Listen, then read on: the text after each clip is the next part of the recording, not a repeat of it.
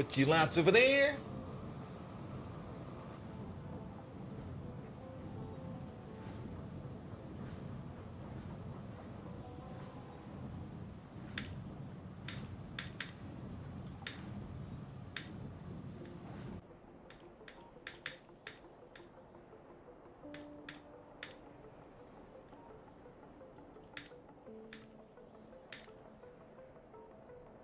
Mr. Washington, hello there. Welcome, welcome, welcome.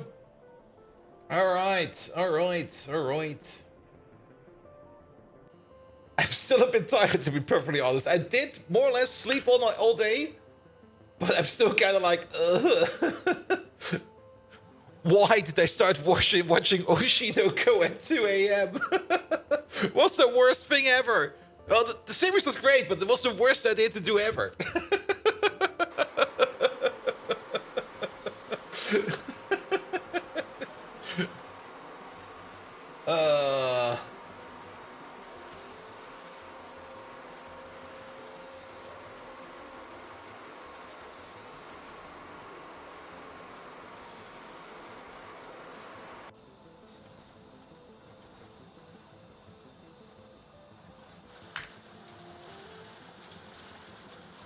There we go. That should be fine.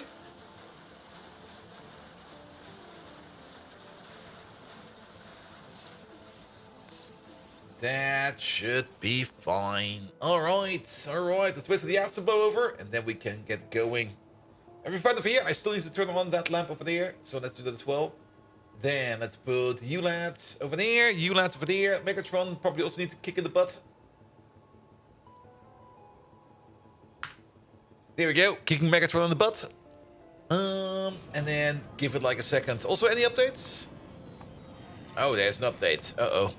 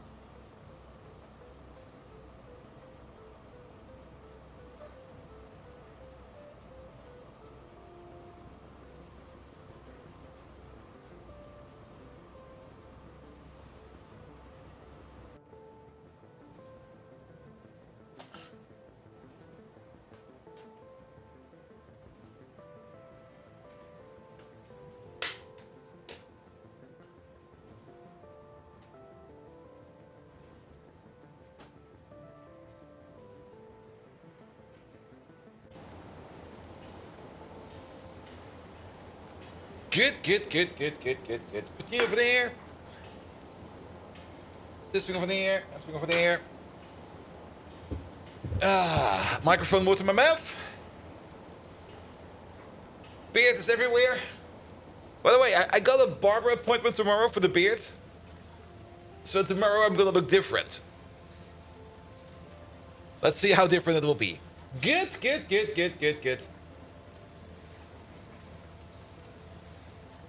Alright, let's just go.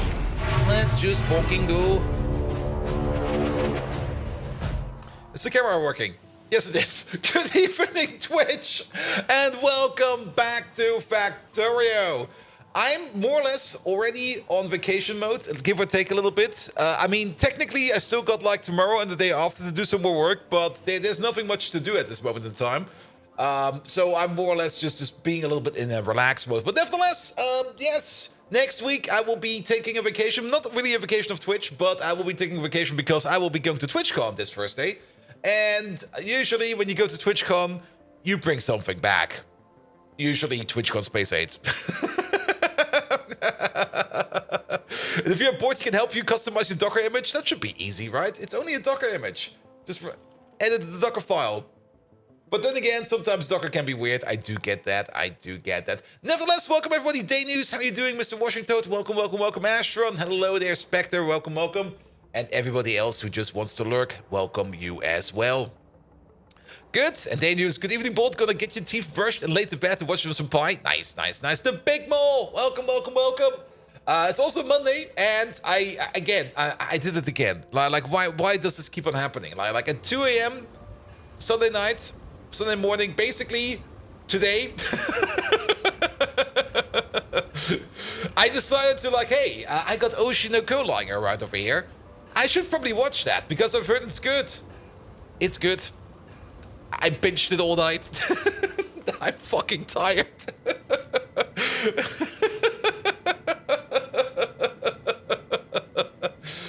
All right. There seems to be an update in Pi Alien Life. Let's have a quick look at that. Buffed asphalt, quartz, and cold tiles from 325% speed to 350 in order to match all the others. That's fine. Fixed the crash related to bonus turret path 1. That's probably fine as well. Fixed that the first tier of concrete, hazard concrete, did not actually stop vehicle movement. That was in... I swear they're putting in the same bug fixes over and over again.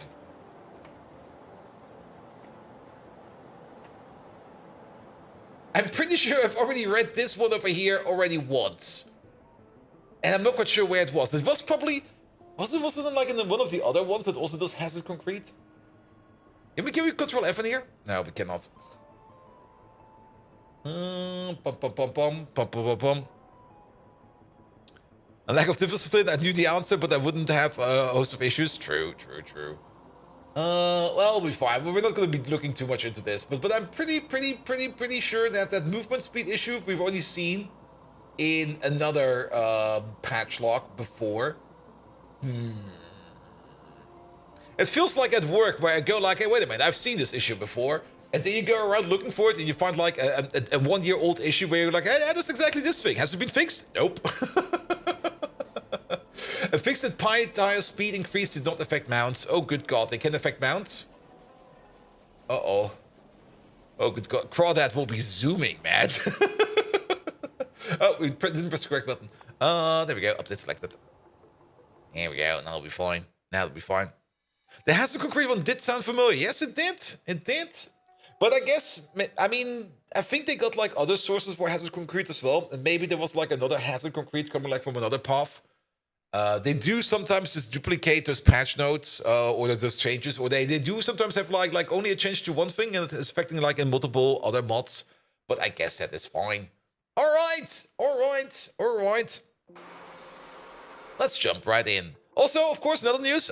This week will be TwitchCon. Next week I will be on vacation, and on the Friday of next week I do have that second stage job interview, and I do spend some quality time on prepping myself for that, because it's gonna be like a practical interview where they're gonna be hey, dude, can you even code? And I will be yes, dude.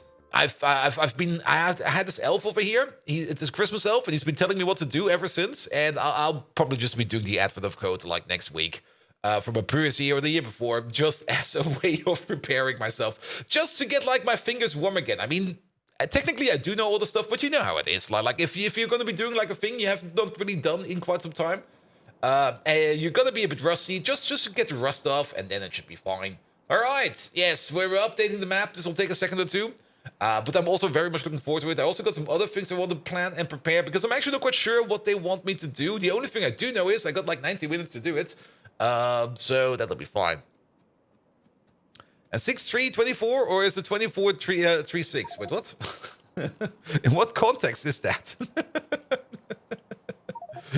Good. All right. But yes, last time around, I actually kind of wanted to put some more time on this over the weekend, but I just did other stuff over the weekend. Actually, my whole weekend was blocked. The Saturday social event was fun. The Sunday social event was fucking shit. As always, but I can't really. The Saturday one was the only one I could be yes, I can skip out on that one because it's not that important. But the Sunday one I can't skip out on, and every time it's just gonna be why do I? I always come back with such a massive headache from that one, and I always think why the fuck? But so be it. Oh, the exact fix is done in early June. Oh, there we go.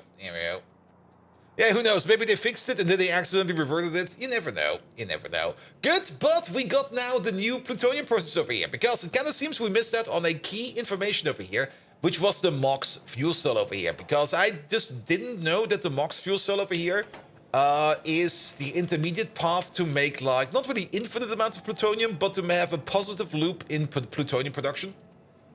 This whole process over here is mostly consuming plutonium-239 as well as uranium-238.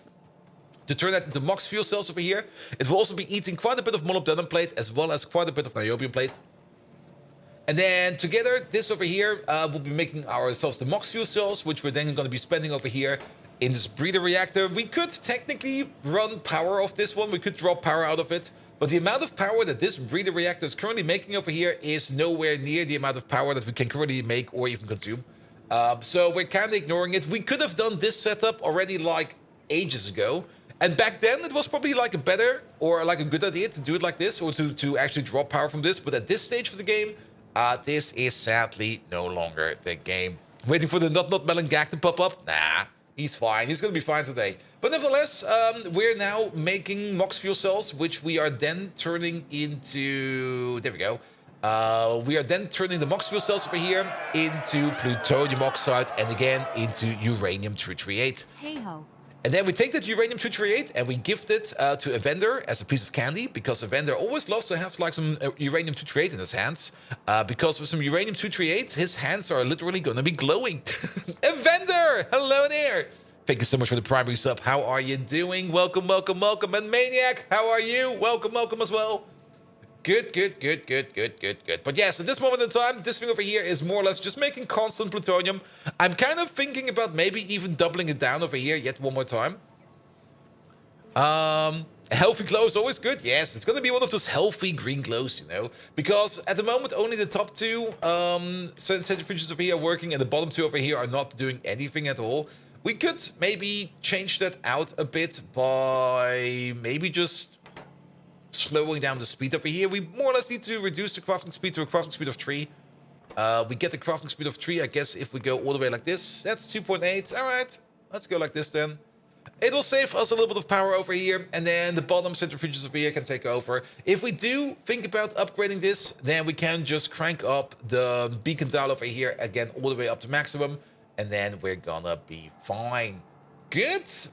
The other way, of course, would be to just make more plutonium over here. At the moment, I'm just going to let it sit like this because I think it's going to be great. And of course, we are going to be making all of this plutonium over here. Now, if we go to the plutonium real quick, just as a reminder of what we're doing and how we're doing it over here. The plutonium-238 over here is going to be sitting over here in a passive provider depot, which will then be picked up over here and will be brought over all the way over here. And it should be technically brought over there. Yes, there is a delivery scheduled over here to turn that into uranium samples, so nuclear samples over here. And then the nuclear samples over here are required we need for chemical science. The nuclear samples, I think, are also required for a later science. I think they also go to production science. But with this, we can now make an infinite amount of those. Technically, this setup over here is no longer required. We could probably turn it down, turn it off, break it apart. I'm actually kind of curious to see that there is no more uranium coming this way. Which I guess is fine. Let's just close down this station because this part over here is no longer required. Like this whole uranium setup over here is not really anything we need anymore. We are still making some uranium every now and then over here from the rare earth processing. So I guess we can keep it open like this, and every now and then this process over here might just end up doing something. But overall, we can definitely get rid of these beacons over here because that's a waste of power. Nobody needs these, nobody needs those. That can go, this can go. And then we will be fine. This whole thing over here could technically also be picked up. The more I think about it, the more I just want to get rid of it because it's no longer required. This whole thing over here is a process that does nothing for us. So we might as well just take it apart. Here we go, here we go. And at least it will get rid of like a whole bunch of passive power production, which we do not care about anymore. Silent Storm, hello there. How are you? Here we go. Take it away. We don't need this no more. Same for this part over here. Like all of this, just pick it up. Take it out. Leave that thing over there because we can't really pick this thing up, but it'll be fine. You're doing sick? Great! Sorry to hear, man. I get you. I mean, Monday, feeling sick on Monday, that happens quite often. I'm an expert at feeling sick on Monday. I mean, if you followed my channel and you've seen my channel updates about Monday, there's usually like a 50-50 chance where I just be on Monday and be like, actually, I don't feel like anything today. I'll be out. And the vendor, right now you're at Pi Science Pack 1 and you already have had FedEx. When I see your base, every time I think you got what you've got you into there. Yes. But then again, do keep in mind, I built way too big over here. Like the things I built over here is just way too oversized. We're also really wasting a lot of UPS on things we should not be wasting UPS on, but I think that is fine. Alright, but overall, the production of plutonium-239 over here and the production of all the other plutoniums over here is a bit lower, actually. I find this way too slow. I was kind of hoping we would be getting more plutonium out of this. So, you know what? Let's just double this thing down, because why not double down this entire thing? Here we go. And let's make sure that you are aligned, and that would be something like this. And then we just pull you up a bit. All the way. Yeah, over here is fine, I think. There we go. Sure. Let's make a second one of these. Because I think this is a very important loop. So let's keep this thing over here looping. The only downside, of course, is we will probably need to put splitters over here to get to these connectors over there. But that will be fine as well. We don't need this over there. We're going to be doing it with an underground belt coming in from over here. So you can go into there. Then this balancer over here will no longer be balancing itself correctly. We could just ignore that and just do it like this, and then the balance over here will be affected over there as well. Good. That'll be good. Same thing over there. You do this, and then all of these will be going away, and then you go all the way down there somewhere. That's a little bit too close. Get yourself an underground. Here we go, and then we can use the same balance over there, especially if we are useful on the connection over there. Let's maybe also align this one over there, that it at least looks the same. Here we go, and that'll be great. And through cutting down the uranium processing should help with UPS too. Yes. I mean, this over here is not always running, so it's not too bad. But it's still a bit of an issue. We should maybe also get rid of all these pipes over here. For that, we just take out the pipes over there real quick. Pom. But yeah, the more stuff we can pick up, the better it will be for us. Here we go. Just take this apart. We don't want to see this no more. Same for these pipes over here. Just pick them up. Take them out. There you go. Could have probably done this off camera, but we're doing it now. Alright, that should be fine for now. There's still a little bit over there. And a little bit over there, and a little bit over there. There's actually quite a bit of stuff still around. This ash producer over there, is this going to be important? Where's it even coming from? That seems to be somewhat important. Here we go. Let's just upgrade you. But then again, it also kind of seems a bit backed up. Well, what's this thing doing over here? That's going to be bringing in ash over here for the ash stuff over there. And it's going to be bringing in ash all the way over here, all the way over there, all the way over here. All the way over there for... Okay, that is fine, I guess. How many logs is still the logistics system? We've been eating them, definitely. There's still 87,000 logs in there. I mean, for the logs, let's double check one more time. We are doing a bit of wood processing over there.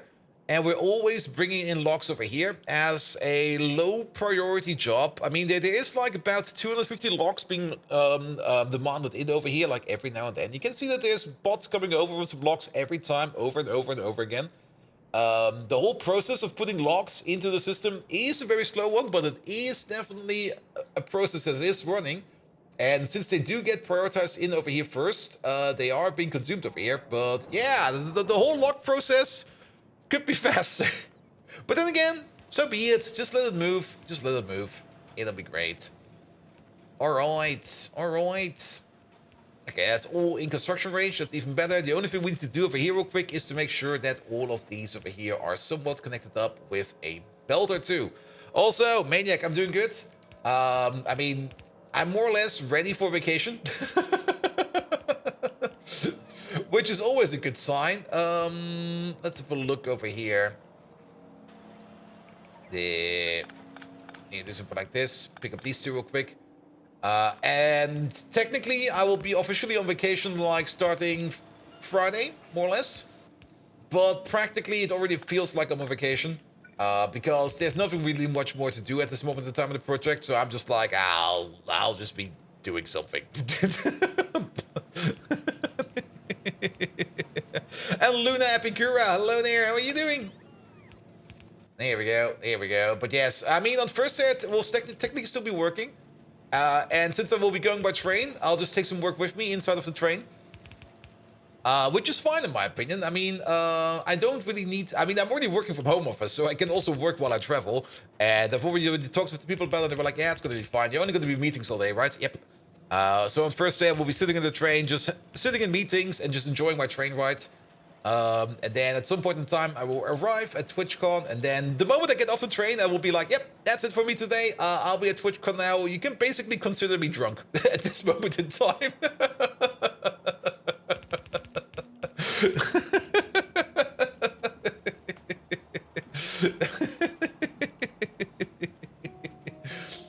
Good.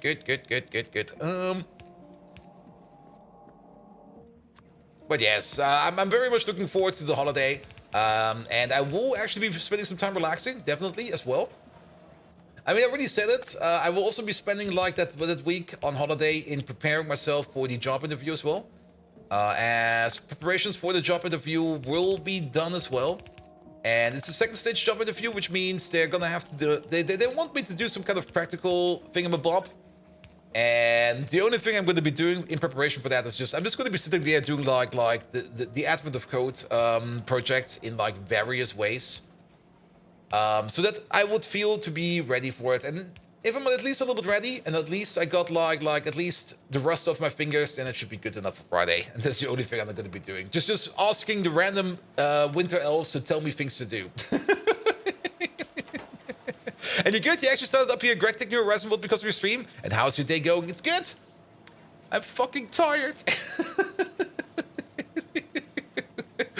but I'm fucking tired for my own reasons. Like I already said at the beginning of the stream, I did it again. Like at 2 a.m., I came up with the idea that I should probably start watching Oshinoko, because the next season of Oshinoko will be starting in a week or two from now. And I knew it was good. Because I've heard good stuff about it, but I never really watched it. And then I started like watching it, and then things happened, and then it was like 6 a.m. And then I was like, I have to be in a meeting in 4 hours. Better get some sleep in. But have you thought about the details? Sitting in meetings can be hard while on the train, since there's the best spotty internet, and that's going to be slow. That's not my problem. If there's going to be spotty internet and people can't understand me, I don't care. And actually, I'm only going to be sitting in meetings. I'm not really going to be doing much talking in meetings. Also, I do hope that first class Wi-Fi, or that the first class train travel and first class Wi-Fi will be better. It's still a German train, and German... okay, the Wi-Fi on the German train is technically terrible. And AOC during summer, is that even legal? Just don't tell the AOC guys.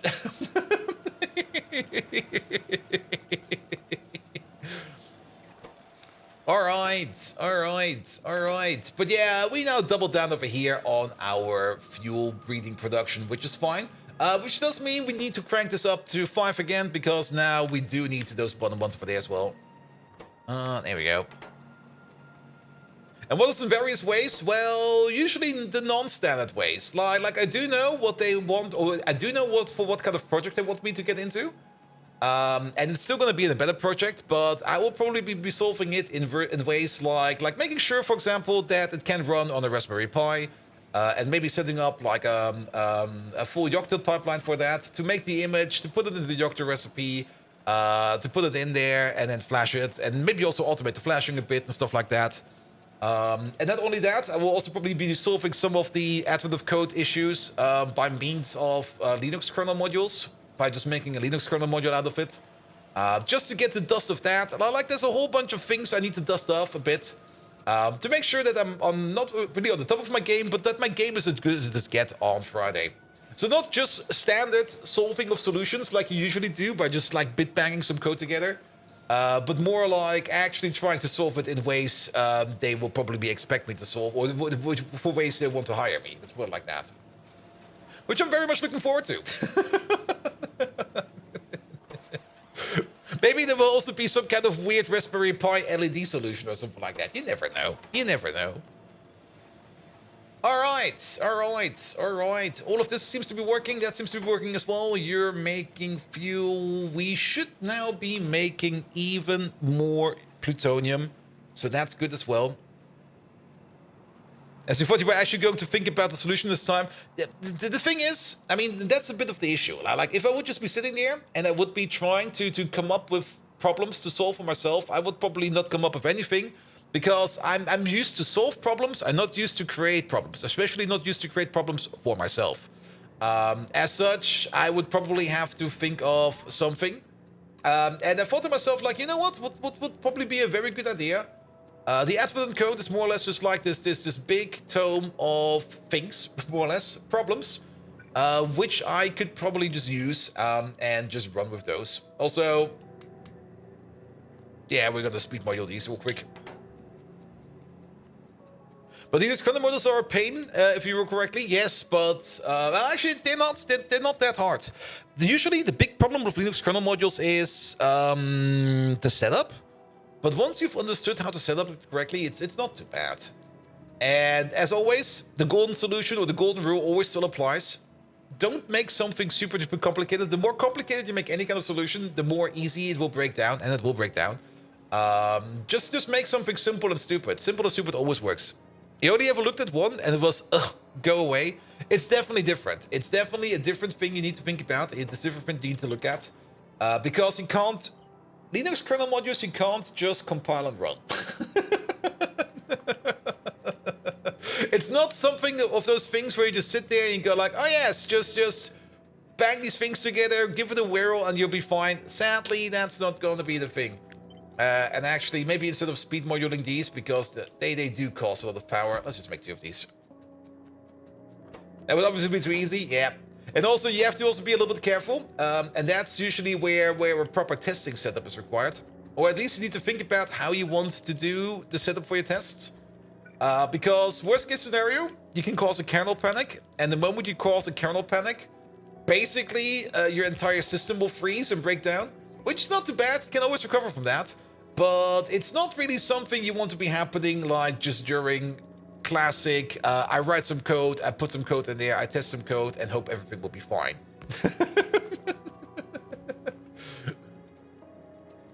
Alright, we got 2 more of these. And then you go all the way over there, you go all the way over there. And then you're going over there, and you're going over there. Good. Extra plutonium oxide. Sorry about that. There we go. All right, all of these are spinning now. These are running at 200 megawatts. That's fine. These over here are running at gigawatts. That's fine. Yeah, maybe instead of putting like 1 speed module in here to get like a 40% speed increase, let's just put down like 2 more of these, and then we get like a 200% increase at a 200% power increase. So that's going to be fine as well. Good. Do you have the tier 2 accelerators? The tier 2 accelerators. Oh, you mean the particle accelerators? I don't think so. These come a little bit later. The particle accelerators are in Pi High Tech. There they are. I think these come in production science. The particle accelerators. Where do we even get the first one? It's not over there. There it is. Yeah, that's in production science. I guess these would be amazing, but this is more or less the same. The same is true for the molecular assembler and some other buildings. Some of these just are like a little bit off by a rank, and they come a bit late. Also, particle accelerators, I think, only go up to tier 3 and not to tier 4, because technically the tier 1 would not... No, they do go up to tier 4, never mind. Then again, of course, upgrading the particle accelerator does give you like twice the crafting speed at only 50% extreme increased power usage. Upgrading the particle accelerators, even if you don't really have it balanced, it definitely is worth upgrading your particle accelerators, because you will be saving power on them, man. But this is fine. Oh wait, don't do that. I covered them over with the module in there. There we go. Just pick it up, take it out. There we go. All right. And now we got 4 particle accelerators over here, just sitting around over here, making plutonium for us. Did we actually ever calculate? We did, but it's already been a week again, and we kind of forgot again. So how much production do we get out of here, production-wise, every 5 seconds? We get about, what is that, 50, 103, 105, 145% productions every 5 seconds, or let's just say it's 150%. We get 3 items. Yay, 9 months only seems like yesterday I signed up to be one of Megatron's troops. Thunder. Megatron, one of your most loyal servants is over here. His name is Thunder0010. Do you have some nice words for Thunder0010? And Thunder, thank you so much for your resub, mate. Alright, but we're making 3 items per second. Technically, we're going to be making 4.5 items per second, 9, 18. That fits on a red belt. Nothing to worry. Oh, Thunder Railroad 10, you loyal scraplet! Always scurrying around, buzzing like a dysfunctional microwave. Your presence makes even tap dancing seem like a divine pursuit in comparison. Thou art a flea on the brokeback beast that is the Decepticon Empire. A minor itch we all endure, for no better reason than pity. Here we go. That was it. It's Thunder 2. It could also be Thunder 2. It could also be Thunder 0010. It could be anything. But Thunder, thank you so much for coming over. Yeah, it was a bit I have to say it was a bit Megatron doesn't seem to be on the top of this game right now, but that's fine. That's fine. All right, plutonium has been doubled down. We're breeding plutonium over here, and this is perfectly fine. This is also breeding plutonium without any nuclear waste byproduct, which is kind of interesting. Nevertheless, we still need to get the leafing processing up and running and stuff like that, but that is fine for now. The most important part is that we make as much plutonium-239 as we can. Let's have a quick look at our plutonium graphs, like over the last 10 minutes. All of the plutoniums, please. That's kind of hard to look at. We definitely did double it down. That's very true. Okay, let's maybe just look at the most interesting plutonium, which is plutonium-239 over there. This is the most interesting one. And over like the last minute, we're making about 200... maybe 300 per minute, and we're consuming about 100 of that again. Even over the 10-minute mark, yeah, we're making 180, we're consuming 80. So, wait a minute, this one over there says we make 100, this says making 200. We'll probably have to wait for this over here to come up to speed a little bit more.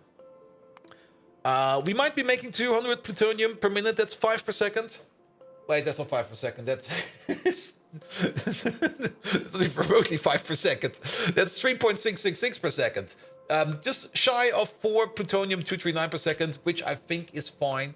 If we go to the thing where we mostly need it for, which is going to be the fuel rods, fuel cells, what is it called again?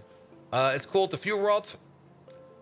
And that's a 1-to-1, so we could make up to 4 fuel rods per second, which doesn't really sound like a lot, but that's hopefully going to be more than enough. That also is going 1-to-1 into neodymium magnets, so we can also make up to 4 magnets per second. Which I guess for now is going to be fine. Fermine, hello there, and Raygard, welcome, welcome, welcome. How are you all doing? I hope you're all having an amazing Monday, because I'm fucking tired. Alright, enough about nuclear stuff over there. I don't think we need to worry about nuclear stuff over here anymore. Melting, it's also getting kind of warm. I did kind of notice that as well. And I'm kind of have the feeling that my face got sunburned. Because I was sleeping during the day, and I think the sun was shining on my face, but... You just came back from a 3-week trip to Prague. You are exhausted. All right, Raygard. How much beer did you drink every night?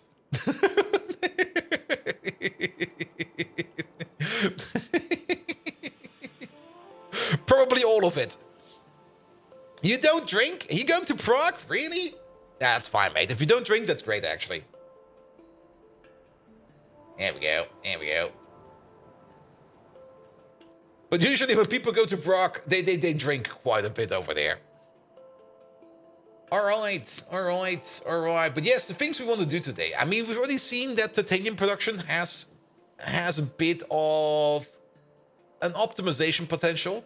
Because for titanium, we already got like a whole bunch of new recipes over here, which we're not even considering at this moment in time. Hydration is important, very true. And not drinking is unhealthy. It leads to dehydration. Yes, beer definitely does not dehydrate you. Absolutely not. Good. But yes, titanium production over here. This over here is still a yellow build. This is still a very slow build. At the moment, we're kind of fine for titanium plates over here. But I can already tell that this production over here of titanium is no longer going to be doing much. So the high-speed titanium production over here is going to be kind of off. We need to work on titanium. So we're going to make ourselves a nicely maximized, upgraded titanium build out there because we do need one of those. Speaking of hydration, I should also hydrate myself over here. Here we go.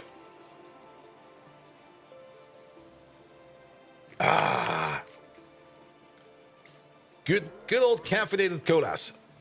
You had a great time? That's the most important part. All right. So, titanium processing. We're gonna need all of the classics. And we can't just copy paste over the things that we need for that from the old machine over there. So we can copy paste all of these, but the most interesting part is gonna be like the post step over here, which I think is, let's have a look at that real quick. So for titanium processing. Here we go. So we go all the way over into titanium grade 4. Let's maybe look in here. It's probably easier than FNEI. Titanium. Here we go. Titanium grade 4 is going to be the thing we're going to be moving around. Titanium grade 4 is also the thing we're going to be importing because we're no longer going to be bringing in things like titanium in terms of titanium ore. If we're going to be moving some stuff around, it's going to be straight up titanium grade 4. So we're going to be processing titanium on site at the mines wherever we can go. Titanium grade 4, we got like 2 options for that. We can either directly smelt it down, which we're currently doing, which with this fun recipe. I mean, I'm still not quite sure how this recipe came to be, but 28 titanium grade 4, 35 seconds in a smelter makes 147 plates. It's definitely a recipe, all right? We'll take it.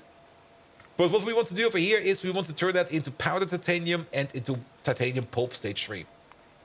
Currently, the powdered titanium over here is going into titanium enriched dust.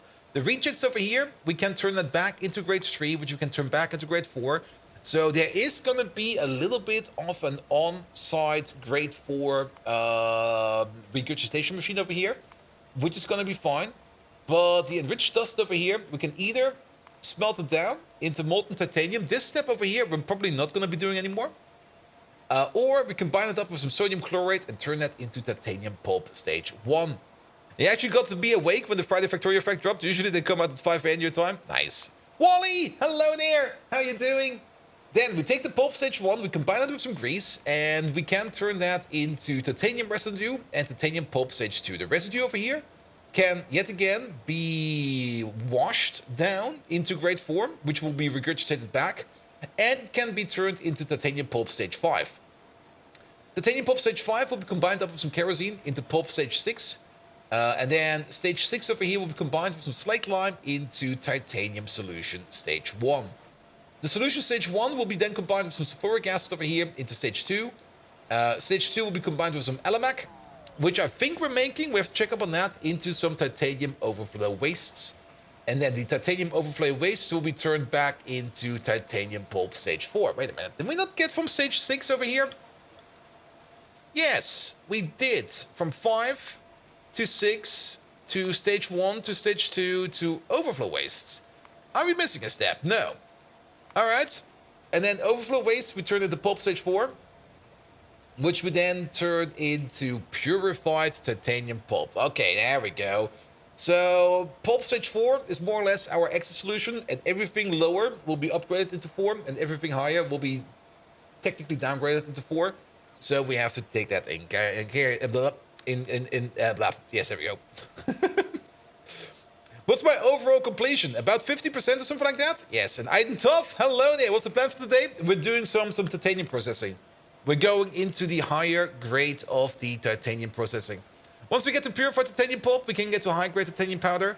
And then from over there, we can get into concentrated. And the concentrated, we can turn into high grade titanium. And then over here, that's where we're going to be smelting it down. So that's going to be the target. Let's have a look at the homepage. We are pretty much at 50%. 50% tech tree completions after 1,500 hours, give or take a little bit. We're not really playing the fastest because we usually get distracted quite a bit by Twitch chat, which is great because Twitch chat is amazing. But we do get distracted quite often. There we go. There we go. Good. And overall, the base looks like this. And I'm building way too big. I'm overbuilding every solution, especially the farms. The farms, I think, are way too big. But then again, I do kind of like this. This is kind of fun. This is really, really fun. An evolution at 86%? Yeah, but that's fine. I mean, we got nukes. Once you get nukes, you don't care about evolution no more.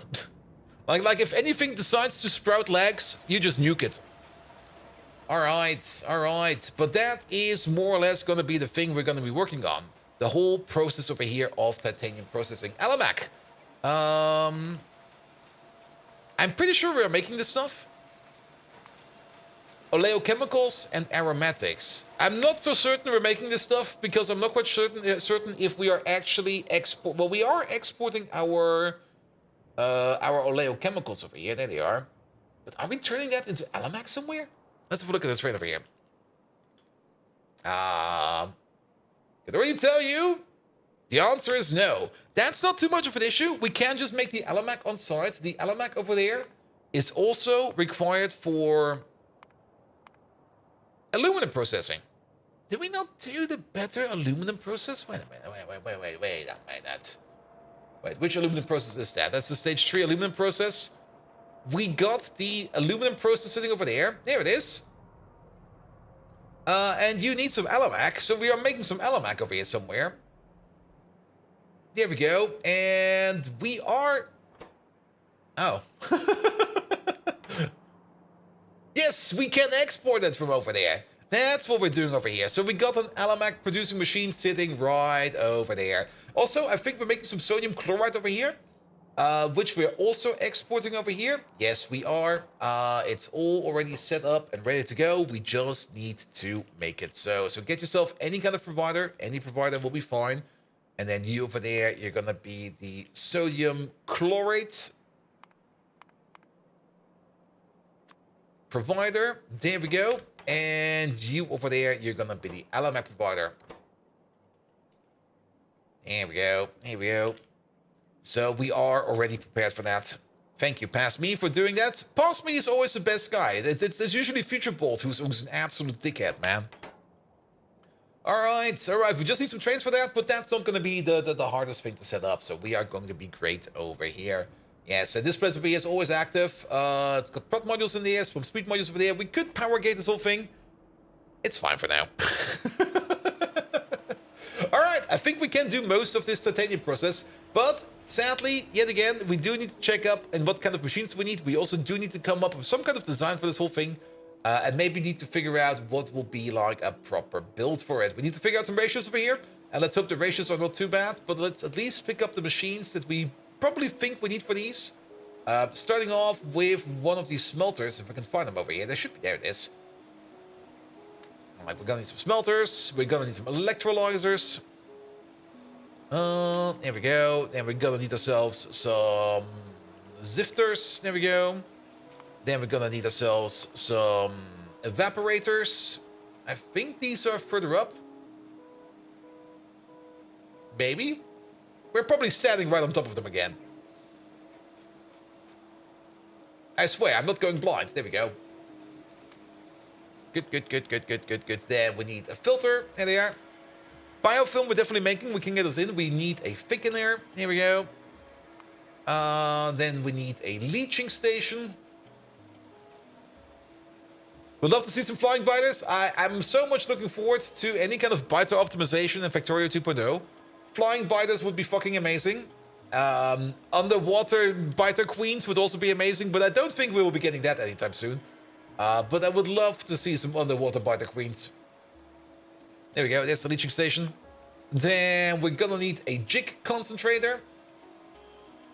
Where's that jig machine? Come on, there they are. Good. And then this over here is your classic things like ball mill. Let's just bring these as well. If we have them with us, we can just do this right away. Ball mill, then probably a screener or two. Here we go. And then probably a jaw crusher. No jaw crusher? Really? Ah, there it is. And just in case, because we're most likely going to need it, let's bring up a secondary crusher as well as an impact crusher. That's usually the way to do it. All right, let's go back the other way. The powdered stuff over there, that is done in a screener. That's done over there in a... we're missing this part over here. In a hydroclassifier. This is done in a grease table. There we go. And then this is done in the hydrocyclone. There we go. And then this over here is done in the centrifugal pan. Pom pom pom pom pom pom.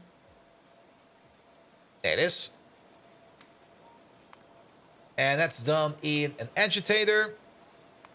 And this over there is done in a flotation cell. I'm not sure if you already have a flotation cell or not, but now we definitely have one. Another flotation cell over there. And then this goes into the jig concentrator. That goes into the filter. That goes this path down over there.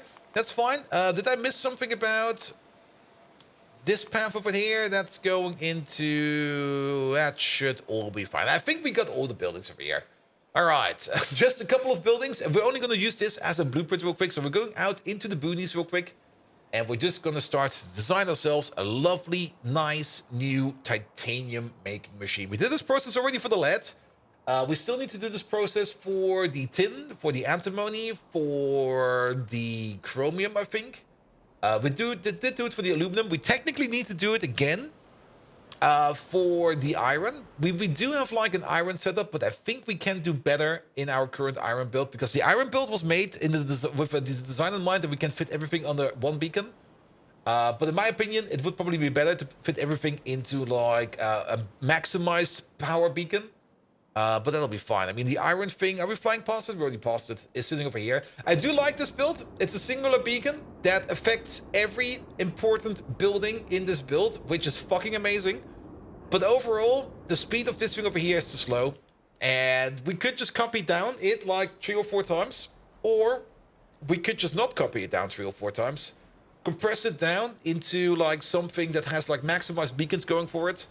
And just use that.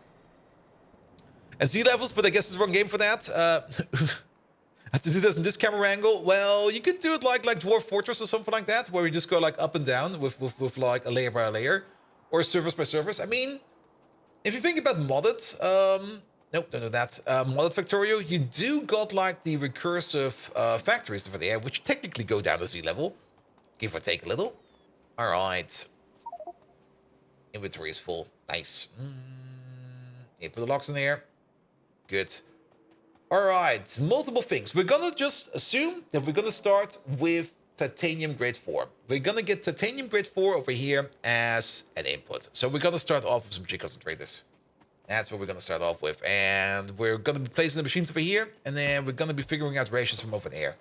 So we're gonna be starting off over here with making ourselves some powdered titanium. Already we got the splitting path over here. One is the powdered titanium path, the other one is the titanium pulp path. So that's already gonna be fun. Let's put you over there. Let's maybe start off with the...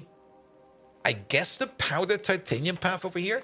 The powdered titanium over there is then going into a screener to be turned into titanium enriched dust. So let's put you over there real quick. Put you in the screener, and we're gonna turn you into titanium enriched dust. If we compare these two over here, we got the crafting speed of 4, or a crafting time of 4. We got the crafting time of 4 over here as well. You over there, you make 2 dust. You over there, you consume 1. So we already know this over here. There you go. It's going to be a 2 to 1. Nothing to worry about. Stick it together there. Code Red, hello there. How am I doing? I'm tired. I made a terrible life choice again. Starting to watch Oshi no Ko at 2 a.m. I binged it. It was amazing. I'm fucking tired.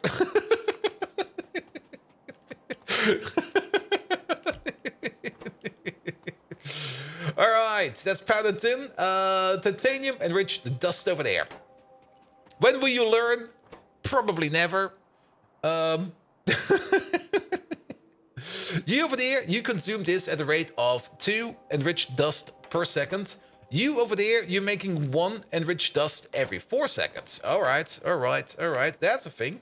So with 2 of these down, We will be making over here 2 dust every 4. That's 0.5 dust per second. And just to double check, it's 6 titanium rich dust every 3 seconds. So technically, this thing over there, if we wanted to make it to scale, would be something like this. Let's keep the perfect ratio going for now, but we might just halve this thing down. Per crafting speed, right? Yes, but they're all going to be at the same crafting speed. I mean, we're going to be beaconizing them, and we're going to be speeding them up, but there's not going to be anything like prot mods in here or something like that. They're all going to be at the same crafting speed. The only place where we have to be a little bit careful about crafting speeds is once we reach the grease table over here, because the grease table over here has a crafting speed of 1, and all of these have a crafting speed of 2. But since this is like a 1 to 2 difference, we can just assume that we just need twice as many of these buildings. Once we can upgrade to the tier 3 buildings over here, we can also upgrade this to the tier 2 building. And then these ones over here, we're basically not going to be losing speed. We're going to be gaining speed, which means that these machines over here, when they're at Mark 2 and these at Mark 3, will be idle a little bit, but they'll be fine. Anyone else having issues between video and sound? Try refreshing. Because that's usually the case. I mean, if there's an issue between video and sound, that would usually mean that either the codec on my side is having issues. I mean, if everybody's having that, then the codec on my issue or the encoding on my side is having issues. But it's most likely that the Twitch player is just being a little bit silly again. And, yes. I mean, there's an easy way to test this. If that does not align, then it's Twitch. All right. But that is going to be for the titanium pulp later on. Oh, there's multiple grease table steps in here. Oh, well then. Hey, put these in there. Good. And actually, wait, is that already going to be the next step? That's already going to be the next step. Twitch seems to be acting up over here. Yeah, that's fine. Sometimes audio and video can get desynced, especially since, I mean, keep in mind, you got like a video stream and an audio stream. And sometimes locally, your browser probably just gets it mixed up a bit with the timestamps, and then things just go a little bit off. All right. Good to know that this thing over here exists. So we're making 100 pulp per second over here. If this is going full speed, you over here, you consume a buttload of pulp per second. Wow. That's 133 per second. We can... wait a minute. If we compare them both together... It's technically 66 per second because of the crafting speed differences we just talked about. So these two over here will fit this one over there. We don't need to calculate with your output speed. We're going to be calculating with what you're making over there. If you're making 100 pulp stage 1 per second, then you over there, you definitely convert that into 100 pulp stage 2 per second. Same thing over here. These over here have the same crafting speed as you. No, you are 4 times slower. If we want to consume 100 pulp stage 2 per second... Wait a minute. Now we need to be really careful. These over here technically only consume 50 per second. Or wait, if we put down 3 of these, we technically only consume 50 per second because of the crafting speed, the difference. So we need 6 of these at the end.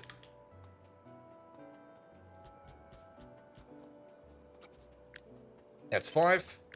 Now it's 6. All right. We can see a bit of a pattern emerging over here. You have to do that with a tired out and out of sync bolt then. It's fine. It's fine. Kryan! Wait, Kyron, not Kryan. Kyron. Hello there. Welcome. Nevertheless, that over there will still be producing our 100 pulp stage 3 per second. Stage 3 pulp is going into... that was the wrong click. We need this one over there. Stage 3 pulp over there is then going into a leaching station over there.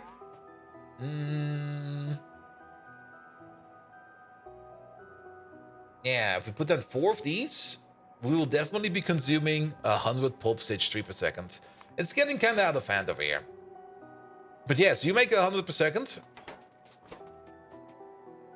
You consume 133 per second. However, because of the difference of classes, 66, you make 66 per second. You over there, you would be consuming 33 per second. We can use the same calculation speed over here. So this is definitely a 1 to 2 ratio. Wait, this is a 1 to 2 ratio.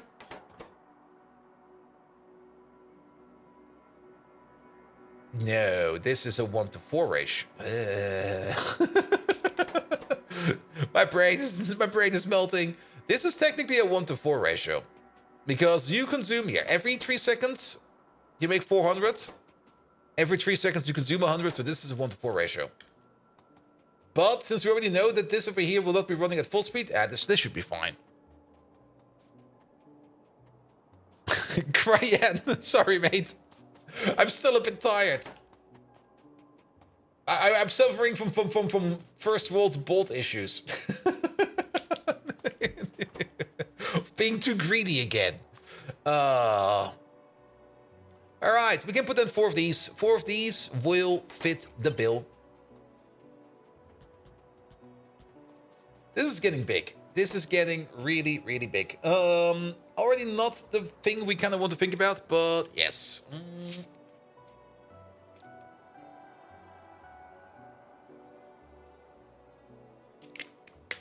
Also, just notice something over here. We're getting titanium overflow waste over here. We're also getting purified titanium pulp over here. Alright, alright. The titanium overflow waste is what we then turn into the stage 4 stuff. The purified titanium pulp is what we use at the end for our product. Alright, alright. The overflow waste. Both of these come together on the side, which we have to be a little bit careful about. I kind of want to see if we can maybe shuffle this together a bit more. I mean, I don't mind making like a ludicrous titanium build, but overall, this seems a bit silly. And I wouldn't mind, we could half it down. We could pretty much half it down. This machine would then be running at 50% capacity, but we can pretty much split it down the middle over here. So we can just keep on going for now. And then we can do the split later on. Yeah, let's maybe prepare this in a way where we can do the split once we see it. There we go. Because then we can just grab this part over here and go like, yep, this is going to be our split part. One more stage after the purified block though. Yep. The purified block over here, I mean, this over here is going to be going down a different path over here. The high-grade powdered titanium over here is then going to the concentrated stuff. That's going to be like the final product. So let's keep that over there like it is. And let's have a look at the titanium overflow waste over here. Because titanium overflow waste we also get from another part, don't we?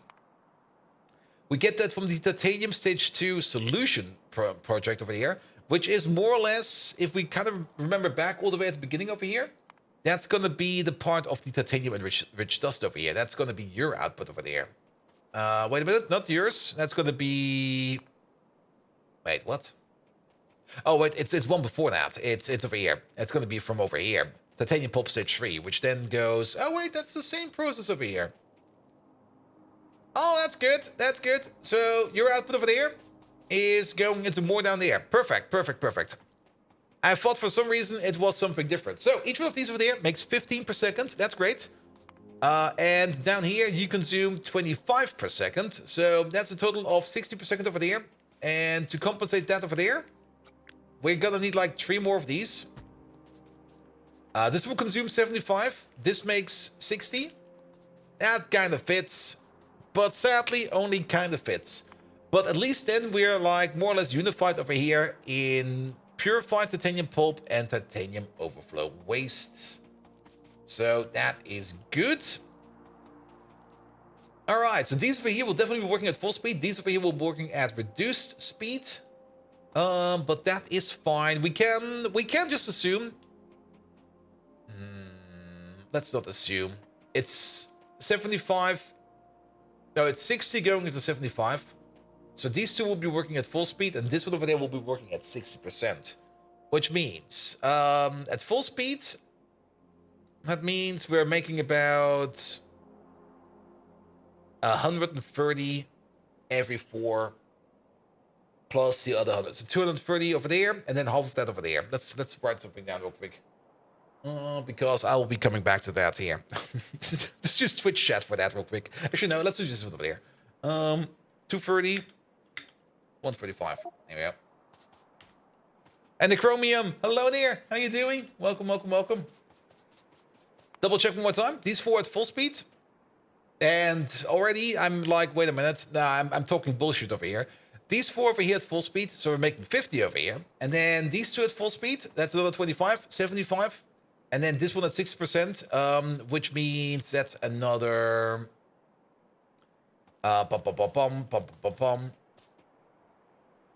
You make 12.5 per second. There we go. And there's the issue. And 12.5, 60% of that is going to be 7.5. So, 75 plus 7.5, that is 82.5. There we go. I got the wrong numbers here. 82.5, and then half of that, 41.25. Good. That's the amount of stuff we make per second over here. There we go. Much easier. Much easier. All right. Doesn't really matter too much because we then start evaporating and then we just throw it into the evaporator. All right. All right. Evaporation time. There we go. There's a red tree in the way. What the hell? 4 of these at the end. That's a little bit more than 4, but 4 of these at the end to evaporate that stuff. And then the titanium overflow waste over there. We turn that into titanium pulp stage 4. This over here is its own process with at the end turning it into more of this stuff over here. So let's maybe skip this part over here for now. And let's maybe focus on this one over here. And again, we're making 41.5 over here. That means we're going to need 2 jig concentrators over here to turn that stuff into the next stuff. So jig concentrator over there. We're going to be turning you into... That's not a jig concentration. That is a thickener. There we go. Titanium overflow waste into titanium pulp stage 4. Same amount, same speed. So one of these over here is going to be consuming 33 per second. We are making 41.25. Wait a minute. We need 2 of these. So 2 of these coming out. Since the conversion over here is 1-to-1, we're still going to be making like 41.25 titanium pulp stage 4. We then halve it down over here. This one over there consumes it at a rate of 75 per second. So we only need 1 filter over here to turn that into purified titanium pulp, which is going to be halved down one more time. So you over there, you turn that into the purified pulp. There you go. Halved it down entirely. We do get some more purified pulp. Wait a minute. We get some more purified pulp from somewhere, don't we? Yes, from over here. That's your process. All right. All right. So then we're already at the purified pulp stage. Am I missing a part over here? Whatever happened to that? Wait a minute. Wait a minute. Oh, what? Titanium enriched dust, pulp, the residue. We're missing the residue over here. Because this goes into the stage 5. Where does the residue come from? From the grease table. Oh. That's coming from over here. There's another stage hidden over here. Which then goes into stage 5, stage 6, solution 1, solution 2, overflow waste, pulp, purified pulp. There we go. There we go. We're missing this stage over there. All right, all right, all right. So let's do that one first then. All right, so that's going to be you, residue. We can assume that this thing over here is running at full speed, which does mean we make like 1 residue every 3 seconds. And this one over here consumes it at the rate of 1 per second. Well, that's a bit fast. So we only need 1 hydrocyclone. There we go. And Bert, how you doing, mate? Welcome, welcome, welcome. All right, that will be more or less on your level over there. At the moment, I was kind of thinking of maybe reducing these numbers over here, but I think we're going to stay with it. Is this still the same pie map? It kind of depends on which pie map you are thinking about. I mean, we've done pie twice, but this is the pie map we've been playing for like about 1.5 years now.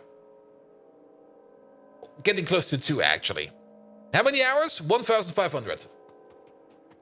I mean, if I would be playing more Pi on the side, off-stream, we would be progressing a bit faster, but I kind of do other stuff off-stream, you know? Like, working.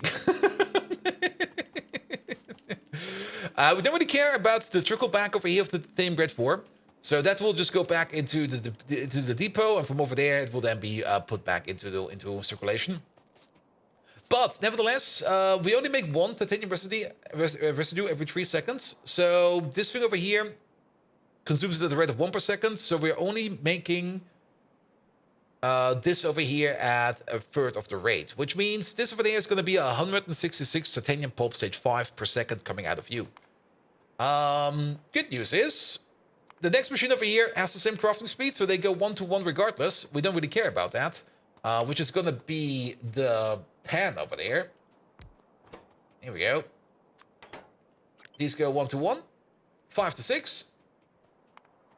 And then the titanium pulp stage 6 over there, this sadly does not go exactly into the same rate. This one over there consumes it at the rate of 80 per second. We make 133 per second, which means we're going to need 2 agitators to turn that into the titanium solution stage 1. Like working. An example, figuring out what anime is going to be binge watch at 2 a.m. Yes! I know, right?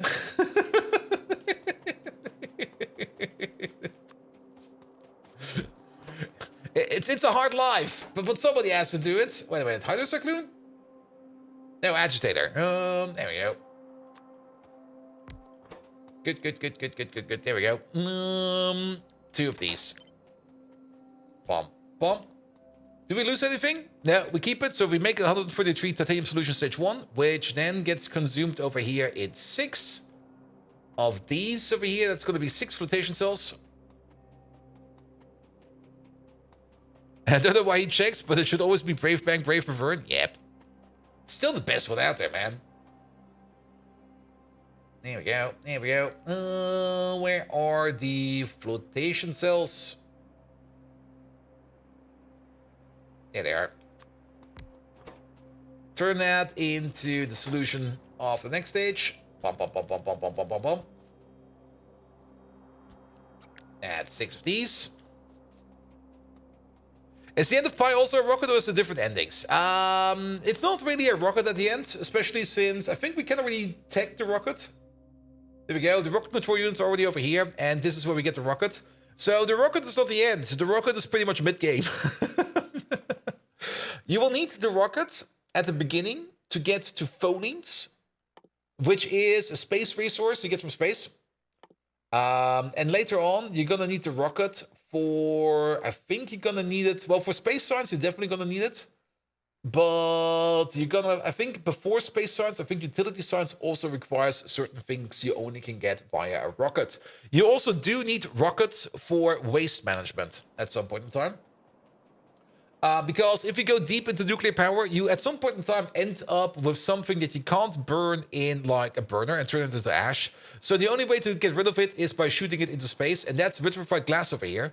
Vitrified glass over here is something we can't really do anything with. It does not have any kind of crafting recipe, but what you can do is you can put it into a rocket and shoot it into the sun, and then get rid of it that way around. At least we don't really get much vitrified glass over here. Vitrified glass over here is something that we only get like every now and then, which is great. But yeah, we will probably need rockets to get rid of that as well. All right. Then that's this over there. That's another 1-to-1 solution. 133 still in mind. You over there, you consume it at a rate of 75 per second. So we're gonna need 2 more of these to turn that into overflow wastes. So put down one of these over here real quick, and we're gonna be doing. And now we have to be a bit careful. Wait a minute. Am I looking at the correct recipe over here? Flotation cell. You're gonna be turning that into 4 titanium solution stage 2 Alamac into the overflow. Yeah, this one over there. 1, 2. Put the waste into the orbit. Nothing else. Nothing could happen, right? Yes, it'll be fine, man. It'll be fine. All right. Well, we're getting a couple of parts out of here, and it's starting to get a little confusing. So let's maybe put these parts over here a little bit more apart. So this part connects up over there, and this part over there connects up to... I already forgot what this part over here connects up to. And that's the whole reason why it's already getting confusing over here. That is the pulp processing, isn't it? That's the part we do all the way at the end of here. Yes, it is. However, your output over there is going to be the thumbs up pulp, and your output over there is going to be the thumbs up pulp. So all of these over here, all of these together make pulp that's going out over there, which then needs to be processed over here. We already know that these over here are going to be consuming this over there, which is fine, but what is it again? Is it the 82? It is the 82, right? Because this over there comes together, 82 and a half. Let's have another peek at this one real quick. No, that's not the 8. Well, that is... Oh, we get both?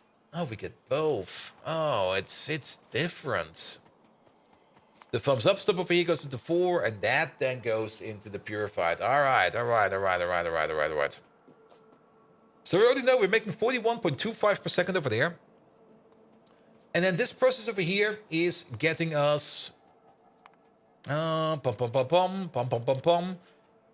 Apparently the 133.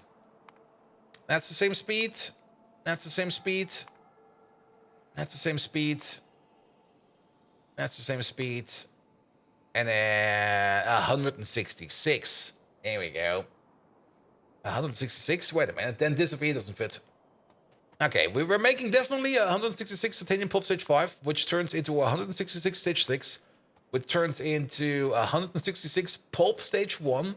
That's coming into these two over here. These two over here, both of them consume 80 per second. And we're making 166. We're 6 shy.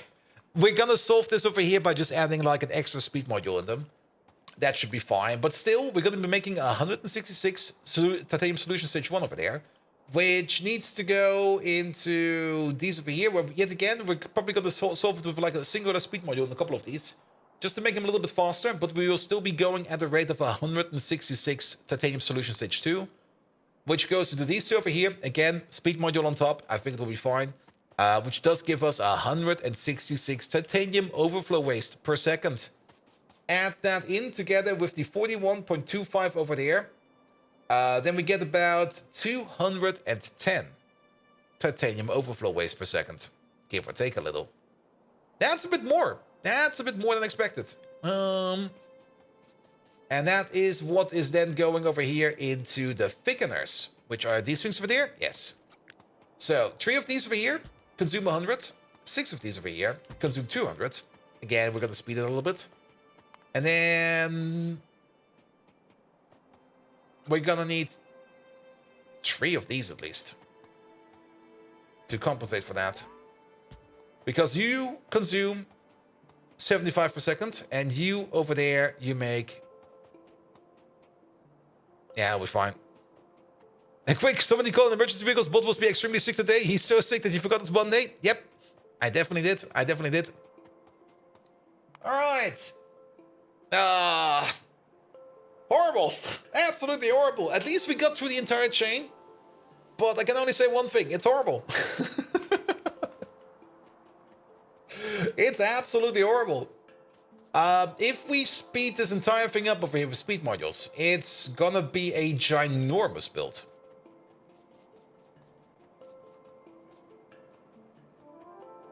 Let's fucking do it.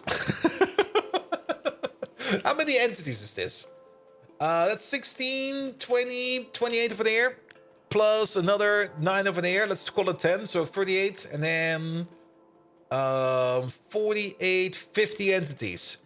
That's gonna be about... That's actually gonna be like 12 beacons. It's not too bad. 12, 13 beacons. It's not too bad. It's Friday though, so I'm wondering why he's playing Factorio and not GregTech. Wait, what? It's Friday? Yeah, sadly, this Friday there will be no GregTech, because this Friday I will be in Rotterdam at TwitchCon. So no GregTech this Friday, sadly. Alright, alright. Do we want to commit to this thing? We will definitely have to power gate this one, because it's gonna be hungry as fuck. It's gonna be fine on the side inputs. Greg Tech stream from TwitchCon confirmed? Nah. And you finally caught up with the Greg Tech streams? Ah, then you can take like a day off next Friday. Here we go. Here we go. Yeah. I guess we're gonna commit to this. We could try to halve it down. Actually, we're not even done with this. Wait a minute. We're now at the stage of the purified titanium pop. There's even more to come, actually, now that I think about it. God dang it. On the plus side, we at least halve it down over here. So that 210 odd-ish will be turned into 100 purified titanium pulp. That then comes together with the 80 over here. So we're again about at 200 purified titanium pulp. There's more steps to come. We are most likely going to halve this thing down.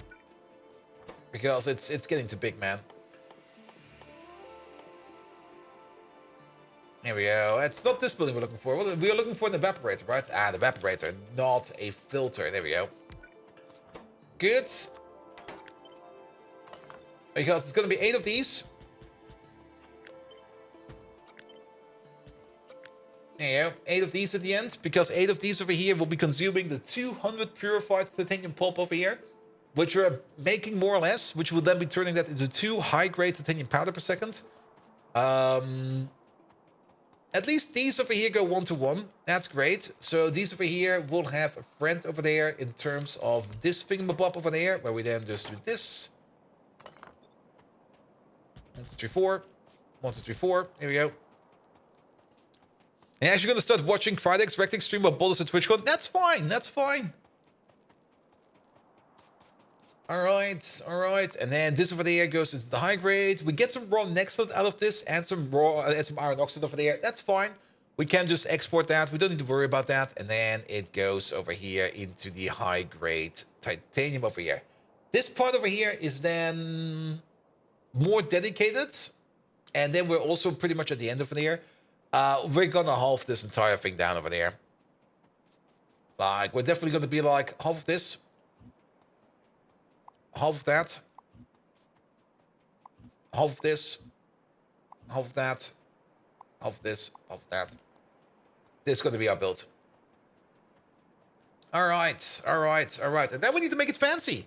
So let's start making it fancy. I'm kind of thinking already of making like a double stack of this one. But you'll see what I mean. You missed the pre-Steam Age Bolt GT, too busy, and the early streams were not on YouTube. Are you sure about that? Pretty sure they are. Do you check the other VOD channel? There's a second VOD channel out there.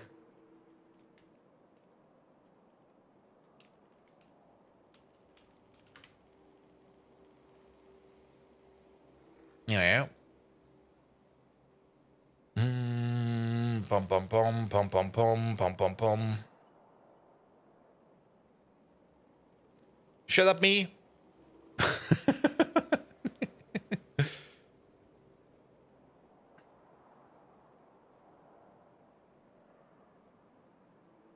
Oh, yes, it seems the first one is missing. Because it says we're going to be aiming for steel. Though then again, did we not start off with that? Like from the get-go? Or was that the second stream?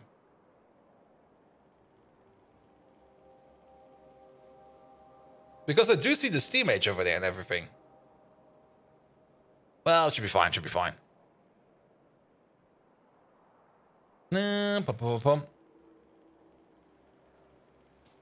I mean, pre-Steam Age is not really much of a thing, I think. I mean, you start off in the Steam Age. It's been a while. I have to check myself.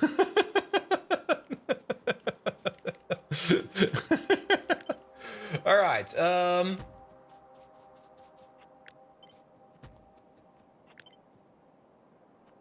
There we go. Put you over there, and then let's put you out there and turn you into an AM FM5. All right. All right. Here we go. Starting off with you. That's fine. And then No, you can be one lower. That'll fit. That's these two done. And then we're gonna take these four next. There we go. Get this processing over here done. And then this is just gonna be a placeholder. There you go. That was the worst place. How did that even... Wait, what? Oh, what? Oh. There you go. Now it works. Good. All right, that's those four over there. That's done. All right, then over there, we're finally getting into the stage of... And let's double check one more time. There's going to be a couple of rechecks over here, okay? Once we get into the jig concentrator, that's where we get into the titanium pulp stage 3, as well as the powdered aluminum. Into the jig concentrator. The jig concentrator? Wait, what? Did we miss this step?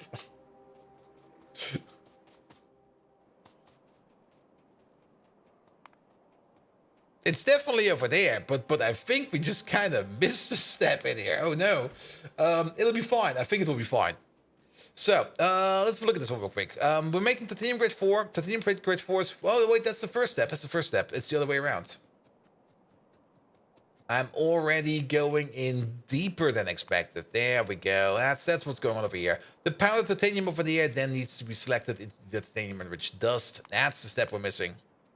And that's exactly what we're doing over here. That is this step. All right. So then we get out of the titanium enriched dust over here, and that's then the step where we turn that into you over there. That's going to be you.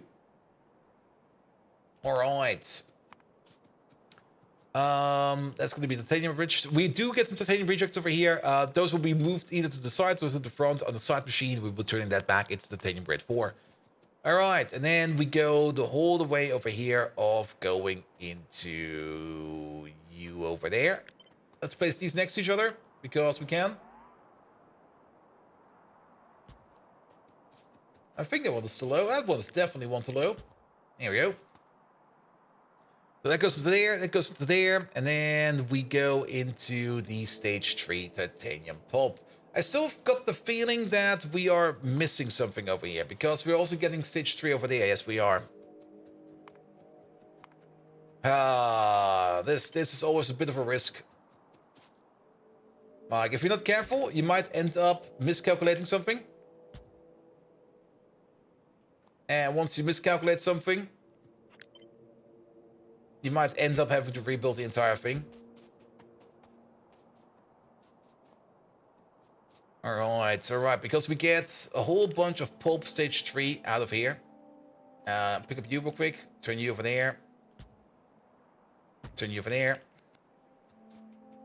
Because now we are more or less at the stage 3 pulp stage over here. Because all of this together will be turned into the stage 3 pulp. And I think we kind of missed this stage 3 pulp at the beginning. So we have to be careful about that. But this part over here should all be fine. Let's just go through it step by step again.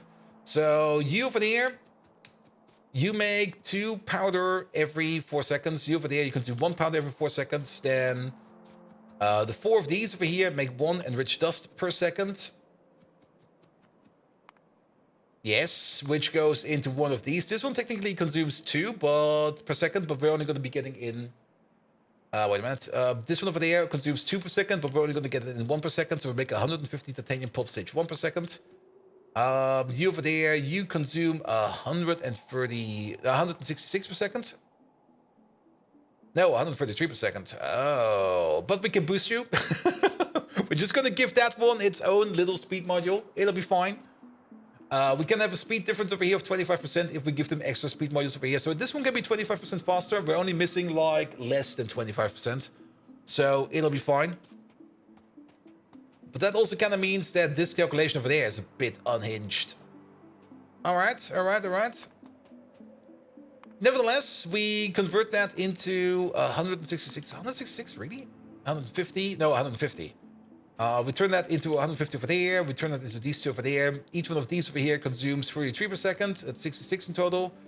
These are also grease machines. These are also slower. This whole thing is busted. This whole thing is shit. God damn it. All right, all right, all right. Fuck. There we go. You make 150 per second. You need to consume 150 per second. This machine on its own is technically running on half the crafting speed than this one over there. Keep that in mind. That's the very important part. Keep that in mind. So, you over there, which would be consuming 166 per second, are actually consuming half of that, which is, let's say 75 per second. We definitely need two of you. Absolutely need two of you. Now, if you tried writing it down, no. Writing down is something that actual smart people do. I'm not one of those. What do you mean writing it down? Come on.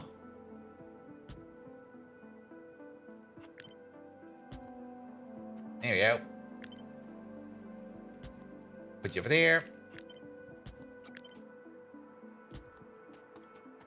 And Quest Wizard, hello there. Welcome, welcome, welcome. Scared me? No, we're thinking about numbers. So numbers don't scare me anymore. All right, we got two of these now. Two of these will definitely be running at... Two of these will be technically running at crafting speed 1, which is this one over there. So if we go back now, we do know already that we're going to be making 150 per second, and two of these over here consume 166. This will fit now. Good. Next step, 150 titanium pulp stage 2. Again, two of these have technically the crafting speed of 1. Each one of these is consuming 33. We're making up to 150. There is already a big discrepancy over here. Like a big discrepancy. Like a massive discrepancy. 150 per second into 150 per second into you consuming 150 per second. This over here would be 100. This would be 133. This would be 166. That's already way different. There you go. But we got there in the end. And it's also very good that we have figured this out right now. If we had figured this out like later on, it would have been way worse. Which also really puts it down again that we really want to build less of these. Because this is already going to be like a massive build.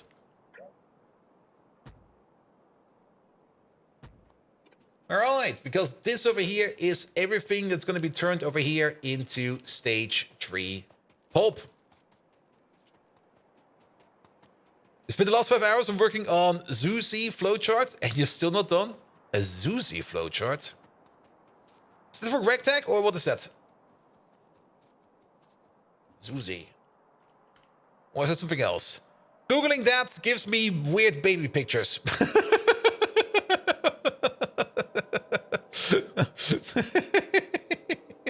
Zeus is the mod pack you're playing? Oh, Super Symmetry. Ah, I see. Alright.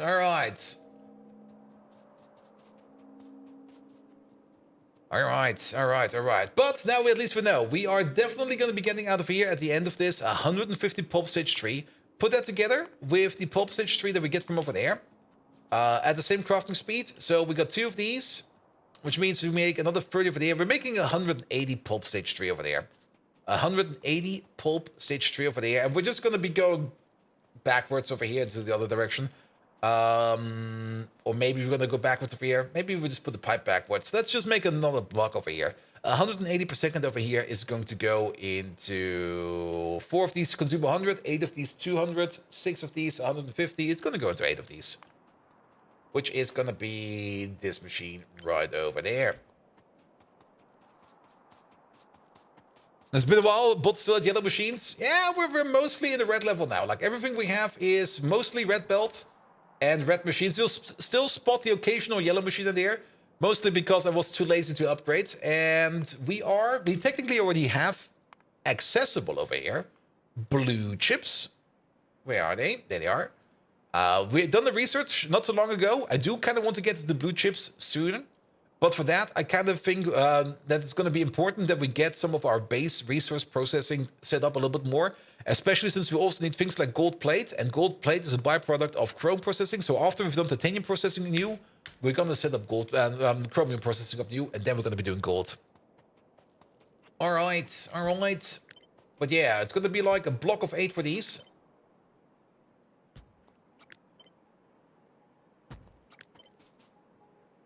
Here we go. Here we go. And is nuclear power imminent? No, not even remotely close.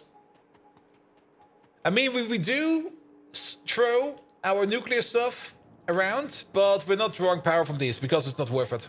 It's not worth it. We're mostly just breeding plutonium over here. But breeding plutonium is part of the nuclear power setup, so yes. And we're now breeding a lot of plutonium over here. I'm actually very happy with the amount of plutonium we're now making.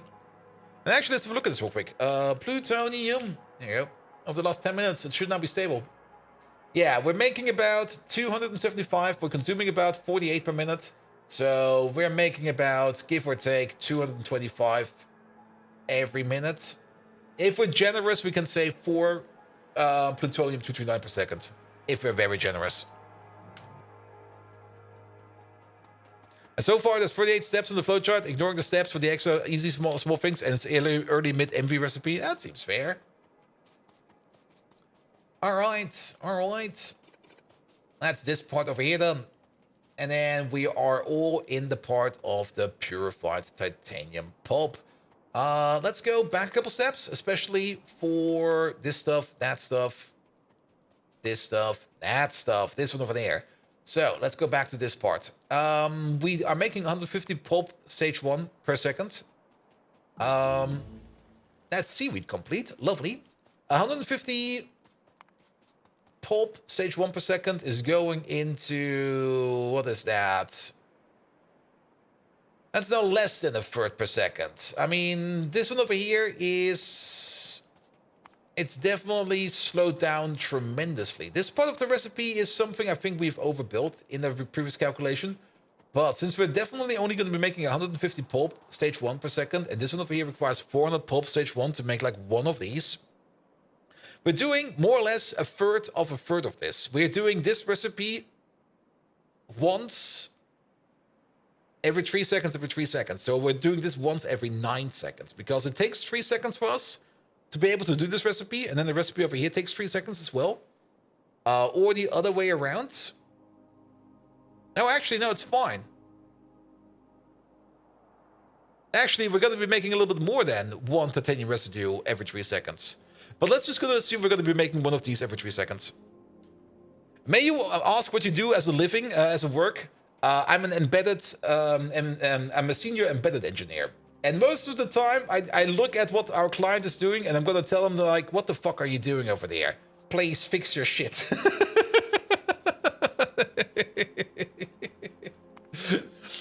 I mean, you know how it is. I mean, we're only one team of many teams, and our client has a big project, and we have been hired to do, like, one part of that project.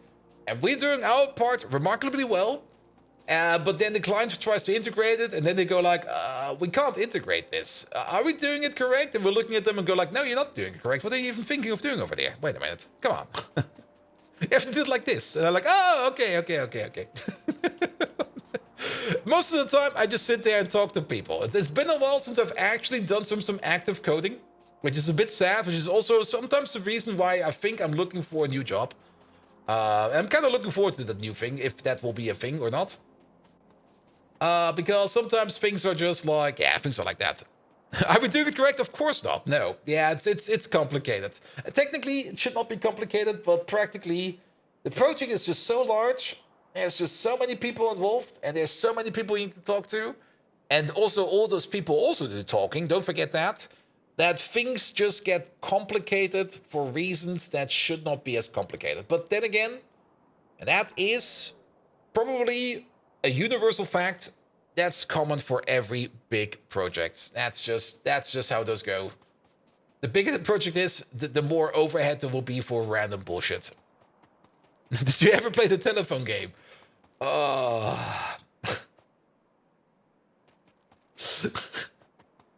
That's one of the points. I mean, I can't talk details, but basically there was something that happened last week where I talked to like one of the client managers and was like, here, this is what's going wrong. We need these people involved over here because of that. And it was basically just like, this is going wrong. One sentence. We need those people. They're involved. And that's it. Those 2 sentences I gave him, and it was like, yeah, I understood it. A couple seconds later, an email pops up. I read the email, and it was already completely something entirely different. I'm just like, ah. Ah. Ah. But at least the people that were involved were correct, and I was like, you know what, I'm just not going to comment that.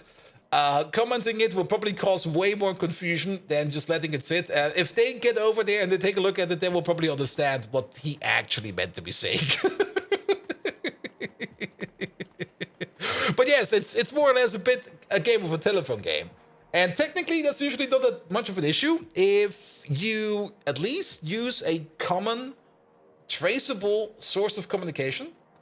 But and that's also a problem that you often see in bigger projects. There's so many side channels where other people are talking about the project that sometimes things get decided and sometimes things get agreed upon without anybody else knowing, because they basically just agreed on something, like either while they were standing next to each other and just never have written it down, or because they were talking in some kind of chat or something like that.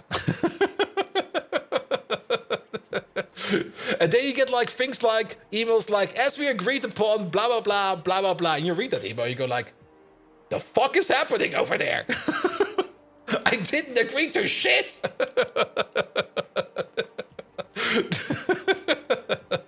But then again, and that's why communication skills are very important in basically every project. If you don't know how to communicate correctly to people, and if you don't know how to manage expectations and how to provide information to people and know what you need to tell and what you don't need to tell, it's going to be easier. But that is sadly never true. That is sadly something that will not always happen like that. All right, I got distracted again. Good. So we're definitely going to have one of these. As we agreed upon it, we're painting it red. Painting what red? Yep. And then you just sit there and go like, excuse me. I mean, it was the same in the gyro ticket I just had like last week, where somebody was requesting support from me, and I was like, yeah, I'll support. Don't worry. Yeah, let me have a look at this stuff over here. And I was just starting to read up the ticket and stuff like that. And I gave my input and blah, blah, blah, and blah, blah, blah. And then I was like, all right, this is nothing to be concerned about. Let's just close it. And I closed it. Then somebody reopened it, answered to a person who was not even part of that gyro ticket at all, and was like, here's my analysis on this. I'm going to reassign it to the guy that was commenting last on it because it seems he needs to do some work. I'm like, what the fuck, man? Where did this information even come from? There's no recollection or reference to any of this.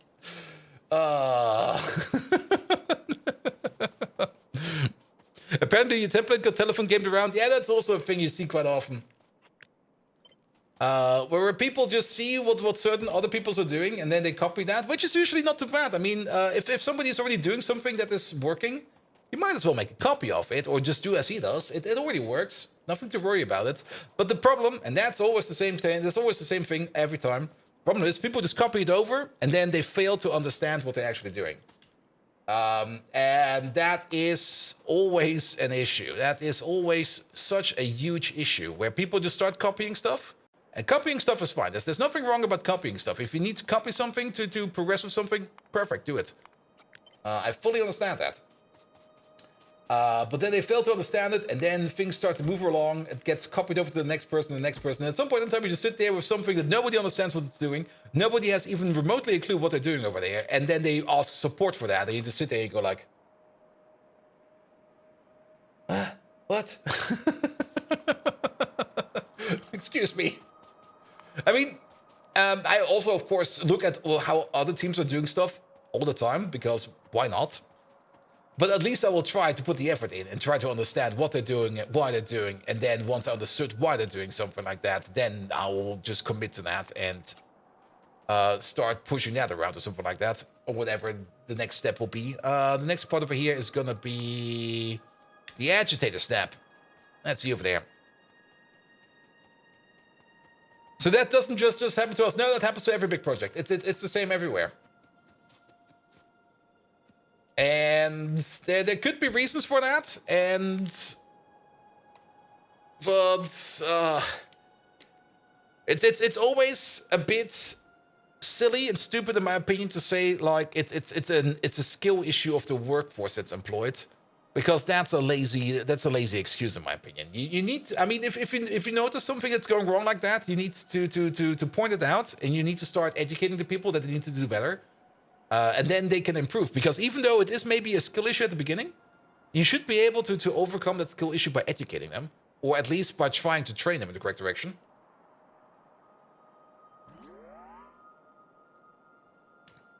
But I often enough see that even that is not really being done that often. Where you just sit there and you go like, people just go like, yeah, well, I talked about it, and then it will still happen later on, which is always a bit like, eh. But then again, that's usually where budgets come in, and then we don't have time for that, and nobody's got time for that, nobody got money for that, blah, blah, blah, blah, blah, blah. The usual. That's usually the sad truth, where then you go like, yeah, I see how this goes. All right. 166 per second. Did we say 166 per second? Again, the numbers are just floating around over here. 166, a little bit more than that. We could assume 200. We could assume 200. It's gonna be a bit more than 166. I already see that we need some more speed modules over there. Megatron just burped into my mic. Sorry about that. Good. There we go. There we go. Pom. Yeah, this step will be next. That's gonna be this step over here. That's gonna be... Where do we place these? Oh, they're all the way down here. Really? Only this amount? That's not even remotely enough. Because we're now going into the titanium solution stage 1. You're already making like 150 or 160 over here at least. We make it work. Won't tell you what works though. Yeah, it's always a bit sad.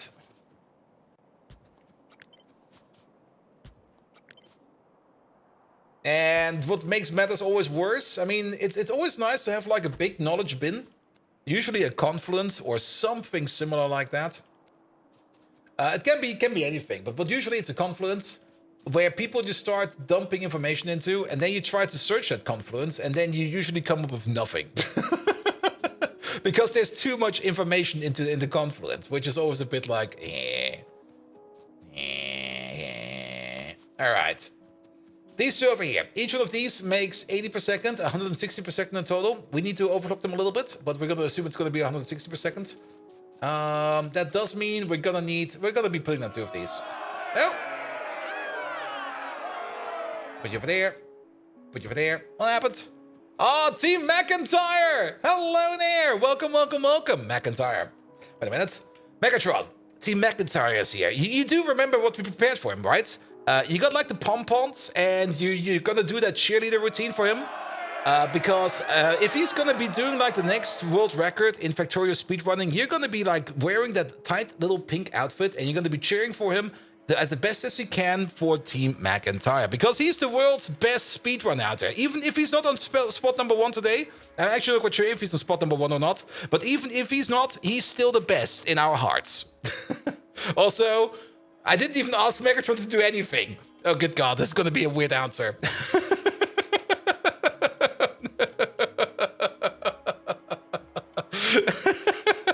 He's not? Ah, damn it. Team McIntyre, I do hope that you're going to get that record again soon. Also, Megatron has the pre-shakes. There's been a bug in this code. I've just never fixed it. I hope I can fix it next week. Team McIntyre, you loathsome stash of miscreants! Think you can test the mighty Megatron with your feeble speedrunning stunts, do you? Pom-poms and cheerleading, you say, bold Viking? Yes, please. Let me point you to a dark corner in my memory banks. Oh. It's like the time I was doing my world-class knitting routine in my favorite tentacle dress. Joke's on you because I no longer have that outfit. But for you, McIntyre, I'll make an exception. I'll put on my battle armor, and yes, I might even perform a battle cry. Only to show you the utter humiliation you're about to face. Battle knitting, engage! That's the true speedrun focus. And McIntyre, remember to land and kneel in the presence of Decepticon supremacy. There we go. All right, Megatron. Nevertheless, I need you to do the world's best, loudest, strongest battle cry for Team McIntyre, because we want to support him as best as we can. Also, after you've performed that battle cry, be sure to give him a proper shout out. And not only that, do tell us Team McIntyre's darkest secrets. Come up with something original. There we go. There we go. Also, I missed something over there. Wait a minute, where is he? Where is he? Call me Mr. Psy. There we go. You've been watching the stream for a long time, and is there an ending in Factorio, or do they have scenarios? Multiple things. I mean, you can just play the vanilla game, where the end is just to build a rocket. They do got something that's more or less a puzzle mode, which is more or less scenario-based. Then you also got something like a wave defense mode, which you don't really see that often, but I always forget it exists. But there is also a wave defense mode where you just build a base and you try to... Dear pathetic screeching mechanoids, hear the might of Megatron and tremble. For McIntyre, there, that's your puny shout-out. Oh, the secrets, the secrets. McIntyre, you forget that I have eyes everywhere, even in your so-called speed-running sanctuary. Let's reveal some of your oh-so-dark secrets. Did you know, chat, that McIntyre has a fondness for pineapple pizza? Yes, that's right. This speedrunning champ, Every this so-called fucking epitome time. of gaming prowess, has a taste in food that even a sewer rat would disregard. And get this, he loves watching sunrises. A speedrunner who appreciates the slowest motion in the universe. The contradiction. He probably likes long walks on the beach, too. While we're at it, did I mention his unhealthy obsession with collecting bottle caps? This blundering buffoon probably dreams of swimming in a flimsy pool of them. Remember the time when he tried to tell a dad joke, and we all cried because of how utterly tragic it was? Memories. Memsintire, you truly are a special kind of failure. Stand tall in your mediocrity. I find it kind of annoying that whenever we ask like a dark secret, he always comes up with the same answer. It's always going to be like pineapple pizza. And I'm like, oh, come on, man. Come up with something new. But then, every now and then, he does gets it somehow into somewhat of a twist, especially the sundown or the sun up, which is technically a very slow process, which is a nice juxtaposition for like a speedrunner. Someone called the bird unit. I do need to spend some time on Megatron because he needs a bit of a fresh up. Like we've been running the same Megatron code for I think now half a year, almost a year now. And he definitely needs some improvements. And I do hope that I can put some time into that next week as well. But we will see. We will see. Nevertheless, guys, we got raided by Team McIntyre, and viewers, welcome to the Pi base. You can already see that our UPS over here are a bit terrible. Let's take the break off over here, because we got a bit of a big base over here, because we're playing Pyanodons over here, and Pyanodons is one of those games where you need a little bit of butt meat, because we're at 50.1% tech tree completion, and we're 1,500 hours in. We're pretty much the opposite of a speed run. We are a slow run. We're gonna go as slow as we can, because, well, that's how it goes.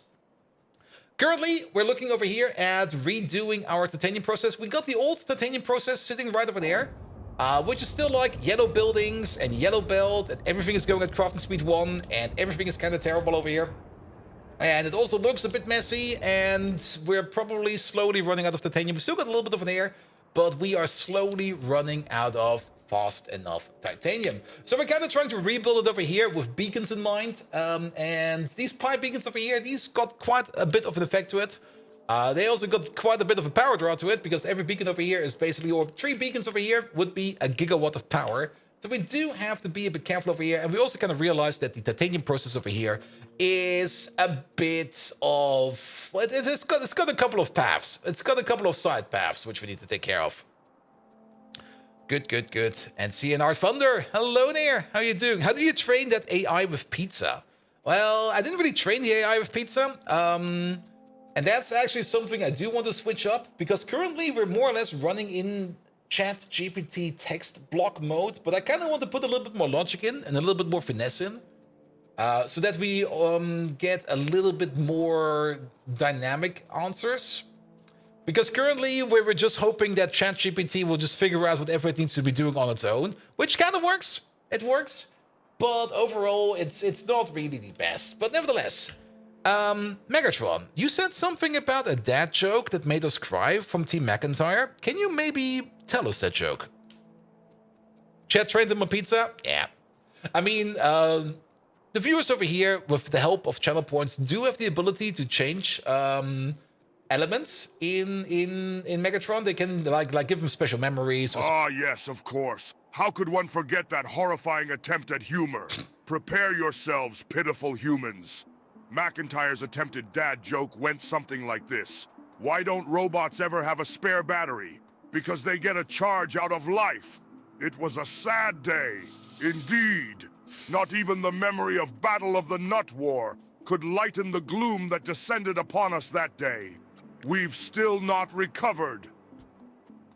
Yeah, basically everybody died of cringe. The pre-shake is still in. Yeah, the pre-shake is also a thing I need to look at.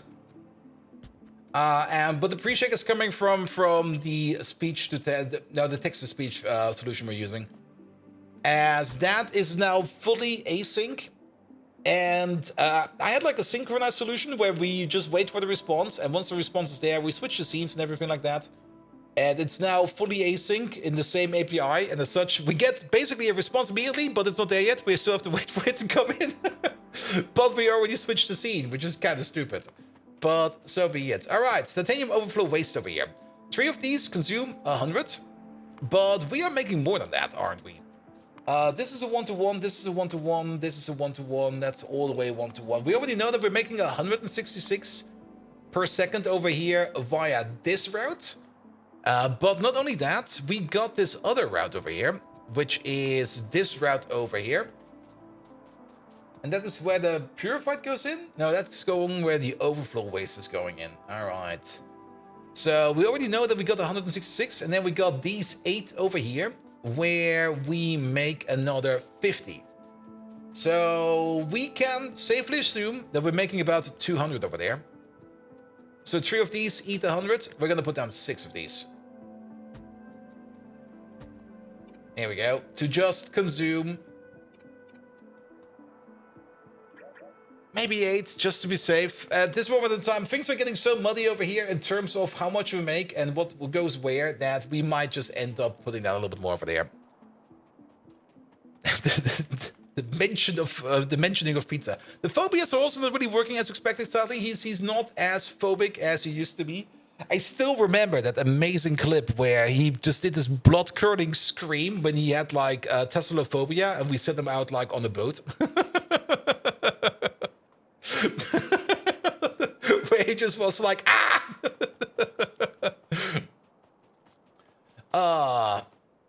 Megatron, you always talk something about battle cries and stuff like that, but we never really hear you raising your voice. Could you give us like a proper, loud, shouting from the top of your lungs, Braveheart-style battle cry, please?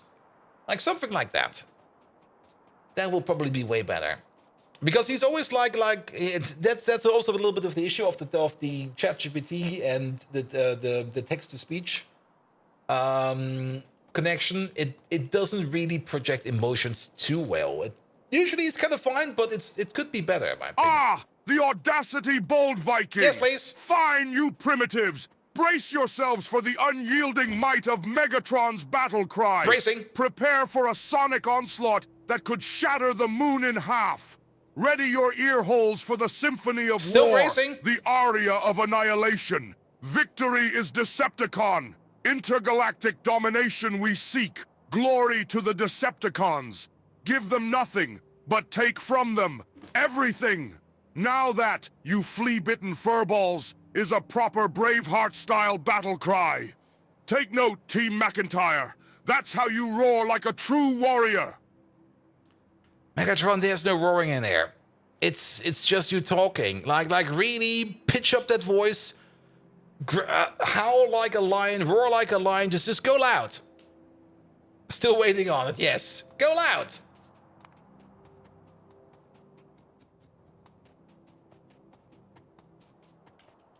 All right. You dare to question the mighty Megatron, bold Viking? Yes. Fine. Brace yourself for the deafening roar that splits the very cosmos. Performing battle cry. Roar! That, you puny earthling, is how a true Decepticon roars.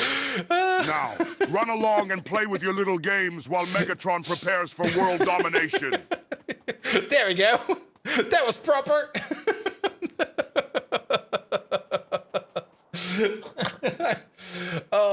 I'm also losing way too much focus over here. All right, the titanium stage 4 over here gets turned into purified stuff. No, wait, we are not doing anything. Okay, we're still missing the purified stuff. All right. We halve it down. So the 200 that we're making over here, we turn that into 100.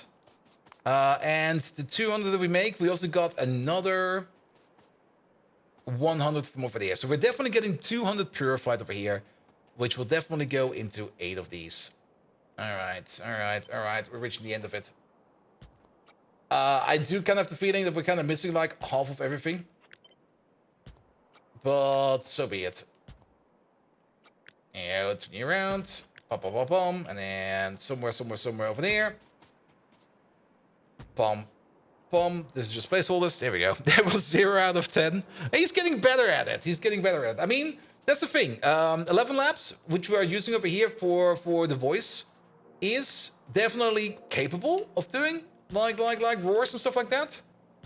But the ChatGPT way it projects the text is not capable of fully getting that in. And that's a bit the annoying part. All right. That's definitely something I kind of want to put some time in at some point in time and improve a bit. All right. Yeah, this is a big clunker. And keep in mind, we halved this thing down at some point in time because we were like, this is way too big. But yeah, this... Oof. All right. But now we're all the way over here at the stage of high grade, concentrated.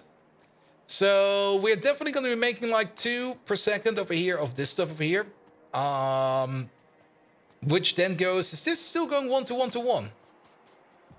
All of these steps over here are going 1 to 1 to 1. We might just, wait a minute, let me just have another look at the further step down over here. So that's 1 to 1 to 1 to 1. And then you over here at the end, this is not 1 to 1 to 1, you're a little bit faster, but we can make it 1 to 1 to 1.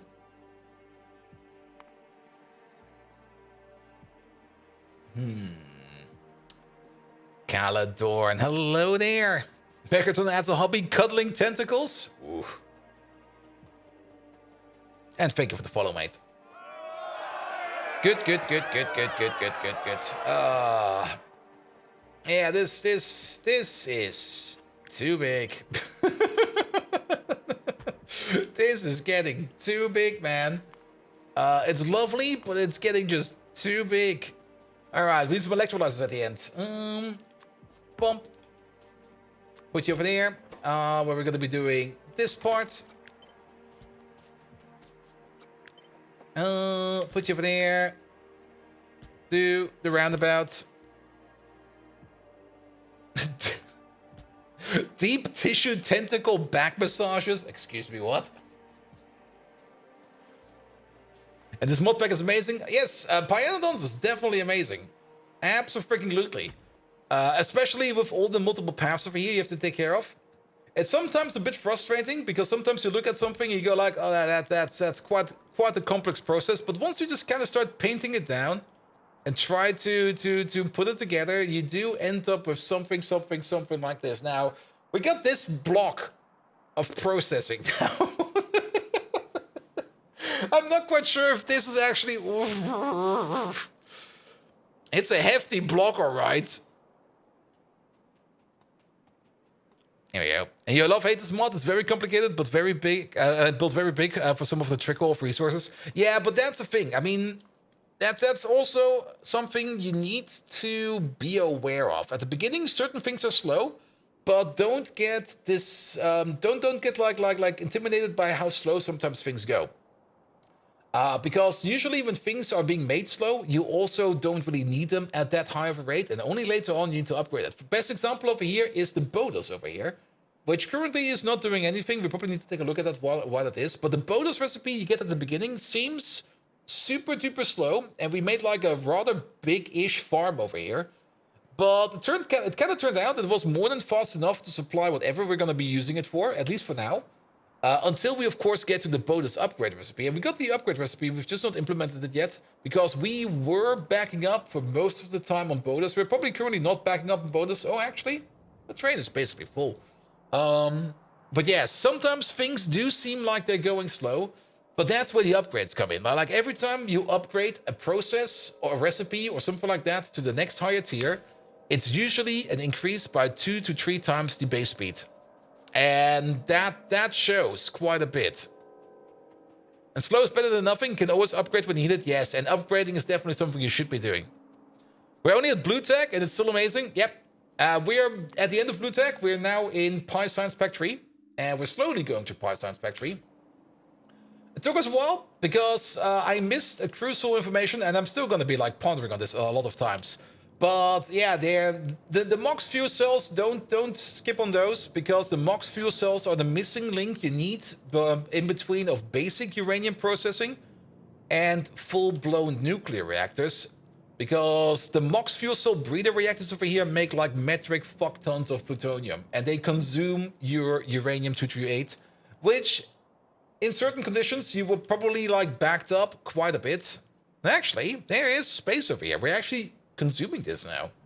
Ooh, that's good. But we're also not really making any... Oh, there we go. We are making yellow cake. Good. All right, but now we got this thing over here. This big clunker. Oh, what the fuck? I don't even want to connect this thing up. It seems like this absolute hideous thing.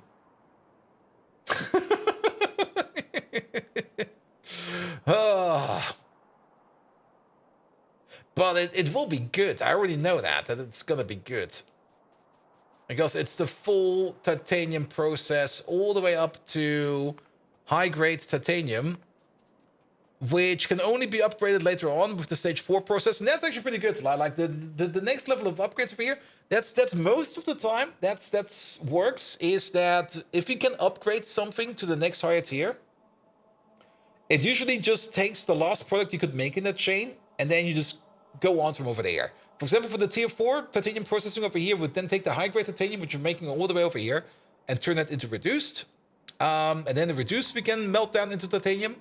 And then after that, we get another step, which we then turn the reduced into sintered. And then we can melt that down. And that is also the final step. All right. Oh, then I guess we're gonna wire this thing up. Oh, it's... I got so many doubts about this thing. Like, I'm looking at it, I'm just like, there's probably something wrong over here. There's probably something broken over here. I'm also kind of thinking of linearizing this whole thing. Just build it like in a row. Building it in a row will give us an easier time over here in connecting things up.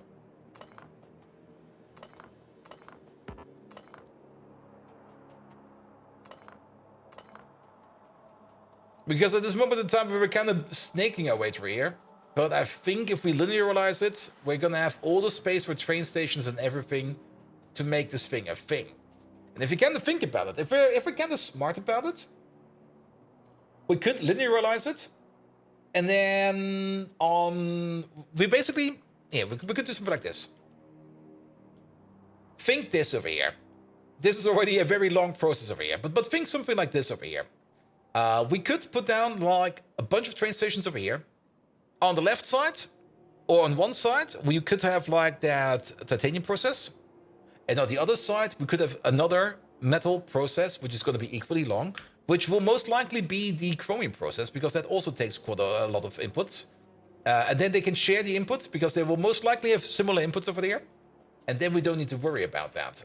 So let's do that. The biggest boss right now is Mechanical Parts Mark II. I took a very easy route for Mechanical Parts Mark II. And that is, we're just making them over here in the mall. There, that's where we make them. And again, it's only one machine over here making mechanical parts Mark II. I think the hardest part about mechanical parts Mark II over here is probably the electronics Mark II. And do we need like the mono stuff? No, we don't need the mono stuff. But we're just bringing in everything via bots. And we're backing up in mechanical parts. We've got like 1,000 over here in storage. Did you talk about the new fluid system 2.0? Oh, no, we did not yet.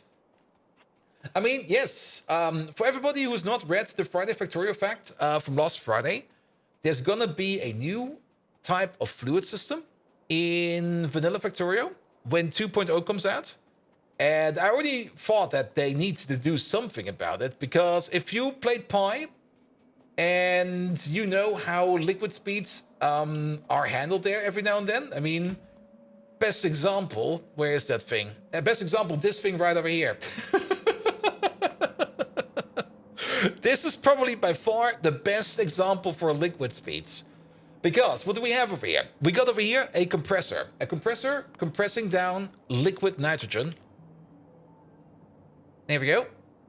And a liquid nitrogen compressor over here. The crafting time over here is 0.3 seconds. So we're doing this recipe 3.33333 times per second. But not only that, these over here are running at a crafting speed of 7.6. So we're doing this 3.33 times 7.6.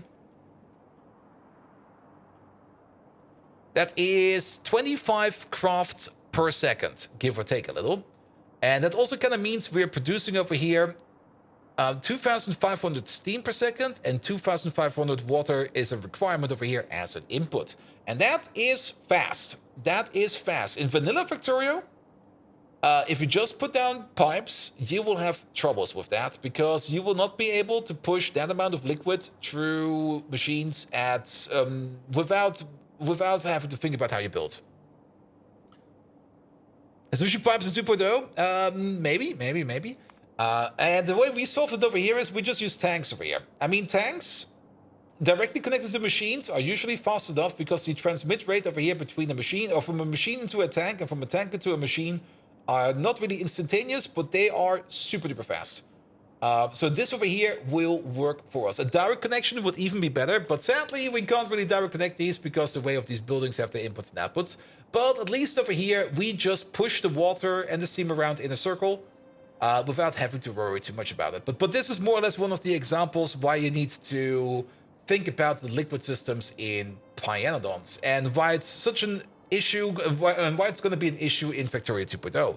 Because in Factorio 2.0, if you kind of think about it, you're going to have some ludicrous crafting speeds and some ludicrous productivity bonuses, and you will easily get into like multiple thousands of liquids per second in your builds. And I already thought about it, like just think about like any kind of oil cracking setup, where you got like maximized beacons around it, and then also maximized productivity modules inside the buildings itself.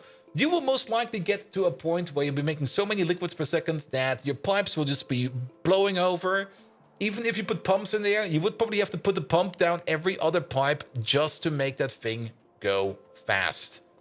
And that was definitely going to be an issue in Factorio 2.0. And the devs, luckily, also saw that as an issue. And they thought about how they could improve the pipe system. And they now solved it in a way. Let's make a copy of this one first.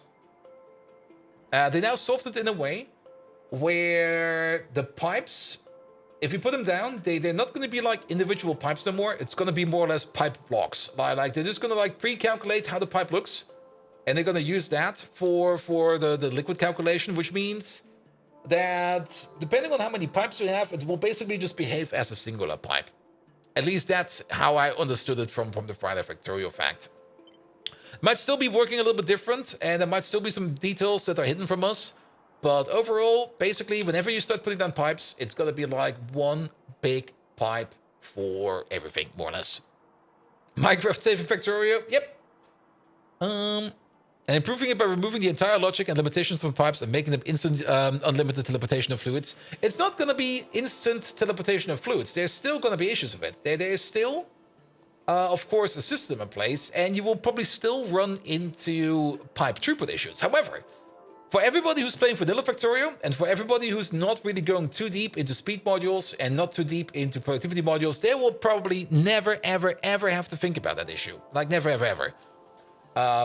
Because the way the pipes are now set up, they will probably never reach those speeds. However, if you go for like SPM bases, if you go for like heavily beaconized and speed moduled other things, you're still going to have that issue. If you have a look at that, let me just open it up real quick, because you can see it in there real quick, in the Friday Factorio effect.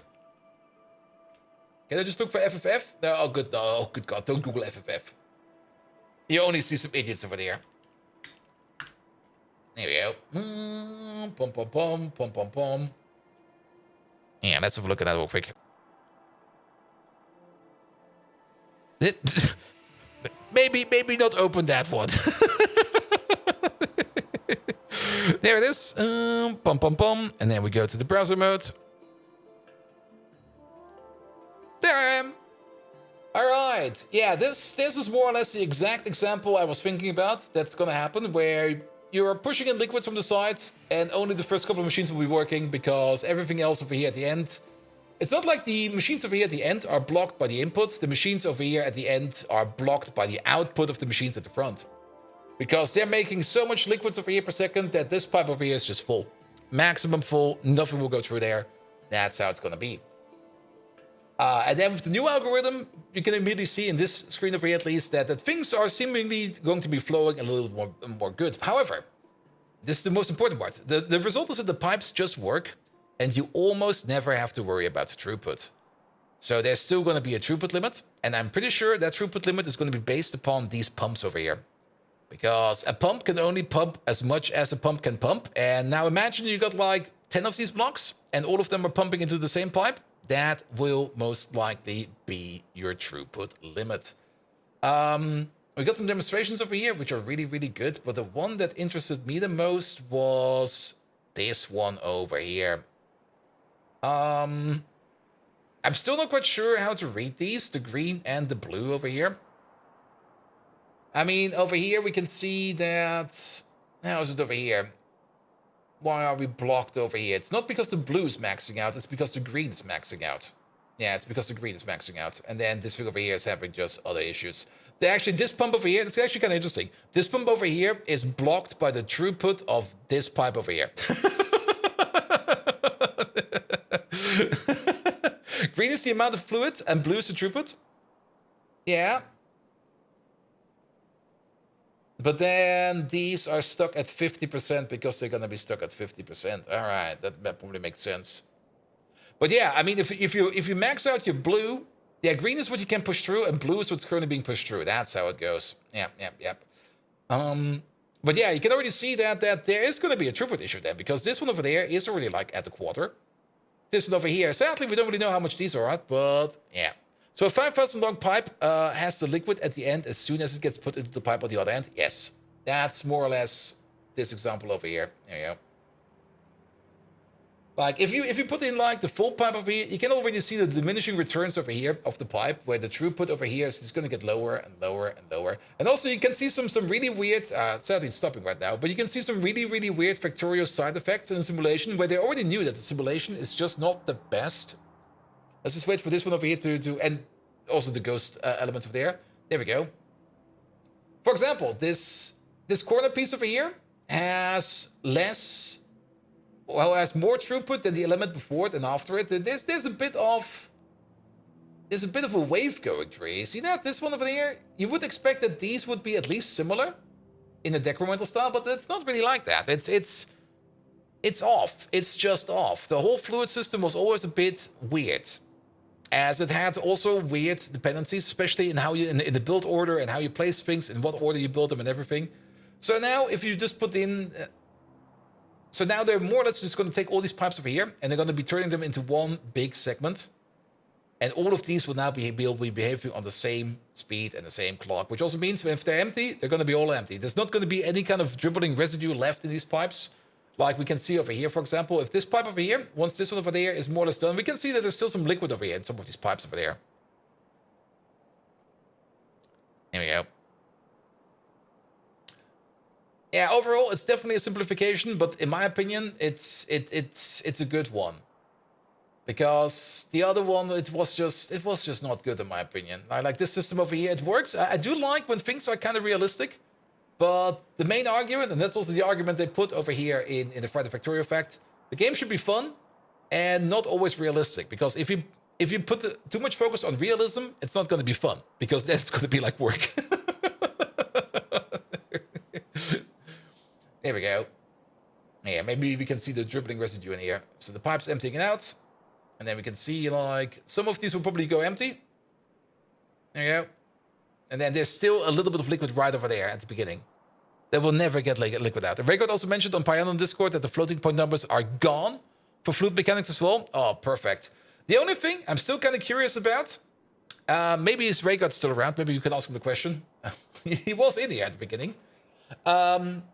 Is multi-liquid pipes still possible?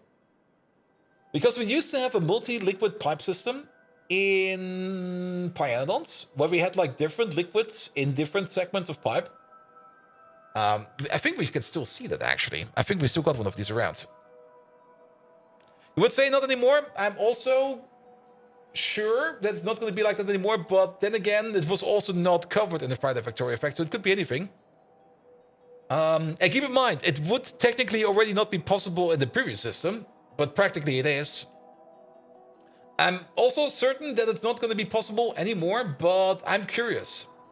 And we still got like one over here. This is a very, very simplified version of the multi-fluid pipe system, where we just got like we got like one consumer over here, and these buildings over here, they work on burning liquids that have like a liquid fuel value. They don't really care about what kind of liquid it is. They just want any kind of burnable, combustible liquid. And at the moment, this one over here is running on aromatics, which is coming from this tank. But there's also a pump over here, which is connected to this tank. And this tank over here is filled up with tall oil. And then we got like another tank over here, which is not... It's not holding anything, but if this tank over here is about to go empty, a train will come up and we'll then start pumping a new liquid in over here in this tank. So we can have either another different liquid in here, or maybe the same, if we're lucky. But yeah, this is more or less a bit of a multi-liquid system. Now, we used to have bigger, more elaborate systems, and the last one that's still in is sitting over here. There it is. There it is. Where currently there's some anthracene oil in these tanks over here. And then if we go a little bit further up, we will notice that at some point in time, still anthracene. Anthracene. Okay, this one might actually only be anthracene. Actually, this one over there is some coke oven gas in this machine for this machine to run. And then you go all the way over there. There's some acetylene over here in this part, which is then going all the way over here to somewhere over there. It's a bit of a mixed bag. And Payload Viking, hello there. Jamatia, hello there as well as Avery. Welcome. Should make it easier since you don't have to worry about residual fluids lying around. Yes. But then the hard part would most likely be like the swapping point. Because if we can't mix liquids, or if we can't mix tanks, or if we can't do something like this over here, where we got like one liquid in this one, another liquid in this one, and then combine it up with two pumps. If we can't do something like this anymore, then it's still going to be a bit annoying, as we don't really have any way of buffering anything. Like, you would expect that one of these is going to be full of one liquid, and it's going to run out, and once it's out, it's going to swap over to the next liquid. Swapping will be at the pumps? Yes. Usually we would swap like this, where we got like one buffer of one liquid over here, a completely different liquid over there. This one would then automatically be mapped to either one of these. Like whatever is already in there, it will take from those. Or if both of these are different, then as soon as this one is empty, one of these two will go in there. We'll get filter conditions for pumps? Ooh. Ooh. Oh, that could be good. Filter conditions for pump. Ooh. Also, this thing is too big. Good God.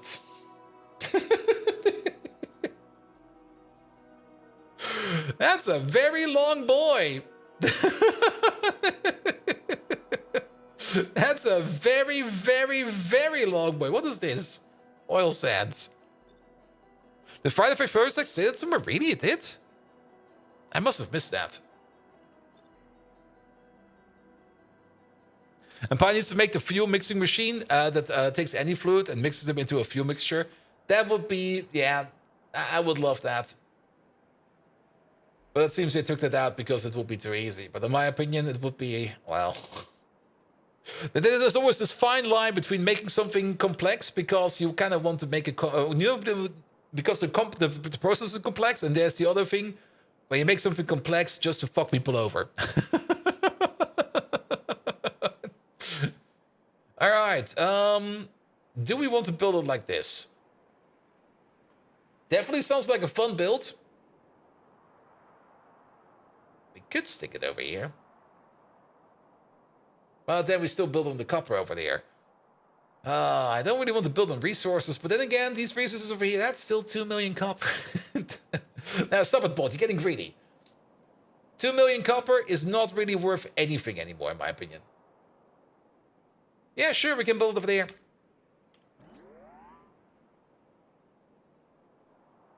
There we go. There we go. But yeah, not having to worry about residual fluids anymore, that's definitely going to be great. And no more floating point fluids, even better. But yeah, I'm very much looking forward to Factorio 2.0. They're putting in the good stuff over there. If they now also give the biters like a lovely update, like make biters scary again, that will be even better.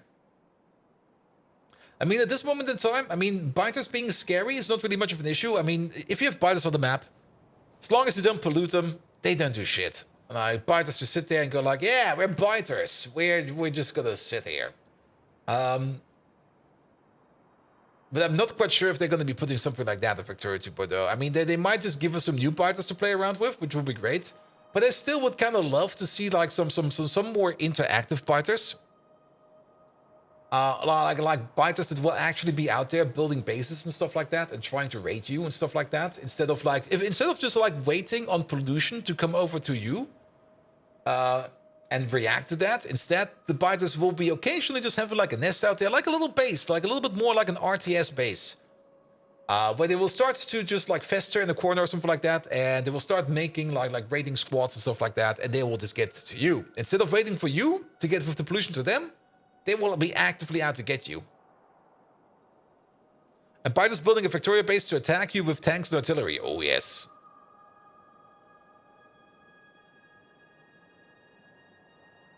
And stomp, stomp, stomp. Yep, there was that stomp, stomp, stomp Friday Factorio fact where they were like, hey, there seems to be something out there. I mean, the biters are definitely also going to get some love. Absolutely. But I would kind of hope that they would get like a mechanical update. Like go away from like waiting for pollution to get over to the biters. More to something new, something different. What it will be? No clue. Could be anything. But, you know, like something like a new mechanic for biters. That would be great. There we go. 405. Oh yeah, they did say something about that.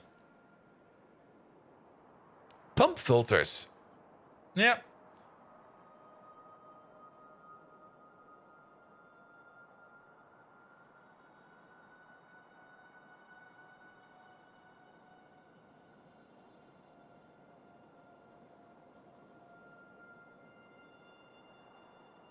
Yeah, that might work.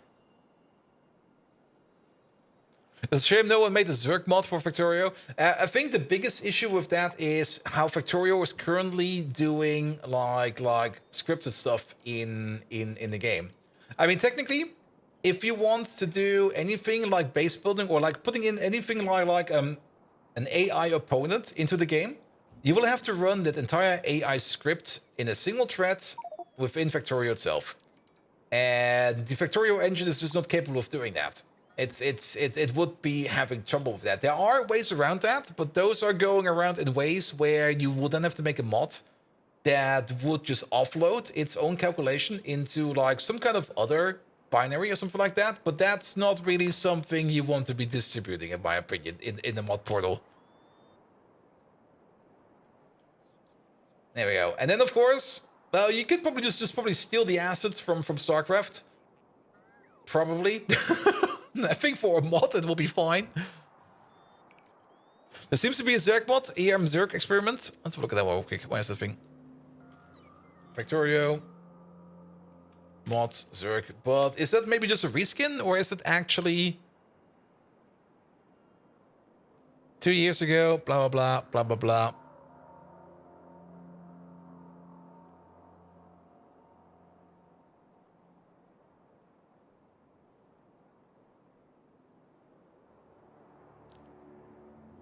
Seems a bit like just getting those thingamajigs in and just adding new enemies, but I don't think there's going to be much base building. There we go. There we go. All right, let's make some space over here. Pick one of these up, please. And pick up these real quick. There we go. Where are they? Yeah, put them over there. You just started playing Factorio this week. Does everybody play in peace mode, or what settings do you usually have? It kind of depends. I mean, if you play for the first time, you're probably going to run into biters. We're definitely not playing in peaceful mode. We do got the biters all the way out there. We did set them to the lowest setting ever. But that doesn't really mean that it's going to be low. It's still a decent amount. Do keep in mind we're playing heavily modded over here, and we also got a massive base, and I don't want to be going around hunting biters all the time. But there's one trick in how you can deal with the biters, and that is the biters will only react if you pollute them. Like if you keep your pollution localized and contained, or at least if you keep your pollution under control, let's put it like that, and your pollution is not covering any biter nest out there, then you're not going to have any issues with the biters. The biters are just going to be sitting there, and they're just going to, well, if you don't pollute biters, nothing will happen. For example, we are definitely polluting this biter nest over there, but, well, they're sitting on an island. What the fuck will they be doing? Nothing. We do have to sometimes be careful over here, especially in deserts and stuff like that, and water. Water does not really eat any kind of pollution, so if you start polluting like a body of water, it will go straight over that body. It will just go straight to the other side and will start polluting the other side. Same is true of deserts. Deserts are also kind of terrible at taking care of pollution. Forests are more good at eating pollution, as you can see over here. Yeah, these chunks over here are actively eating pollution.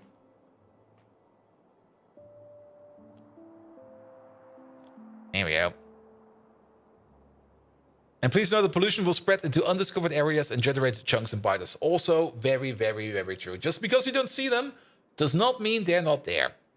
But yeah, I don't really play in peaceful mode ever. But if you don't pollute them, you can get quite close to them without them even giving any kind of shit.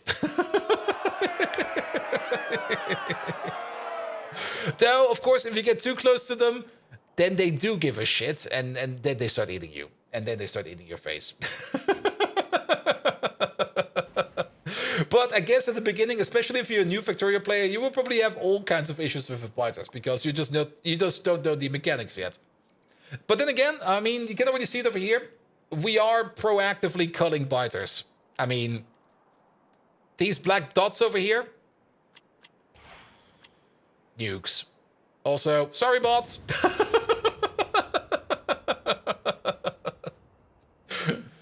Or if you're not going to be using nukes, use artillery or spider-patrons or whatever. There's a good decent amount of ways of how to deal with biters. Here we go. Here we go. All right, take all of this out. Bot abuse. They were just unlucky.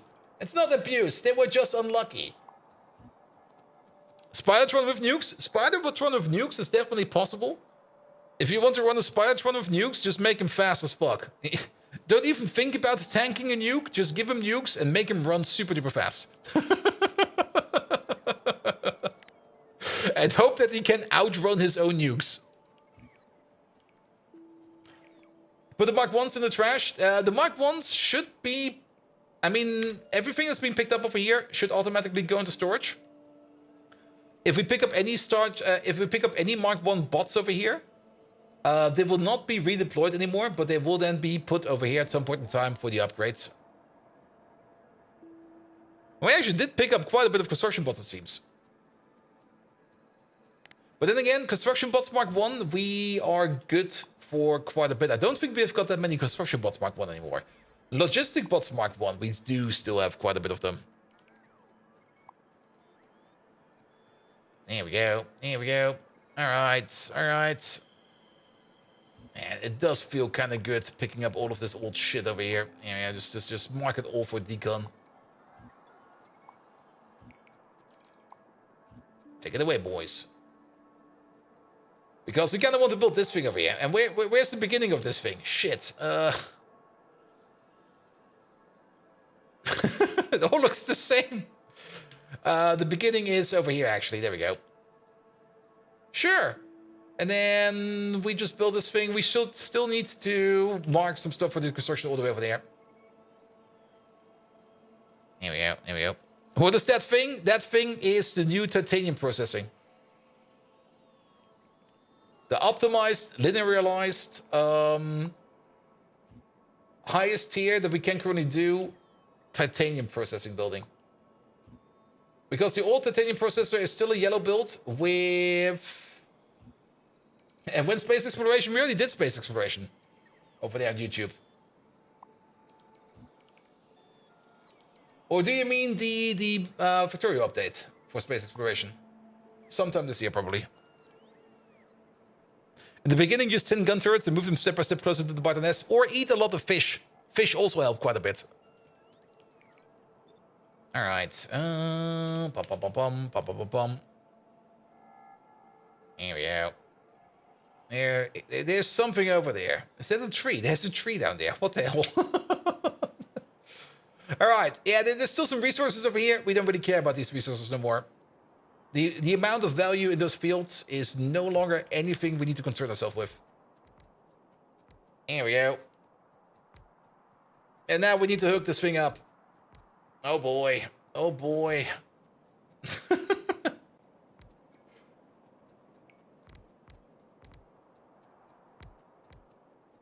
We also never really brought in any kind of power poles or anything like that. It'll be fine. We'll just start from the bottom and we go all the way to the top. How could you build over an ore patch? I don't care about these ore. I mean, everything that's like under like 100 million, I just ignore. It's not worth the effort no more. All right.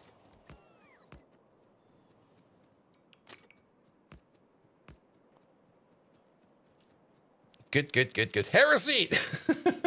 At least I don't delete them like other people do. Come on. I mean, we could still think about getting it if we want to. We could still try to mine around it or something like that. But nah, we're just gonna let them sit. There we go. We need these over here. And I guess we're just gonna start over here with a 2-8 requester. Good, good, good, good, good. And then let's just go over there real quick for like a distance marker. There we go. You delete the unwanted doors? I can't build over them. What? You delete them? What the hell, man? Alright, alright. Nah, it's fine. I mean, as always, you should play the game however you want to play it. That's the most important part, actually. Alright, that's... You're still fine. You'll leave now? Tomorrow's going to be an early day in the office? I see, I see, I see. Jamatia, thank you so much for coming over. Have an amazing one. See you soon. Alright, alright. Good, alright, yeah. We're going to start down here with titanium grade 4. Let's put some power in here somewhere. And we could maybe start thinking about doing power like this. Here we go. And then put these in the middle over there. I could do it. Let's just go bombs on top of power. This thing over here will definitely be power gated. Because these beacons over here are gonna be eating all the power. Like, there's not gonna be any kind of limit over here in how much power these beacons over here are gonna be eating. And actually, wait, before we do the double pass, let me put the lamps in there. There we go. There we go. What you gives you the impression by your world is disorganized? Wait, what? Really?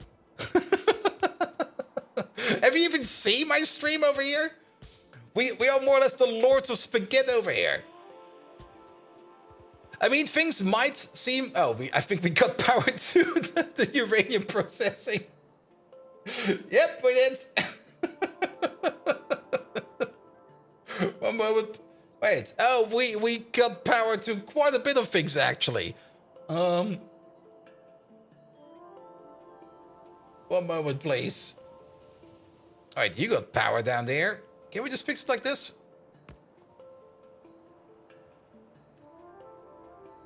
You can see that your game could be the new fluid adjustment going by your UPS. Yeah, we definitely do want that update.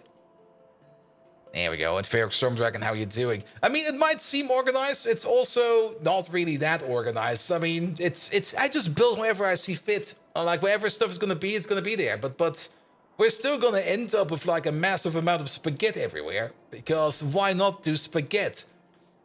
Don't feel discouraged about making spaghetti. Because if you make spaghetti, then Doc Spano will come over there and it will give you a sub. Here we go. Let's go final month of year 3. Final month of year 3? Wait a minute. Oh, yeah, final month of year 3. You're basically already year 4, Dogspan. Dogspan has already been 4 years already. Like, all that money you spend on me, you could probably put your kids through college already.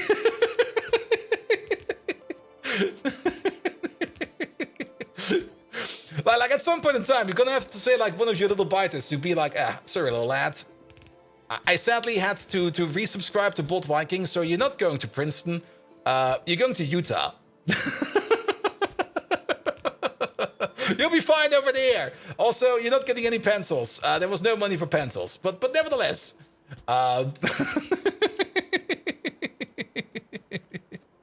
Your world is not spaghetti; it's tight spaghetti. That's also fine. All right. But Doc Spano, thank you so much for the resub. And how are you doing? Welcome. Who uses pencils these days? True. And the one power pole will always get deconstructed, pretty much. Like there's always going to be like that one power pole that one. Oh no, don't do that. Oh no. We have to patch up Wolf Warrior a bit.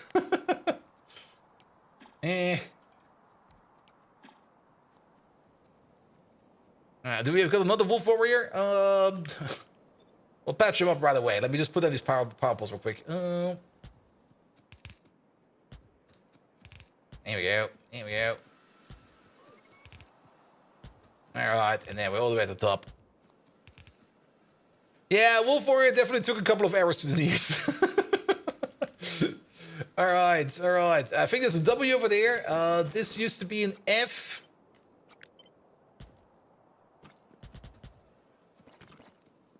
Here we go. Wolf.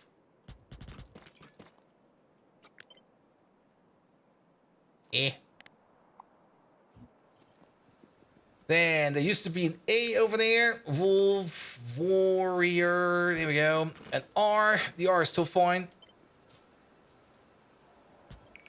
It's with a double R, and then there's an I over there, and an O over there. All right, we fixed them.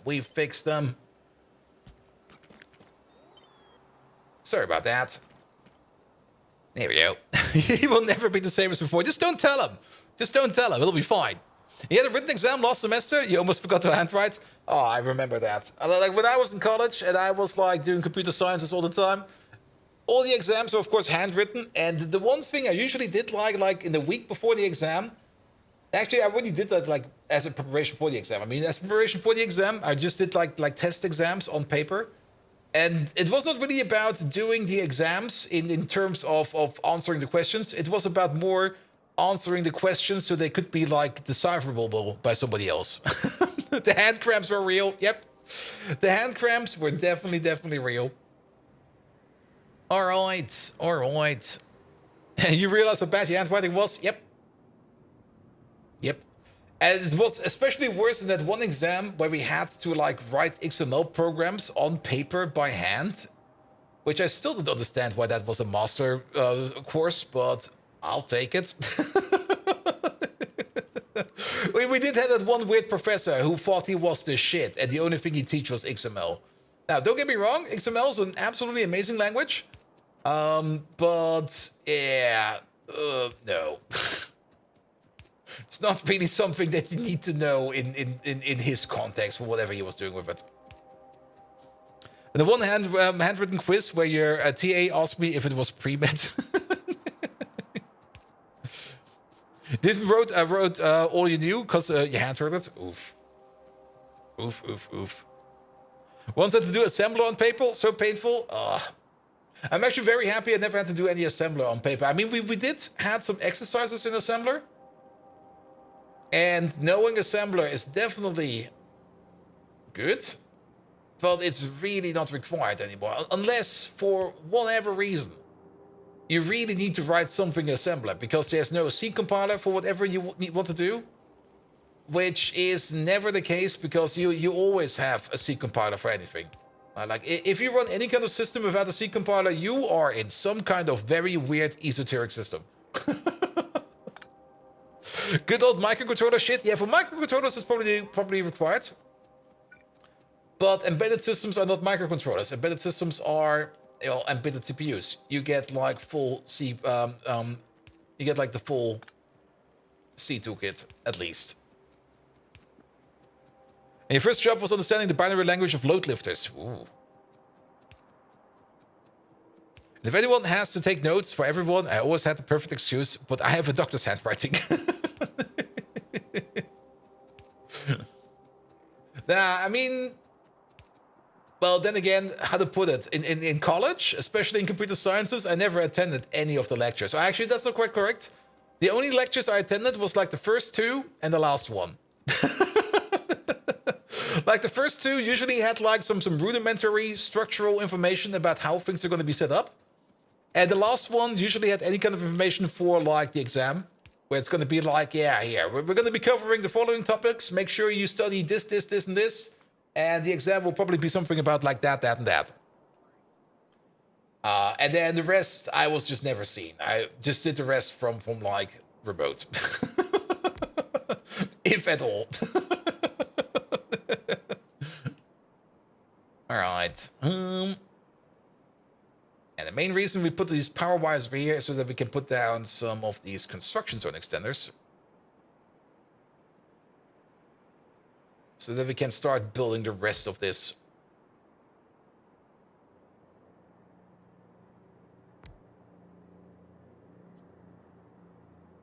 There we go. I also kind of want to, while we're here, I kind of want to have a quick peek at our plutonium over here to see if things are fine. And yes, I do know that we could space these a little bit further out for like better coverage. But then again, bots do need to charge, and these can also charge up bots. So having a couple extras over here is definitely nothing bad about that. There we go. Here we go. All right, the uranium processing. Oh, we got like 1,000 of the plutonium-238. Perfect. This thing over here is also filling up quite nicely. Did we actually ever set up the train stations over here? Brutal. Good evening from Germany. Is this end game of Pi? Nah, we're pretty much mid game. We are pretty much at, well, in the middle end game, more or less. You don't need to reach 100% tech tree completion over here. You probably need to get up to, I think, 80% or something like that. We're currently in the middle of Pi Science Pack 3. And we're going down Pi Science Pack 3 until we can get, of course, to Production Science. There it is. And Production Science, that's still a bit down there. For Production Science, we definitely need to do blue circuits. We need to do LDS. We do need to do the Vonixes as well as the Zoom roars. We do need to do the Kamouts. And then we probably need to do some kind of chemical processing in between as well. And we do need to do the Z-Mix as well as the Party Cats. But overall, it's not too complicated, actually. I do say that every time, that it's not that many steps. But then again, we're also being idiots every now and then. And we just talk to Twitch chat way too much. Oh my god, you have Ion, Zebra 2, and me, how we saw 2 Romanian personalities. You can thank Saul Adams for that. He just he doesn't want to shut up about that. At some point in time, I was like, you know what? We're not putting them in anymore. But it seems somebody recognized them.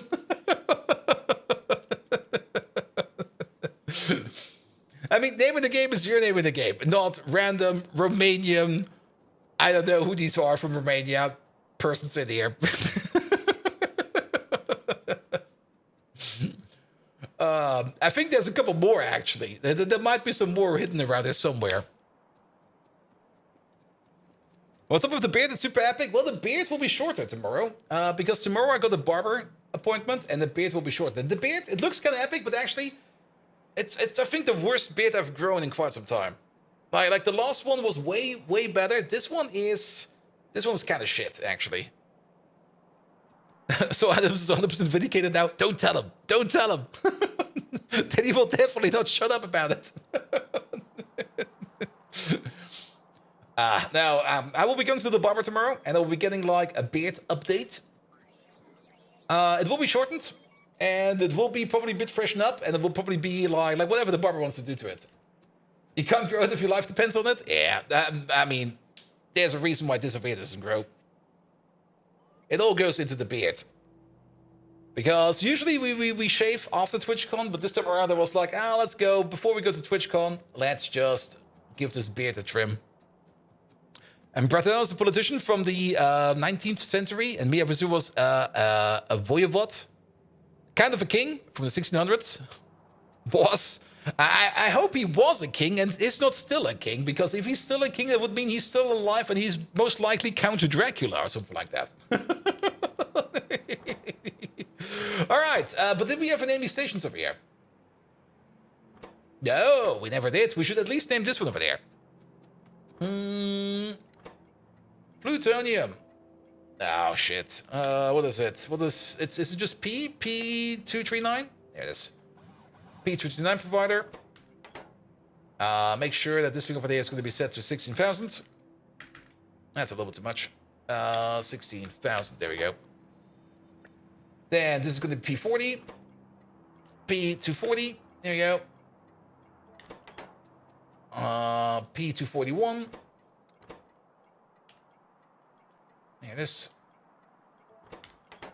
And P242.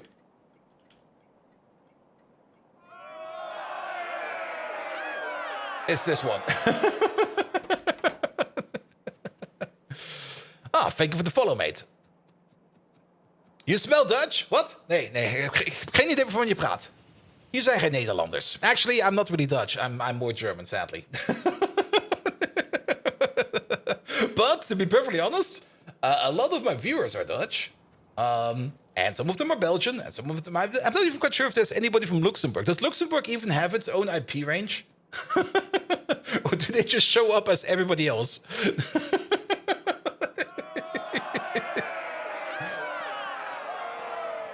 It does? Really? Luxembourg has its own IP range? All right. I mean, it is really, really small. Is Luxembourg even real? Have you ever been there? I mean, if you have not really been there, how can Luxembourg be real? Actually, Luxembourg is not too far away from over here. And I think I've driven through it like once, at least. All right. Also, thank you for the other follow. And the other follow. Good. And on YouTube side, you tried space exploration, but you just don't understand how circuits work for auto-feeding cargo rockets. Yeah, that's gonna be like the big challenge in space exploration, definitely. You have to solve the logistic issue for the rockets. You can bypass it a bit by just making like this, by mapping every rocket to like one resource. Kind of works, but you will probably have like a ginormous spaceport, which could be fun, but could also be a bit of an issue, of course. All right. From the bottom to the top. We do need some water over here. The amount of water that we need over here is gonna be not as much as you might think. I'm just gonna connect this over here with some power. Mostly so that we can start putting in things like the speed modules over here, and we can check the crafting speed over here. Then again, we already know it's going to be crafting speed 6. Total crafting speed is going to be 12, or the other way around. We need 300 water over here per second. Yeah, these over here are gonna get their own personal water pump sitting over here somewhere, pumping some water for us. That'll be more than enough. They have their own subnet? Oh, nice, nice, nice. Alright, but we do need over here, we are gonna need some Mimic. We do make Mimic. We can import, I think we can import that. I'm actually not quite sure if, yeah, no, we can import that. We definitely can import that. And we're also gonna be making some tailings over here. About the tailings, I'm not quite sure what we're gonna be doing with the tailings yet. Either we put them on a train, and we're only gonna be making like a small amount of tailings. They're going to go into a train. If we're going to make a large amount of tailings, we're going to be doing like a tailing processor on site. So fun fact, your employer didn't run NAT for a super long time. So we have a massive deployment of non-private IP ranges deployed internally. Oof. Oof.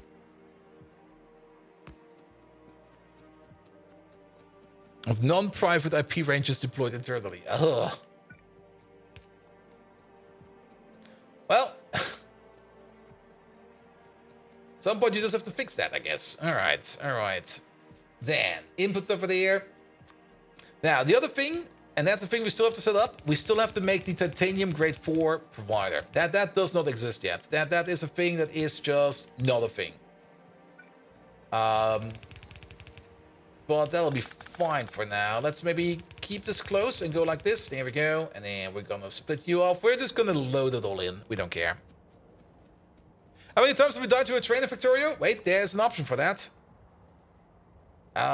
Trains. Is it in here? Shit, is that in here? We've definitely been hit a couple of times. And most of the times by not really watching where we're going. Wait, is that? That must be in here somewhere, right? Is that? Can we see that in here? I mean, we definitely got the achievement for it, right? Get run over by a train. There you go. Get killed by a moving locomotive. Is there a stat for that?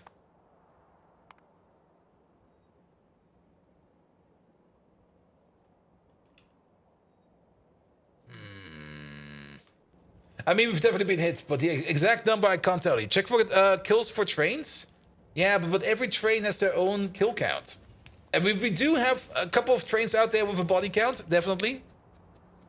How many pistols are there in the world? Yeah, but a pistol does not mean we got killed by a train. A pistol could also mean we have accidentally nuked ourselves or something like that. Or got eaten by biters or something like that.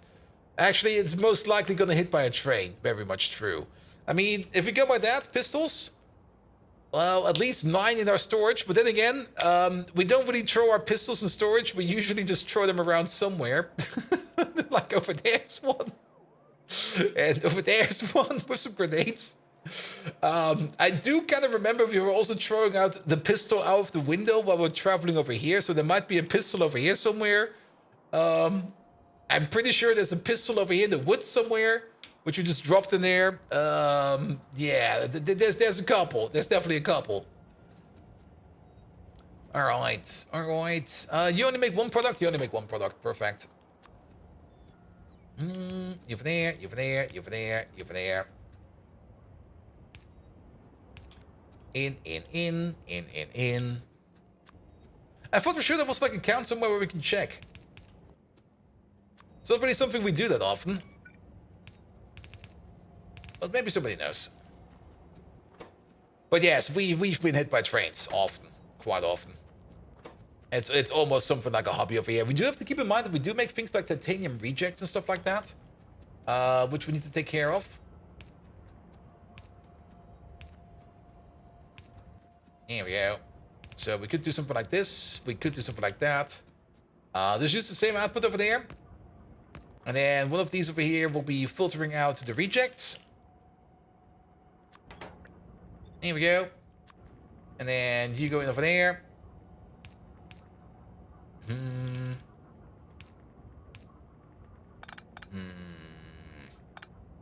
I kind of want to keep this space around the beacon empty in case we want to upgrade the beacon.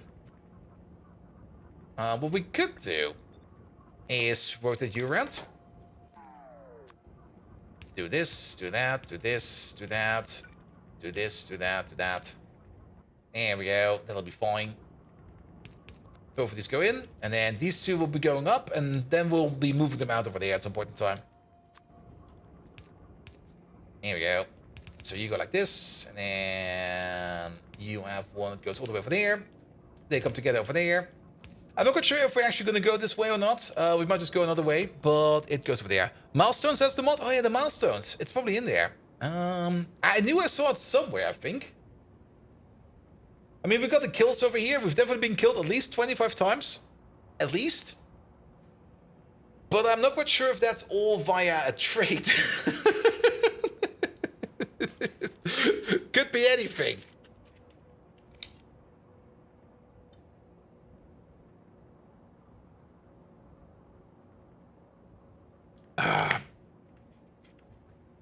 Kills should have trains cumulative.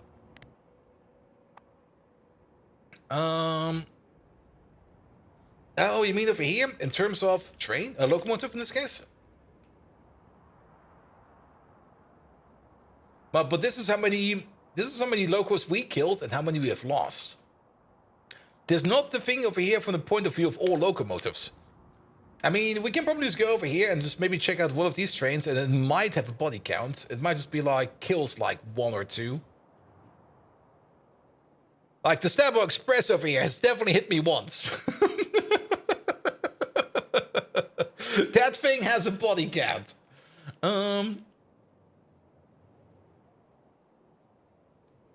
there's a good chance that any train that's going through the mall over here might have hit us in the past. But yes, who knows? It's not called the Stairway Express for reasons. Yep, definitely. Alright, you also need some water over here. You need like 33 water per second at the crafting speed of 6. That is 200 water per second. We can use the same pump for that.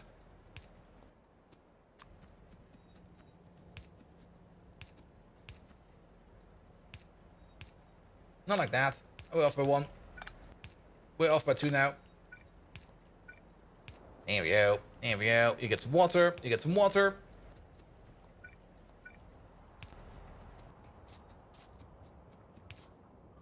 There we go. Put you all the way over there. Here we go. And there we go.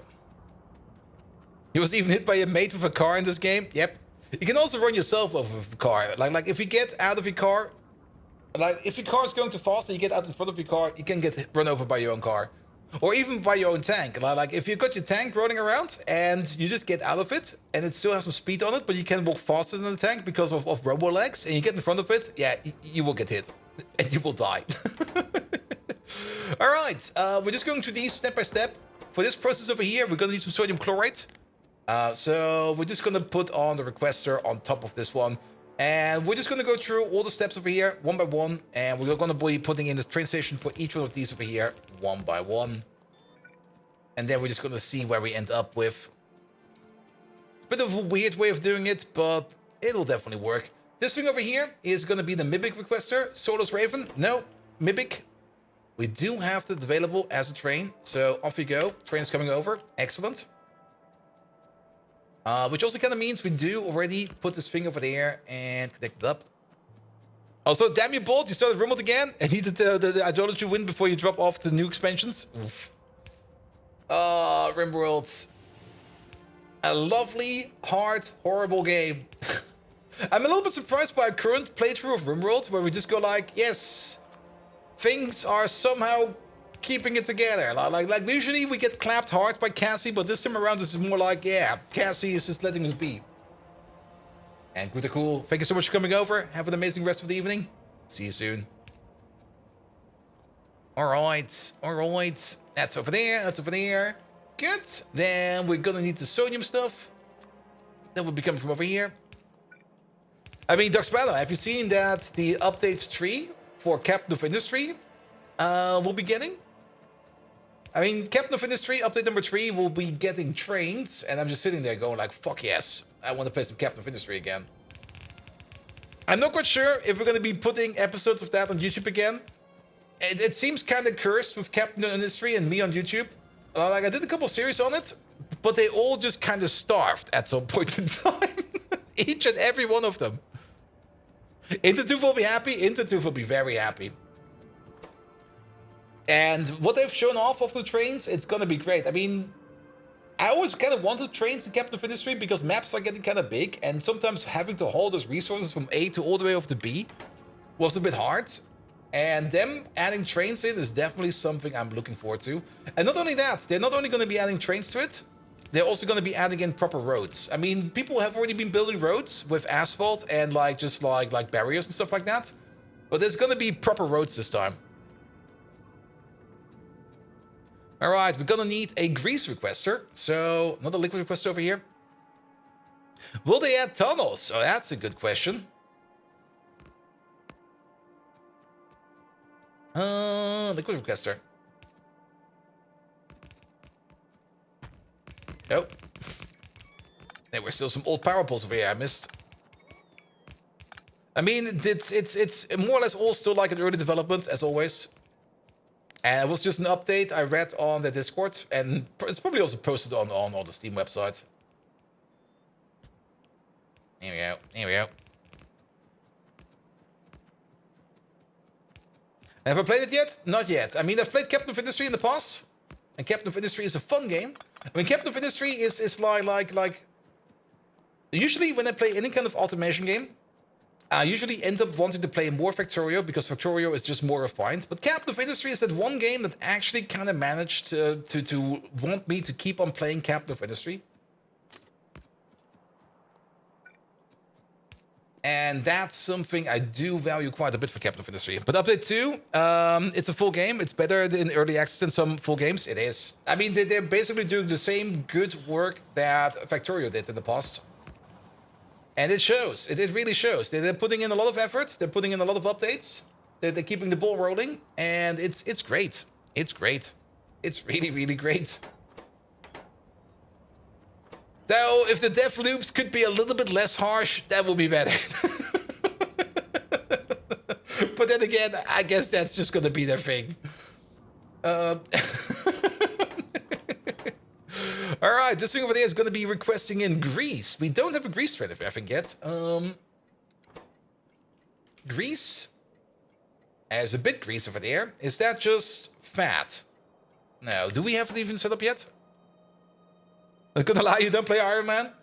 I mean, I'm usually on top of the dev cycles in Captain of Industry by just making like massively oversized buffers. And the grease is over here. There we go. We're making grease over here. It's in a train. We are exporting it, right? Are we exporting it? I thought for sure we were exporting it. Wait a minute. Alright. That's tailings. That's lubricant. Low. Aromatics. Xylonol. I thought for sure we were exporting this stuff.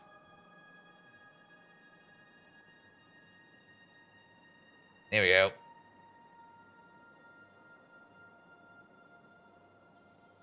What kind of OCD psycho person do we need to create a game like Factorio? Well, more people that want to play more of the same. And what do I mean? Sorry, Silence, so what do you mean? Or do you mean the OCD comment? I mean, automation games are always fun, but if you think about it, the base game loop of any kind of automation game is just like make one thing, then make more of one thing. Add another thing on top of that. Make another thing. Make more things out of a thing to make more things. And then, yeah, it feels a bit weird. I definitely have to say it does feel a bit off. All right, it seems we're not exporting this. I thought for sure we are exporting grease, but it seems not. The grease is going into here, the grease is going into there, and that's it. The grease is not going anywhere else, so we still need the grease station over there.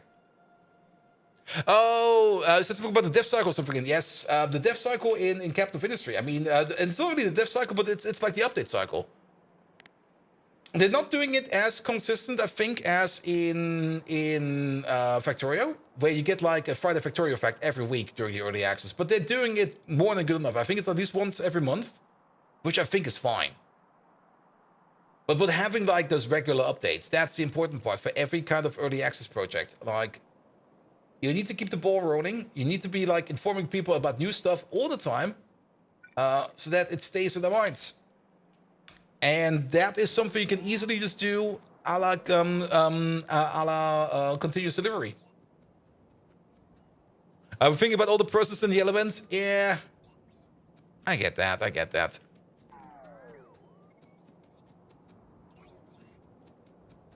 Good, good, good, good, good, good, good, good. All right, all right. But then again, I mean, things might seem complicated. And if things are complicated, then usually that means that they're not understood in its full. But most of the times, a good complicated process should be consistent of, or not really consistent, but should be made up out of multiple smaller steps, which are not complicated. And if we manage to, I mean, every so complicated process, like even winning this game of Pi, you might look all the way at the end, and you might want to see what you need to do, and it's going to be like, yeah, just make like, go all the way for victory, and you're done. But all of these over here are more or less small steps you need to do, small steps you need to achieve all the way over there to the end.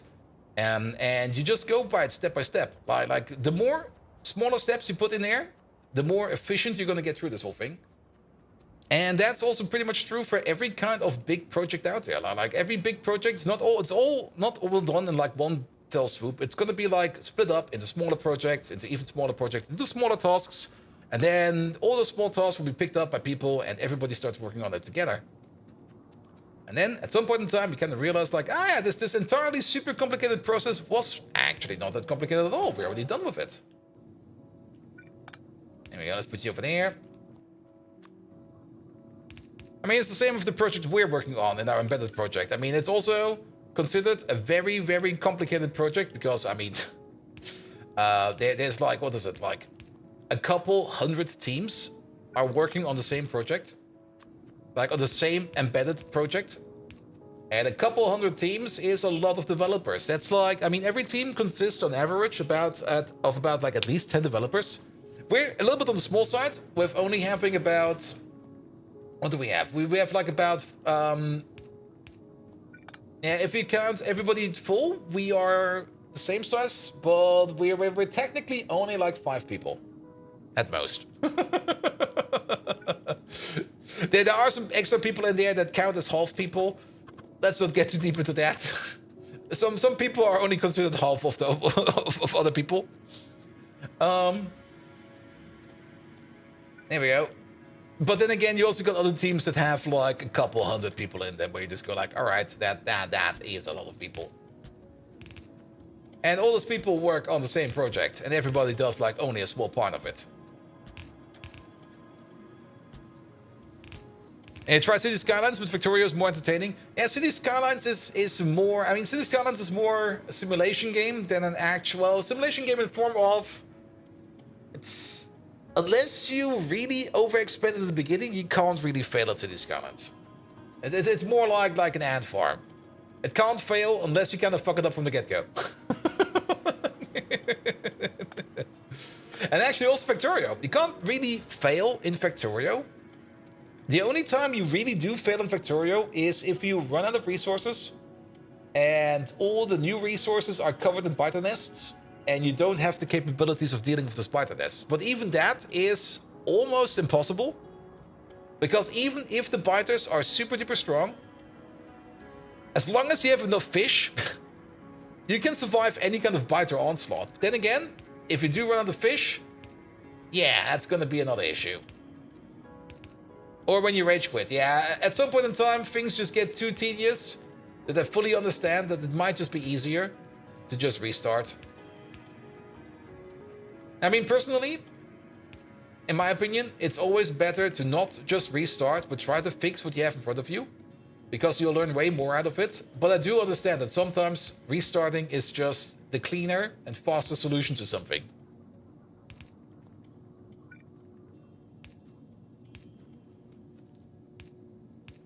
Here we go. Here we go.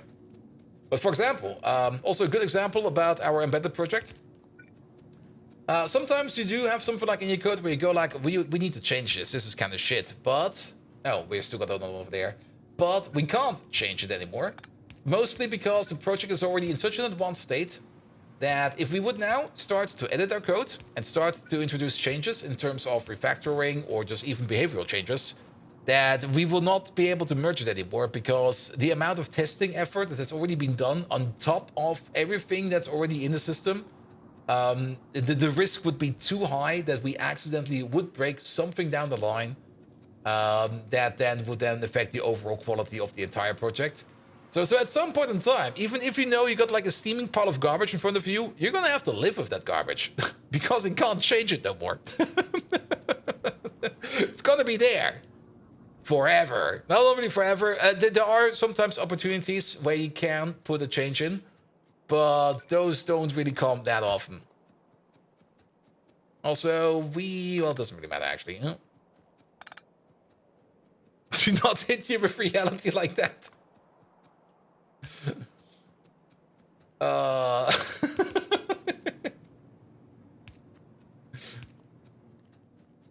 Do you know what's costing your UPS? We can check, but I do know it's mostly pumps, actually.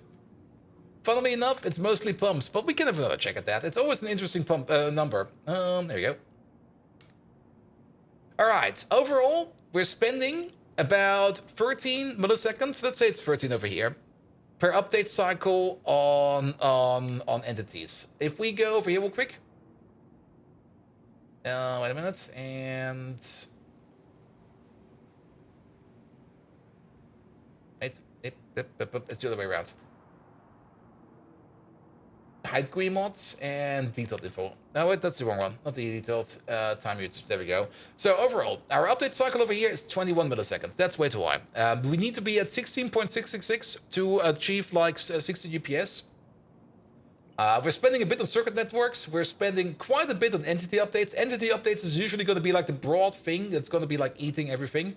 Electric network is scaling across the size of your base. It's 4 milliseconds is fine, but yeah, the bigger your base is, the higher this number will be. There's nothing much you can do about that. Trains is also getting up in there, but I'm actually kind of surprised it's like a millisecond on trains already.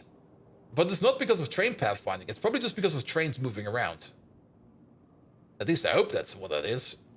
But it's getting surprisingly high over there as well. And then, of course... Oh, don't do that.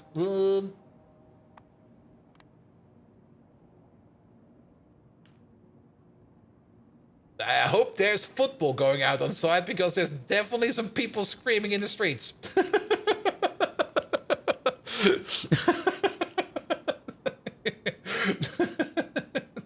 And those 13 milliseconds on entity updates, that's more or less seen in here. And one big thing over here is pumps. We're spending about 3 to 4 milliseconds on pumps. Pumps and pumps alone. I really, really, really want that Factorio 2.0 fluid system update.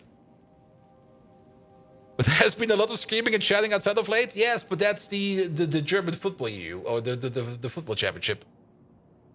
2 games are going on right now? Oh, really? But yeah, pumps is eating quite a bit. Assembly machines, you can't really change this that much more. This is also like the more things are active, the higher this number will be. Inserters is sitting at 2 milliseconds. Loaders is sitting at 2 milliseconds.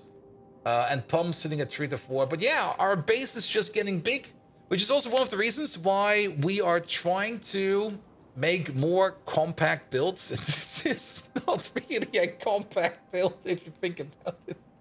Seeing this entire thing top to bottom like this now, it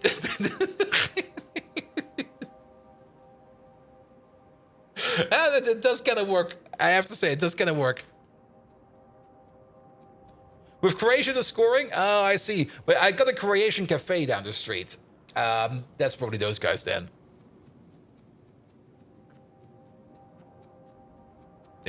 Compact my ass.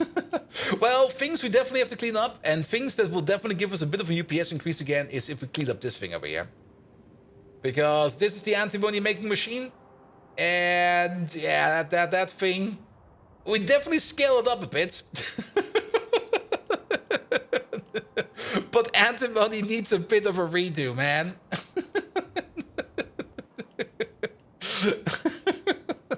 Then again, antimony is pretty important. I'm also kind of surprised that... Oh, we're backed up on antimony. That's fine then. Alright. Instructions don't clear, throw your ass into the trash compactor. Yep.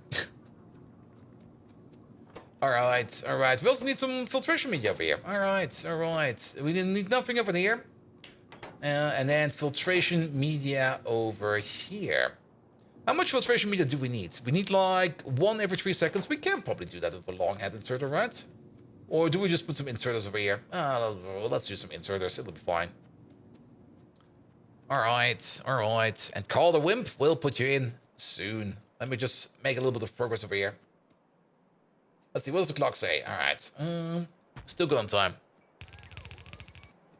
When you get to the next stage of antibody process to make the rebuild worth it, yes. I think we already got the next stage. Actually, wait a minute. I think there is, or did we already research that? I think there was one on the horizon. I think we already got that. Yeah, we already picked it up. We're already there. Like I said, we're currently doing titanium. I plan to do chromium after this, but we could also do antimony. Maybe we just do antimony. And then we got more of the antimony process over here, which also gives us more antimony 58.3% concentrate, which I think is one of the antimonies we need for circuits. It definitely makes sense to do this. And then there's only like one more step after this, but the step at the end over here, ooh, the golden cube. The final step over here of the antimony process over here is, yeah, it's going to be all the way, I think, at the end over there. The antimony concentrate, the final concentrate.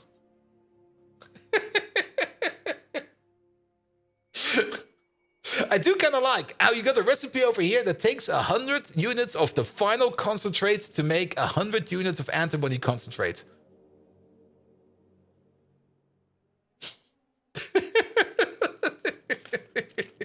What the fuck, man?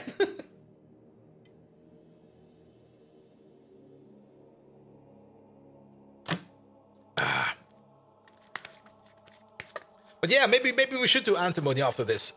And we were currently doing titanium because titanium is going to be running out soon. Or at least, the titanium in the processor will be running out soon because things are backed up and we need to move some stuff around. You're just singing the final concentrate as the final countdown. Oh!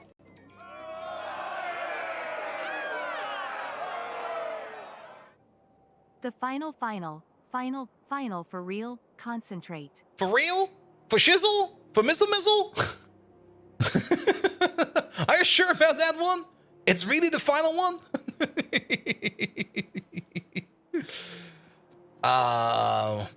Alec Dyer, thank you so much for the resub, mate. There we go. There we go. Also, 9 months already. Thank you so much for that. Also, what happened over there? Oh, let's do it like this. It'll be fine. We probably deleted this with the deconstructor. Good. All right, put you over there. Put you over there. Put you over there. It'll be fine. All right. This is going to be filtration media. We can already order it in via train. Thomas Woods. No, filtration media. 2-8 requester, please. Coming over? Coming over as soon as the train track is in there, probably. And as soon as we got some power over there. We don't need this. We do need that. And then probably we do need a little bit of this and that and this. There we go. Don't forget about that. Yeah, no path. He'll be coming over as soon as he will find his way over here. Good. We probably also do need... Yeah, we could do with another one of these over here. Let's place you over there into that corner over there. And then not only that, but let's also give you like a bump stock over there. Like one over there. And you technically also need one so that we can at least have our construction grid over here again. Good. Yeah, you're still missing power, but it'll be fine. Actually, will it be fine? It will probably not be fine. Let's just get some power over there real quick. Just need to put down these things over there. 1, 2, 3, 4. Good. Commander Tip Tip, hello there. How you doing? Welcome to our small little pie base. We're currently working on some titanium over here. With some filtration media. There we go. Alright, pull it along over here somewhere. And then not only go over there, somewhere over there. Doesn't really matter too much. Pick up this thing over. Oi. Alright, let's have a look. How do we do this the best way around?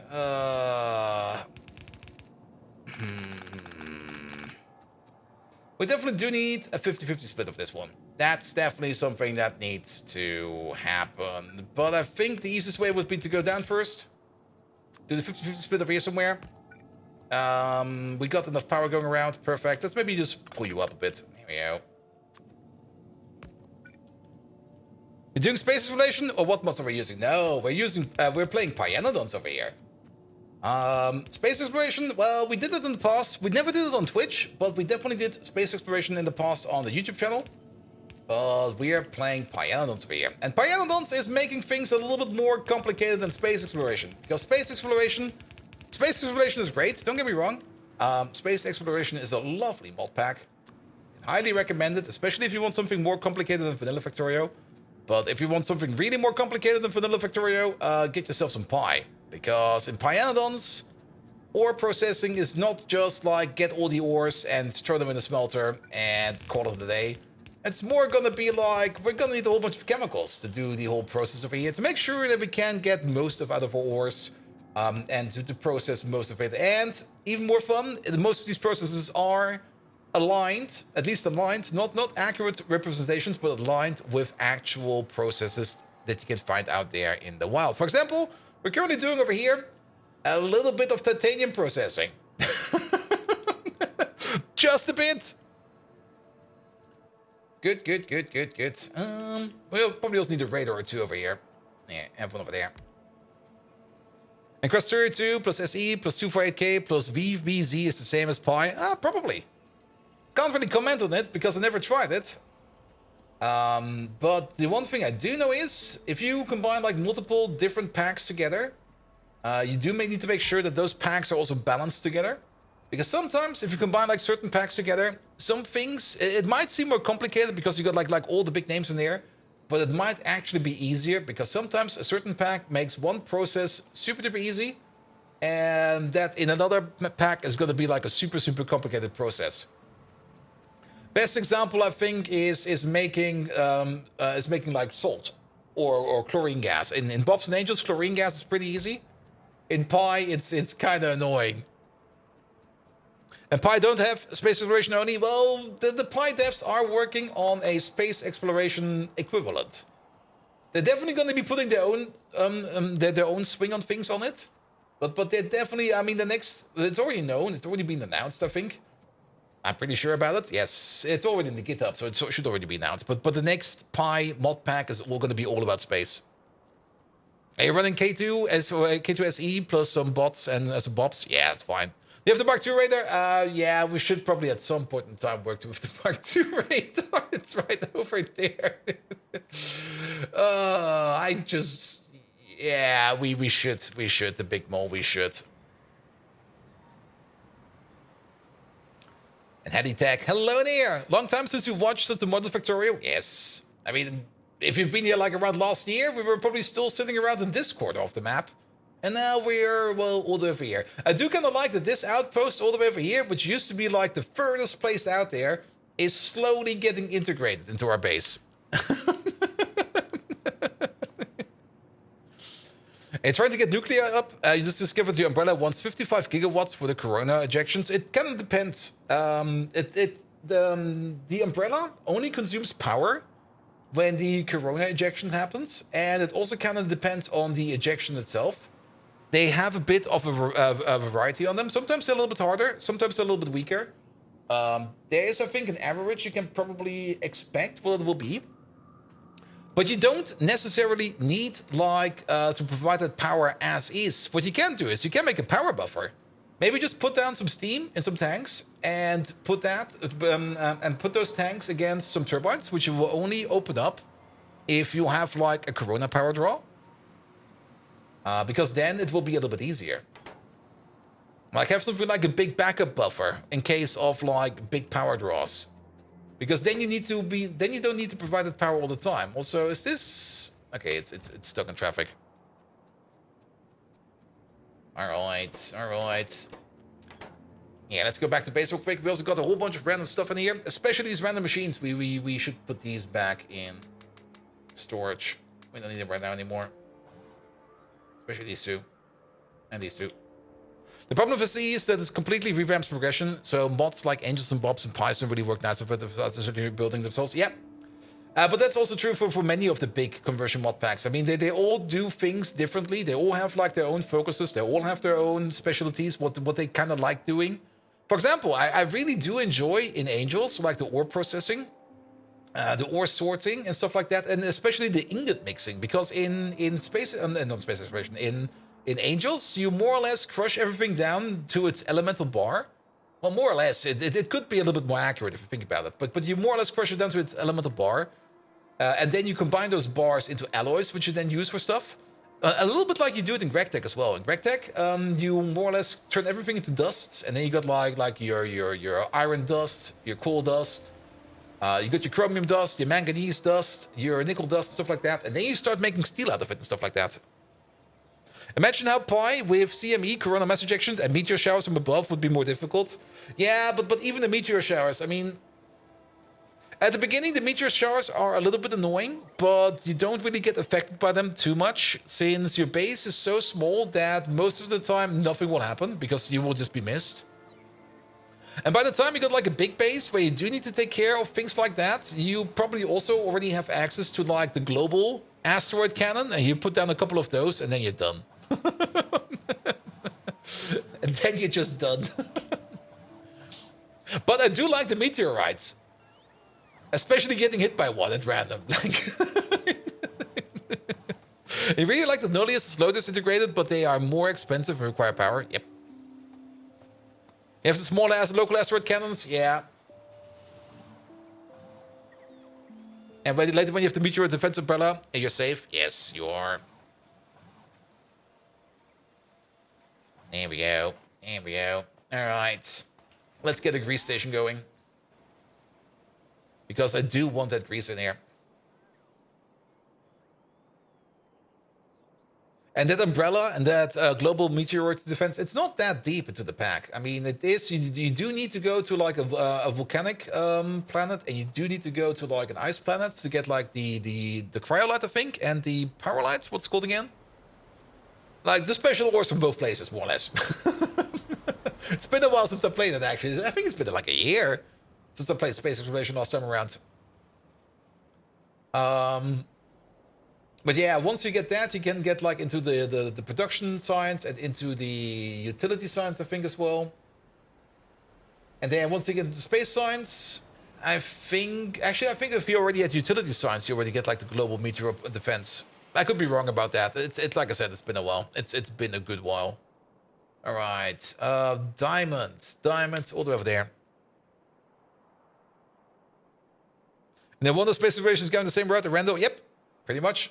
I mean, to be fair, it's not that Arendelle is doing something special that the Factorio devs wanted to do. It's more like the Factorio devs from the get-go already wanted to do something like that. But then I'm actually not quite sure what happened. That's still something I'm kind of interested in how that process got to be. Because from the get-go, the Factorio devs always wanted to have like some post-space rocket or space science rocket content. That was always on the roadmap. That was always something they wanted to do, but they never really got to it. I'm a little bit curious to see why that actually is. It might have been like mentioned. Oh, we already had this one. It might have been mentioned in the Friday Factorio fact at some point in time. Why that process just didn't move along any faster. But then again, I don't blame them, because they made a good product. They made an amazing game. Factorio is still one of the best, well-maintained, well-developed, well-everything game out there. But yeah, Randall then at some point in time thought probably for himself, like, okay, it's all taking too long. I'm just going to make my own mod pack over there with like post-space content. And then you just did that. Was voted on by the Pi community to do energy overall first. Wait, what? I'm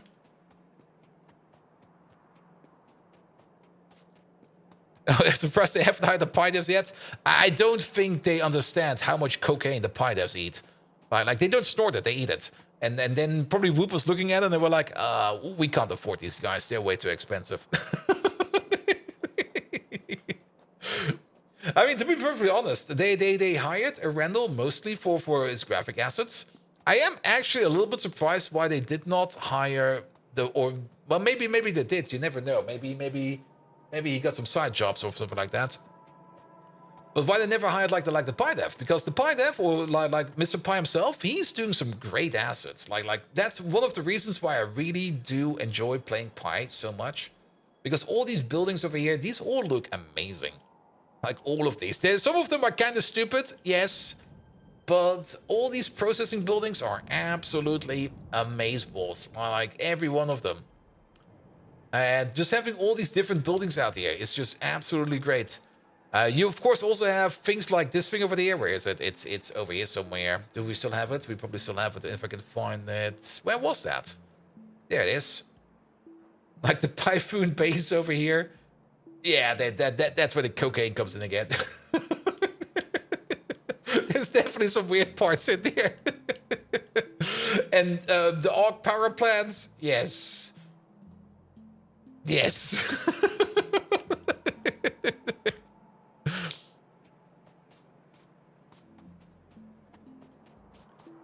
Good. All right, that's now connected. That's connected. And now we only need those poor AUGs. Yep. But there's also the thing with power plants, and there's also the Zemic boilers. And I think the Zemic boiler is basically just like, take a Zemic, strap like a big water barrel to his mouth, strap another barrel to his ass, open the water valve, hot water or steam.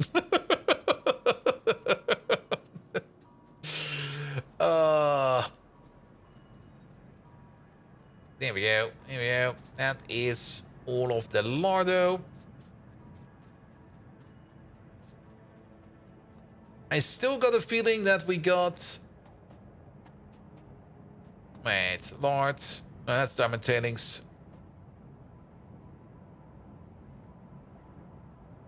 And the mushroom nukes? Yep. But then again, that's also like one of the reasons why Factorio is like such a successful game. Because it's very much moddable, and I do hope that it will be even more moddable when Factorio 2.0 comes out. That does probably also kind of mean that a couple of those mods will probably have to deal with some breaking changes. Which is sad, but then again, if it will be even better after that, I'm looking so much forward to it.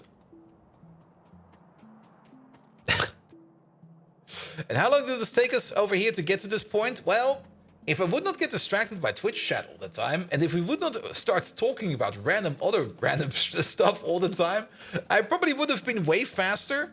But if you want a number over here... Wait a minute. I'm missing my... There we go. There it is.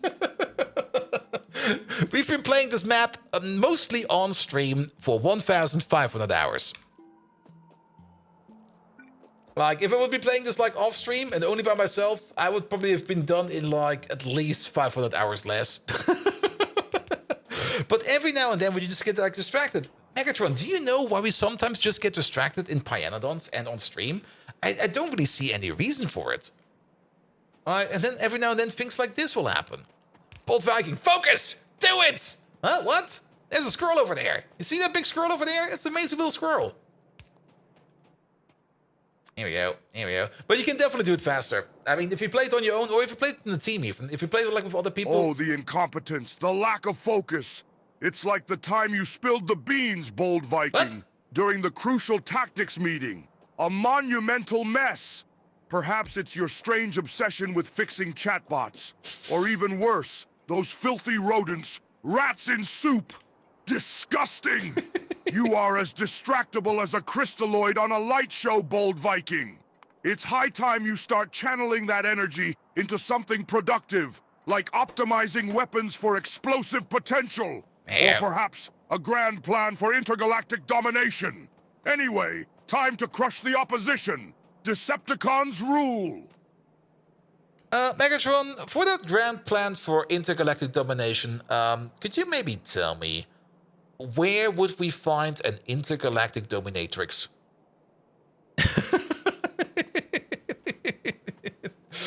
That's the focus, right? That's what we need to do, right? All right. But now we're exporting over here our grease. How much grease are we making? Let's have a quick look at that. Oh, the audacity to ask such a question, you flea-bitten flanker. And here I thought you had already embraced the terror of the pineapple pizza. An intergalactic dominatrix you wish. Yes, Try please. the Spice Girls reunion tour, for I'm sure even they would be too high a rank for you to handle. Dear me, this is some serious round object phobia we're handling here, making me feel older than the first recharge socket. You'd be better off focusing on optimizing your speedruns, McIntyre. Instead, Decepticons forward! There we go. Here we go. All right. Now we're making grease at 30 crafts, or crafting speed 30. That means we're doing about 7.5 crafts per second over here. Good, good, good, good, good. I do hope that we have enough of the low distillates over here and enough of the lubrication stuff over there. But yes, yes, yes. Is Megatron suffering from lag? A bit. He's got the pre-shakes. I need to fix that, but I just didn't really have the time to look into it yet. Or, not really, didn't have the time, did not really have the motivation. I mean, I definitely had the time. It was more like, I don't want to work on Megatron right now. I do hope I will find some motivation, and there's a good chance I will actually find some motivation to work on Megatron next week. Because I do need to work on some code projects next week. As a preparation for the job interview. So maybe I'll just also work a little bit on Megatron. And give him a little bit of a touch-up. Good, good, good, good, good. All right, we now should be able to export grease a little bit faster. If we go back over here and we look for grease, especially in the fluid tab. Yeah, that's a significant increase. It used to be over here. Or maybe over here. And now it's all the way over there. And good luck on the interview. I mean, the first interview was already good. The first interview was a lot of fun. But the second interview is more or less me going over there to the offices they have here in the city where I live. It's actually just down the street. That's kind of nice. And just have like a good look at things. And they also have like a practical thingamajig they want me to do, which is fine. I mean, I kind of understand that. I mean, we do the same at the company I currently work at, where we kind of want to see at least some practical skills, because slinging keywords around is pretty easy. I mean, you can just go like, yeah, it's pretty easy. Just put the thingamabob in the doomajig, and then the fill it up and blow it up will definitely give you the result that you're looking for. And then you could get hired on that word alone. But I do kind of want to at least impress them as much as I can. Which does kind of mean I do kind of want to prepare myself as broad as possible. Which does kind of mean that I just, well, I'm not really going to be like really trying to learn new stuff. I'm more or less just going to do stuff I already know in a couple of different ways, so that at least the rust will be off my fingers. Because if I go in there and have not like de-rusted or de-dusted myself, I will definitely be breaching the time limit they're going to give me. SSD rotate, profit, yeah, things like that. I like write like a small C program, write a small C++ program. Write something in the kernel module and stuff like that. There we go. Do they know about us? Yes, because I've been open about this from the get-go. And even the headhunter that kind of talked me up already checked out the Friday GregTech stream, and he was very much amazed how complicated Minecraft can be. All right, all right. All right. So, what are we missing over here? We're missing this stuff. What was this? That was the chloride. We already have that. Nope, not like that. He plays Minecraft? I don't think he plays Minecraft, but he definitely checked out the stream. There we go. We need this stuff over there. Requester, please. Good, good, good. And it's still pretty much the same reason why I stream. I mean, I already say it, like I'm not really streaming to like live off it and to make like a shit ton of money out of it. We're actually pretty terrible over here at monetizing, which is fine. And I do hope that we can at least do that one thingamabob I've been talking about. I don't want to talk about it today. We're going to be talking about it tomorrow, I think. Actually, we could talk about it today a little bit. I mean, we do try to get to Partner Plus. And to get to Partner Plus, we still need a couple of subscribers. We did meet the requirement for Partner Plus the last 2 months, and I do hope we can meet it again this month. But then again, Twitch also kind of made subs more expensive, and now it might just be the case that we kind of lost a couple of those because of that, which is kind of annoying. And then we got Big Clan over here. Help him a bit. Every now and then, just give me a cent. You also gave me like a cent, I think on Friday it was. All right, this is going to be the sodium chloride. There it is. provider, sodium chloride requester, full cargo, empty cargo. Yima said the price change was only on July 11th. Okay, so it's still coming up then. Then I might just be talking out of my ass. That's also something I do every now and then. But still, the main objective for the Twitch channel is not really to make like a metric shit ton out of money out of. I mean, it is nice. It's covering the cost, and it's nice. It's lucrative at least. Not super lucrative that I can live off it, because that would be completely different. But lucrative enough that I don't need to worry about anything. That's the most important part. But the main objective is still, like, me mostly training my English, and mostly me just sitting there trying to keep a open public conversation going. And trying to not slur my words too much, trying to not, like, be like a microphone beard muffled idiot. So you have to do taxes. Yeah, that's the only downside. I do need to do more taxes because of Twitch. Fuck that. Damn taxes. Which is fine as well. Maybe at some point in time, well, that could actually be the case. I mean, here in Germany, where I live, if... Thank you for the follow, mate. Here in Germany, where I live, I did register what I'm doing on Twitch over here as an income source, as a new one. And you can easily do that. You just go like to your city council, and you just go like, here, I'm doing this, I'm making money on the side. Tell the tax bureau, and they were like, yeah, it's fine.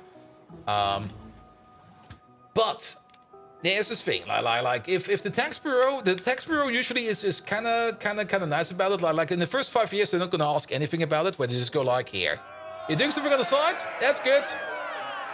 We're not going to ask any questions about it for the first 5 years, but after 5 years, we're probably going to do a check on you to see if you're actually trying to make money out of whatever you're doing, or if you're just there to save on taxes.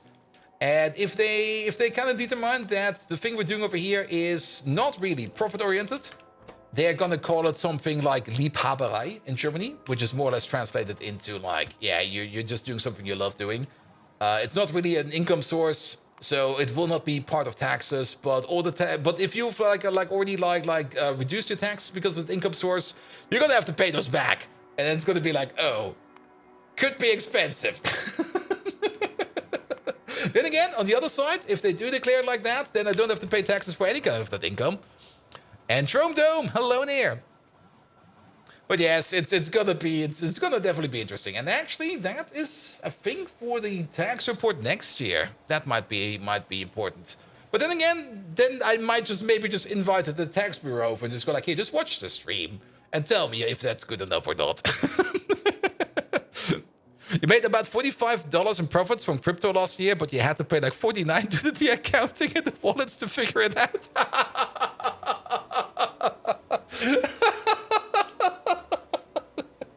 Crypto, the best way to lose money. Am I my own company? No, I'm not my own company yet. I was thinking about doing my own company as well, but that requires a little bit more of a startup money and stuff like that. And you also do technically need to be like 3 people. Which I could easily get. I mean, I could just get like some silent partners. Like, I just get my best friends. I just go like, here, dudes, you want to be silent partners? I will invite you to like lunch like once a year for like a fancy restaurant, something like that. They will definitely say yes. Now, not like that. Oh. You recommend investing in NFTs? There's no way that can fail? That's like an actual company. Oh, like a personal company. Maybe I could... I think I already did that. I think that's pretty much what I already did. The single-person company. I don't know. It's German taxes, man. I definitely put in some paperwork, and I did put some effort in it. And at the end of the day, if somebody comes along and goes like, wait, what the fuck are you doing over there? I can at least show for it like that. I put some paperwork in somewhere.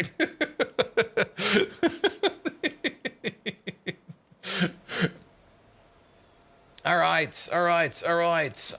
We got those trains in the air. The grease train left, so we're gonna get some grease soon. Good. What we could do real quick. Here, we were making some titanium over here. This is where our main titanium mine is, and currently it's all still being picked up over there. But what we should probably be doing is over here is we should stop getting the titanium in like in raw titanium form like this over there, and we should start processing it on site over there. So let's go over there real quick and set up a titanium crusher. You still play some Deep Rock Galactic. Oh, it's been a while since I played some Deep Rock Galactic. It's still an amazing game. It's a wonderful game. I can highly recommend Deep Rock Galactic. But yeah, I have not played that in ages. It's good alone. It's good in a crew. It's good. It's good. I can highly recommend Deep Rock Galactic. But yeah, I have not touched Deep Rock Galactic in quite some time, sadly. All right, all right. Think about getting it because it looks like a Risk of Rain gameplay with a mining aspect. Yeah, it has a bit of Risk of Rain parts into it. I mean, in Risk of Rain, you got all those you more or less get like all those upgrades over and over and over by touching all the shrines. And the game gets harder and harder and harder. In Deep Rock Galactic, it's more like you choose a difficulty from the get-go, and then you have to roll with it. But then there might be some variety on the map that will spice things up. But Deep Rock Galactic is a lot of fun. It is a lot of fun, and they're still very much active about it. I mean, they're doing seasons and stuff like that, and every season you get like you can like get some custom cosmetics and stuff like that. But I never really got into that. But overall, the gameplay is great. It's really, really great. And it's a lot of fun with friends. And it's also a lot of fun alone. All right, what do we need over here? We do need the sorter. We do need a secondary crusher. A ball mill, that's what we're missing. We're probably missing a ball mill or two. Yeah, we're just going to bring this. It'll be fine. Here we go. Here we go. It's more combined Minecraft with Starship Troopers or Left 4 Dead, played with destructible terrain and procedural generated maps. Yeah, the Left 4 Dead aspect is pretty good. Starship Troopers, yes. Minecraft, not that much. I mean, you do mine, but you don't really craft that much. I mean, the only person who can actually kind of craft in that game is more or less the engineer. If he just builds like some kind of weird sand fort out of his like sand platform gun. Gewerbeanmeldung. Yes, I did that. I did that. Silent Storm. That's what I did. I did do a Gewerbeanmeldung.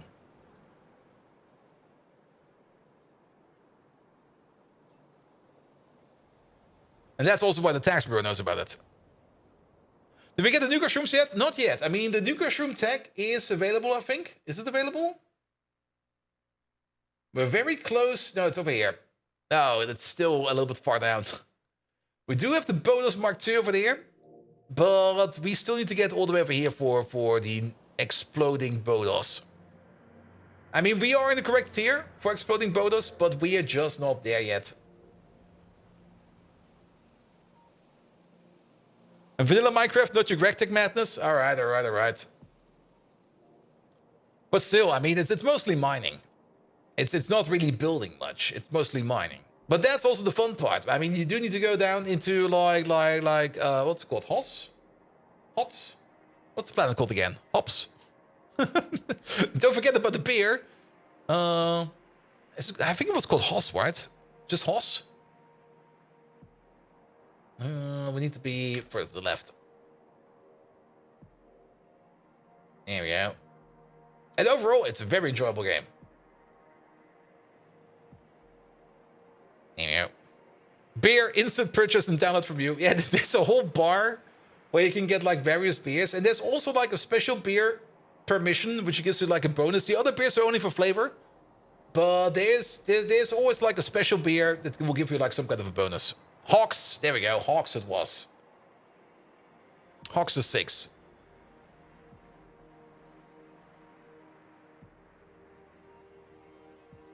There we go. And you got the 4 base classes, and the 4 base classes have like a whole bunch of different guns and upgrades and everything.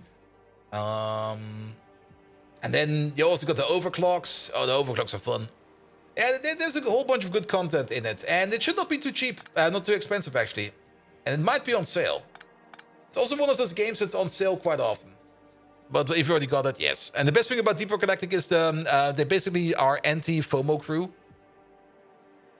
Yeah, pretty much. I mean, they do know how to do it all good. Oxus is 4. Yeah, sorry, not 6. Sorry, I read it from the wrong side. All right.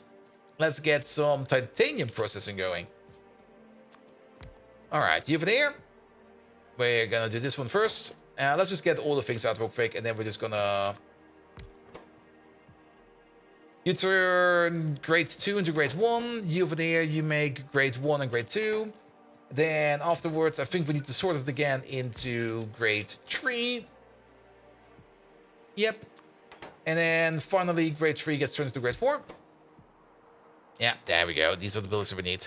So we're going to start off with you. 3 of you make 1.5. The 3 of you make 0.5 titanium grade 2 per second. You over there, 3 of you eat 1 titanium grade 2 per second. 3 of you make 0.5. So this over here is a 6-to-3 ratio. Or in this case, a 2-to-1. That should be the case also over here. We can just take a peek over here if our calculation is correct. It is a 2-to-1. And actually, it seems to be a 2-to-1 and then a 4. A 2-to-1 or a 4-to-2-to-1 over here to turn that into grade 3 stuff. Grade 3 stuff then gets bold milled over there into grade 4 stuff. And then we got some feedback loops. It'll be fine. That seems to be correct. Let's make sure that this is correct. So if we got like 6 of these, we're making like 2 grade 1 titanium and 1 grade 2 titanium. Then that 1 grade 2 titanium will be turned into 0.5 grade 1 titanium. So over here we make a total of 2.5 grade 1 titanium, which then goes into here. I see. We made an assumption over here. You over here, you eat 1 per second. But there will be 2.5 of these over here for those 6 over there. Or it will be a 5-to-12. I see. And then you also get some rejects. The rejects get turned into... What do the rejects get turned into? There you go. That's right over there. The rejects get turned back into titanium grade 3. So that's a localized loop over here. Which means that will reduce the amount over here that we need to consume. Every 3 seconds we make like half a titanium reject, which turns into 30% of that. 0.15 grade 3 titanium, which means over here we are only going to be consuming 2.85 titanium grade 1. No, wait, it's the other way around. It goes to this one over there. So we're making 1.15 titanium grade 1 over there. Which then goes into this one over there. Did you put your name in yet? No, but we should do that right now before we forget. Carl, let's do that. Because we've already been working on the next project, and if we wait too long on it, I'll just end up forgetting it. So let's get ourselves like a base name, like something where we've got all the important letters in there. What do we need? Carl the Wimp. We do need something like a W in there. Yeah, Mr. Washington. He got all the letters. He got all the good letters. There we go. Let's do that right away. Thank you for reminding me. I do end up putting in all those names all the time, but sometimes we do get kind of distracted. That's the name of the game over here. We always do end up getting distracted over here. Kind of looking for a place over here where we can see a bit more. And yeah, this seems to be good. There's already some random names over here. All right, Mr. Washington, put you over there. Good. Let's start building Carl. Let's start with the D over there. And that could be like our C. Here it is. And then we need to find ourselves an A. There's an A. Give me that A, please. Should maybe also check afterwards if there's some other names in the game in there, because sometimes I do kind of. There you go. Oh, that was so close. Alright, we already got Carl. I do kind of remember something we had last time around. Where is that? Is it over here? No, that was with the... It should be over here, actually. Oh. Here we go. We can Germanify it again. Instead of getting verb, we could get der. Actually, there should be a verb right here somewhere. I'm kind of being lazy again. The one and only. There we go. See, there's one over here. Makes it a little bit easier.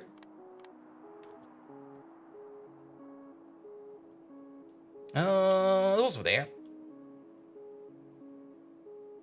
Yeah, put over there, and then put you down. Let me have another look at you. I see. And then we need the P. That's a P. Is a drowning piston catching fire? If you hear a drowning piston is catching fire, go see a doctor. It should not be on fire. Wait a minute.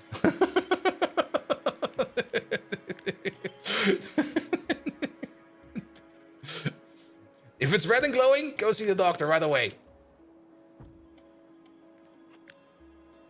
Alright, and give it some space. Also, goal. Somebody has struck a goal. And where do we put you? Let's also put you over here somewhere with the others. Yeah, right over there.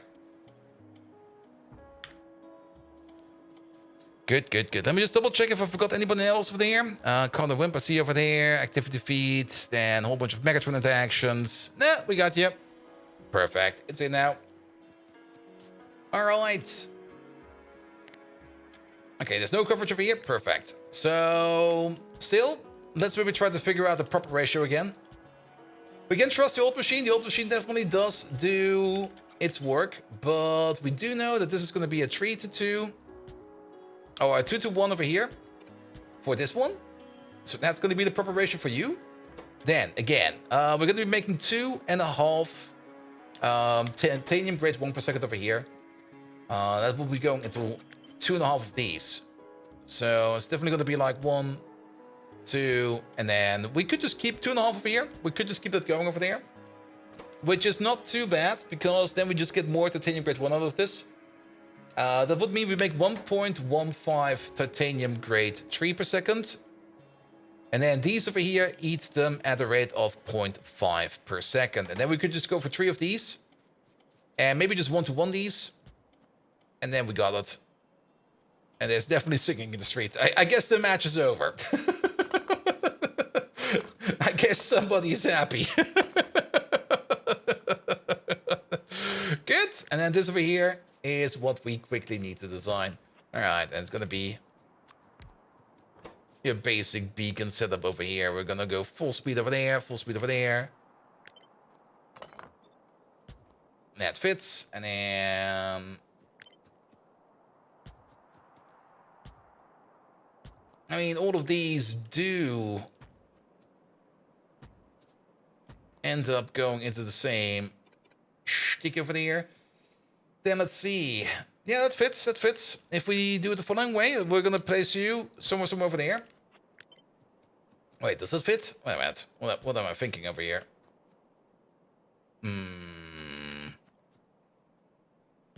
It's going to be a bit stupid. A bit stupid is fine. There we go, because we need these 3 over there. And then we're going to start going with...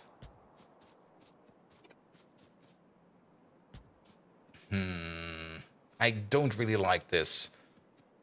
Actually, all of these do go 1-to-1. So how about we just do it like this then?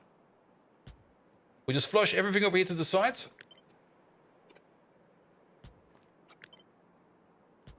Then you all go into these parts over there.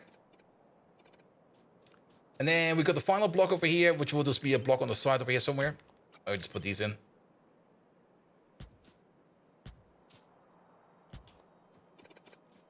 There we go. Something like this. That'll be fine. This whole thing over here is hopefully going to have enough of a crafting speed to process all of these ores over here. These over here are more or less going to be determining how much of an input we have over here. If we go to this all the way over here at the beginning, every 3 seconds they consume 5 titanium ore. They're going to have a crafting speed of 6, so this is 10, 20, 30, 40, 50, 60 ore per second, or 2 of these red belts. There's currently 3 of these red belts, plus 1 over there. We could double this down, because then we could consume all of these belts over there.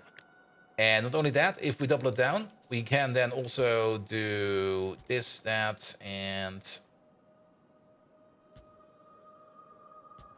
this. However, you over there. Yeah, we'll just put you over there. Sure. Why not double it down? Put you all the way at the end over there, and then we get like another one of these. But before we, well, yeah, before we copy paste it over like this, let's maybe get the inputs going.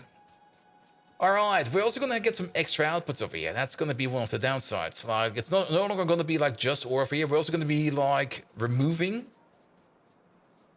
We should maybe already start to close this whole thing down over here. This over here, you don't exist no more. You over there, also disable. No more trains will be coming over here. We do need to get rid of this ore over here. We could move it out into like a temporary dump over here real quick. There we go. Just so that we have the space, and we would technically need 2 of these. Because we got like 2 full silos over there. And we don't need to worry about too much speed over here. We're just going to do this slow. It really doesn't matter too much. Freedom, when you're finished? Well, I kind of want these 2 train stations over there to be empty because I want to use them for something else. And this is definitely going to be a bit of a slow process, you know. It's not like we're going to be feeding the entire thing yet, but it's more like I kind of want to empty these 2 out over there. Oh, wait, that was the wrong way. Ooh. And from the deepest into processing, yeah, this connection over here, this one at the end, we're going to do that all the way at the end. Wait a minute. If we do it like this, wait, no. Wait. Wait. Here we go. And not only that, also you.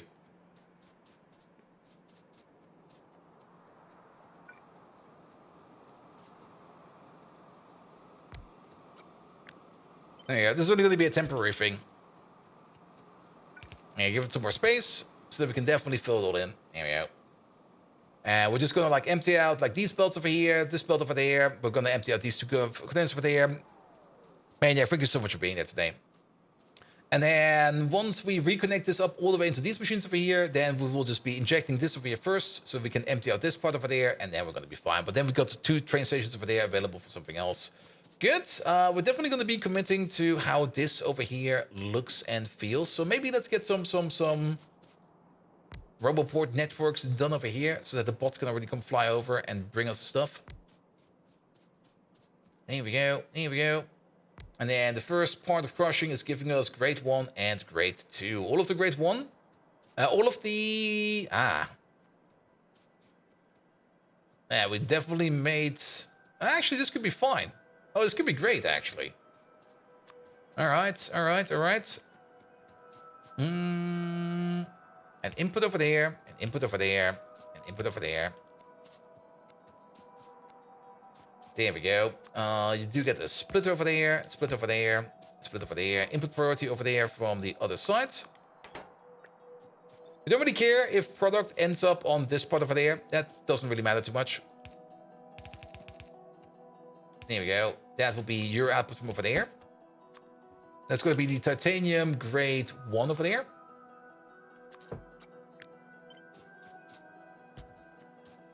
There we go. Also, we don't really care too much about this not being able to be upgraded to like a next higher level of beacon.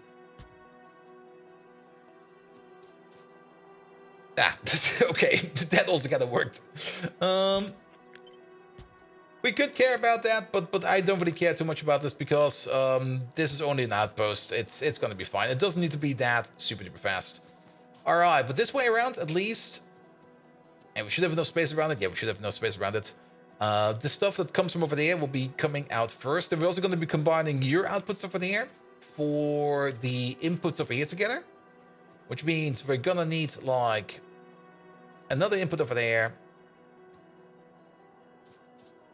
Another input over there, and another input over there. Rotate these around. Then maybe down and over? Side and over? Let's go down and over. Down and over will be fine. You over there, you will be then titanium grade 2. There we go.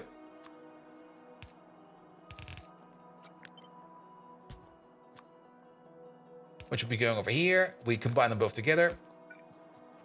And then the first one will be going into this one. Perfect. And then again, we're just going to put an underground underneath there. It'll be fine. Same over there. Well, there's not going to be an underground over there, but that will be fine. Good.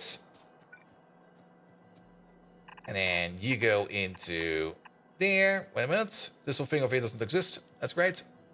And you over there, you go into there, and this over there doesn't exist. So that's a grade 2 coming out of these, going into these to turn that more into grade 1.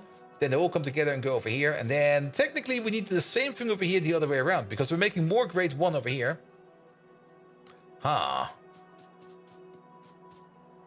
Well, let's see. We can definitely get an underground in over here, going over. We can get an underground in over there. Actually, if you kind of think about it, it doesn't really matter. Just place them all over here. Over here is fine. Because you over there, you're going to be all of the grade 1 titanium. There you go. Because you go this way, that way, and this way. With an underground going all the way over there. Here we go. Here we go. And then these over here are going to be the ones that are going to be connected over here. We might just need to move all of these over by 1.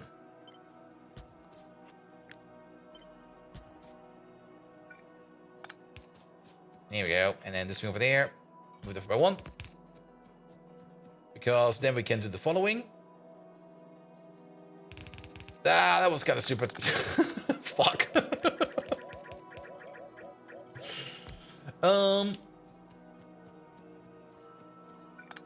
Move you over by 1 more.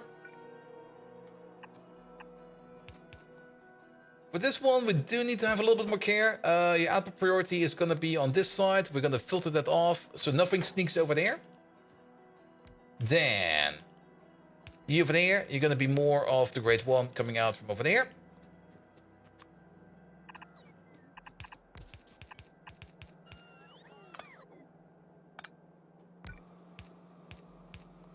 And it seems I kind of missed a bit over there, but I think that is fine. Yeah, I'll just do one of these. There we go. Pick up you. It's a little bit confusing over here with those extra inputs. There we go. And then we just need to do the same thing over here a couple more times. For example, over here. One more time. This time around, we can... I did it again. God damn it. Marius, thank you so much for being there today. Have a good night rest, mate. Yeah, you'll be over there.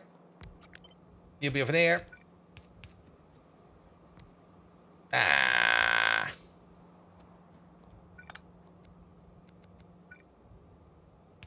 Three more instances of working and then 2-day holiday. Ah. For me, 3 more instances of working and then a 1-week holiday. But I'm also very much looking forward to it. Alright, that's connected over there. Yeah, this over here got a bit scuffed. So be it. Let it be scuffed. There you go. We could have probably done this better, but it's like this now. There we go. Good. That should all be connected. You don't have any kind of weird byproducts. I'm pretty sure that we get some stone out of here. Perfect. But we have a stone export over there, so we just put it in there. And Cortex 3 is fun. A 1,800 lottery attempt and still only at 50% progress. Yeah. It's the one part I also kind of dislike quite a bit about Pi. That you have those chance recipes. And those chance recipes, sometimes they just don't go like that. Sometimes you just, it's still going to be luck-based. I would rather have like a recipe that's not luck-based, but more guaranteed, so it's a little bit more consistent. And in the long term, it's going to be consistent, but in the short term, or even in the midterm, it's always going to be a bit like, why is it like that? Come on. Yeah, we're going to get some stone from over here. That stone we can export over there.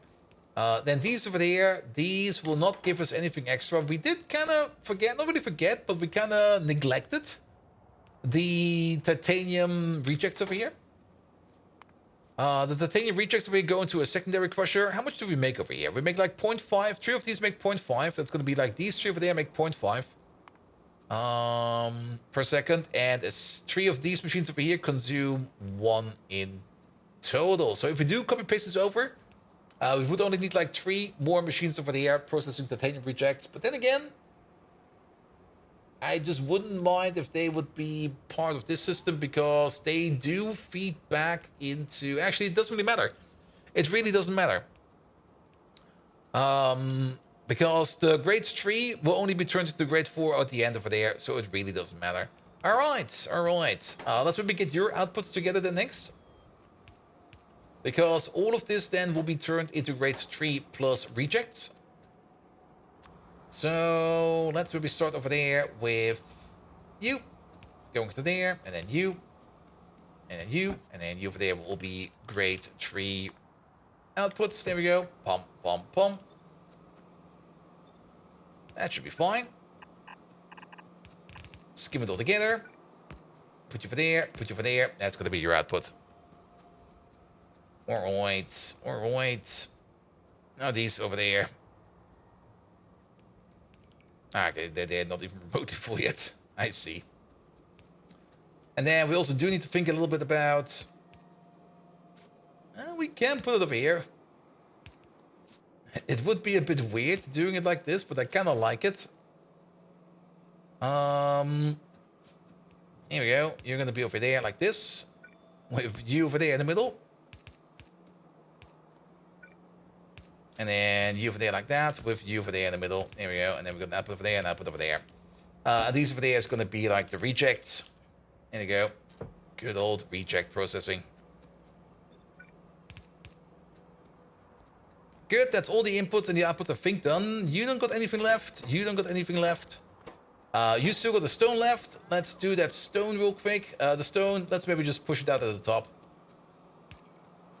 Don't really care too much about it. Over there is going to be stone. Not strown. Stone, please. There it is. That was a proper misclick. Stone. Here we go. Here we go. And off you go. And off you go. That's perfectly fine. You go in over there. You go in over there. And then the stone goes out of here. Good. Let's put some power in there. And then we can... copy paste this thing over.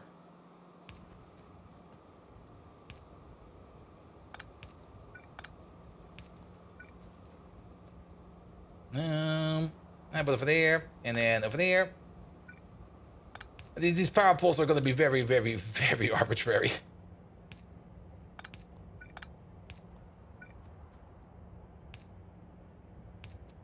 Here, and then over there, and over there. Very much important, lamps. We do love lamps. Let's maybe put them over there, and over there, over here, over there.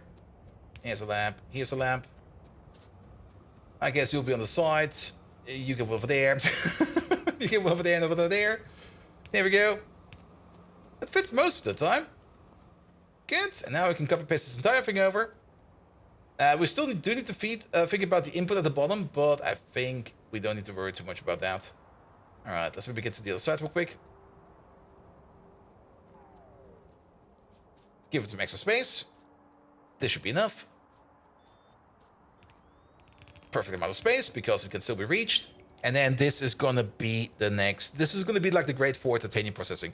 And we're gonna be using the titanium from these mines over here. And keep in mind, these are some big mines over here. There's like 87 million over there. There's 29 million over there. There's 30 million over there. And there is about another 72 million over there. So there's a good amount of titanium left over here. It's coming out at the rate of 20 per second. And actually, what did we do over here? We said like 30, 60, 120 over there. We're only getting like 80 million in total per second. We do get a productivity bonus of 20% on top. So that 80 million is going to be something like 96 million. Not 96 million, 96 per second. And 96 per second, that is... Yeah, they're going to be running a little bit slower than that. But you know what? That's fine. That's fine. Keep in mind, we do have a bit of a buffer over here of ores. We do push stuff into a chest first, so I think it'll be fine. Alright. And then we got this all the way at the end over there, where we do... It's only 80 million per second. Yeah, just an easy 80 million per second. Come on. Get that processing speed up. Alright, yeah, the only thing we're missing over here is the secondary crushers. And for this, we do need a couple more. That thing is way too close. Because we do need to do the reject processing over here. And for every 6 of these, we will need 3 of these. So we need 3 of these. Can we maybe... I'm going to pick up one of these. I'm going to replace it with one of these. And we're going to put in some speed modules over there. That should compensate. We also already were like making more than we need over there. So this should be fine. Alright, alright.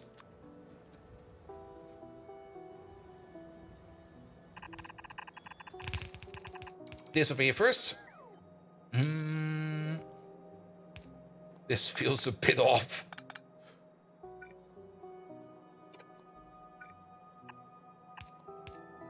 Yeah, let's do the output priority on this side. We can't do it like that, can we? No, we can't. And then forget about that. I was kind of hoping we could slide in like this, but it will then only side load.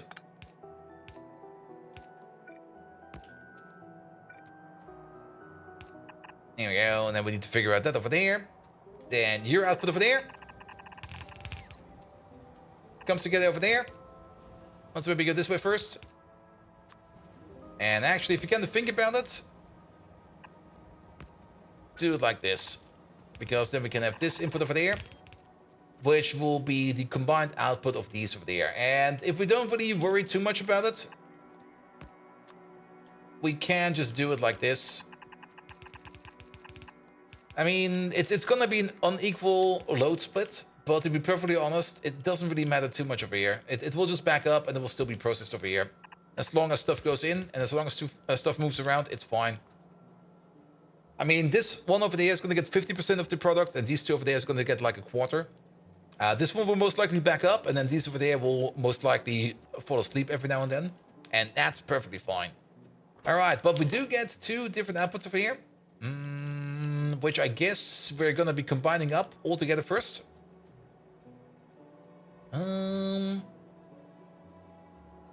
This way and that way. And then we're just going to use like a singular splitter to take it all apart. So put it all on one belt first. Get your stuff in there as well. Then you over there, upper priority over there. This is going to be the gravel. If we can learn to type. There we go. Gravel is going this way. And then everything else is going this way. This should be the input priority. We do want to use whatever is coming from the rejects first before we start processing anything else. Else it might get stuck. And then this stuff over there is just going to go into these crushers over here. And again, we're going to do some very, very terrible splitting over here. Actually, it's not going to be too terrible. It's actually going to be fine for most of it.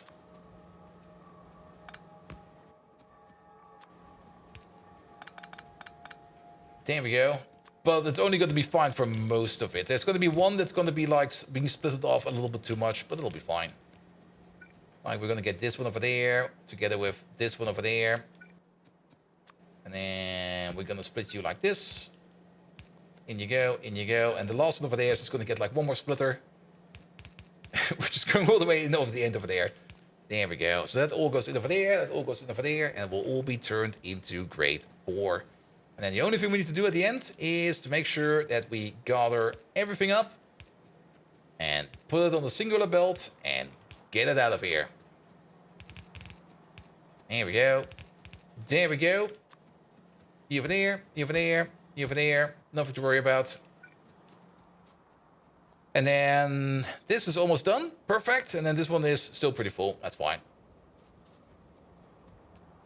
All right. So one of these stations will then be turned into our grade 4 output. This one, it's perfect. It's perfect, actually. This one will be turned into the gravel output. We already have one for the stone output over there. So the stone will just be put in over here.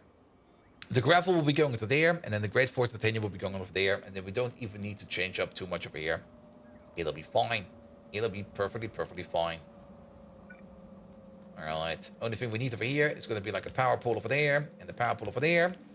We're really spaghetting it up over here. We could probably build this way more gorgeous, but at the end of the day, this works. And that's the important part.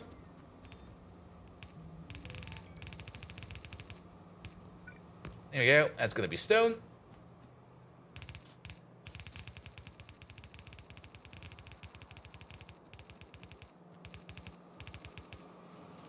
Must maybe be a little bit more nice over there. There we go. Put that stone into there. That's done. And then gravel will be going down over there, which is going to be this belt right over there. We do need to figure out how we're going to get this ore belt down there somehow, but that will not be too much of an issue. And do you do liquid processing as well now? What do you mean by liquid processing? Do you mean for the entire titanium chain? If that's the question, then no. The things we're gonna moving on to is instead of moving ores around in ore trains, we're gonna do like some local processing of the ores on site. For example, titanium ore over here only stacks up to 50, and it's not really that dense. But putting down like at least the production line over here to take the ore in and turn that into like grade 4 titanium dust over here, that's not too complicated. That's just this part over there. And if we have like a big enough mining site over here, and this one over there is about like just over 200 million, which is very much worth it. We can then process all of this titanium ore over here into titanium ore grade 4. And then we're going to pick it up from over there. And the grade 4 process, that's what we're more or less sketching down over here. That's what's going to be happening over here. We're then going to be bringing in the grade 4 ore over here. And then we're going to do the rest of the process down here based upon what we have available in here. And this has multiple advantages, because the grade 4 ore, we could technically also smelt down the grade 4 ore right away. Like the grade 4 ore, where is that even? We should be able to smelt it, right? I think we need to do one more step for the grade 4 ore to be able to smelt that. I thought for sure we could smelt it already. Let's have a look at that real quick. Grade 3, grade 4. Yeah, we can. Okay, we can't smelt it into molten titanium, but we can smelt it down into titanium plates right away. So if we bring the titanium grade 4 over to the new full-length titanium processing line over there, if for some reason we can't process it into the higher grade or the higher tier processing, and we still got space left in our titanium output, then we just start smelting down the titanium grade 4 into titanium plates, so that at least we can always make some titanium, even if it might not be the most optimal process. But if we do have everything available over here to move on through this process, and we go all the way to through, well, we could technically also smelt it down based upon the titanium enriched dust. But to be perfectly honest, the whole process is not that complicated that we need to go through this output.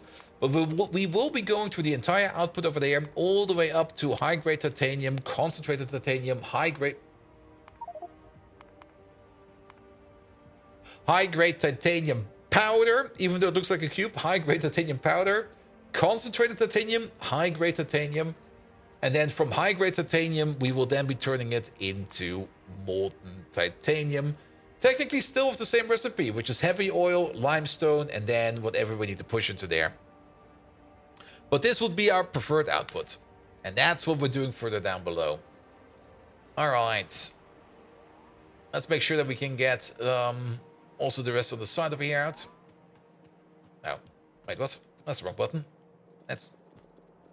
It's always so weird if you're like a little bit off on your keyboard and you press a button and you go like, wait a minute, that's not doing what it needs to be doing. Here we go. Here we go. Pick up all of these, pick them all up. Here we go, here we go, here we go.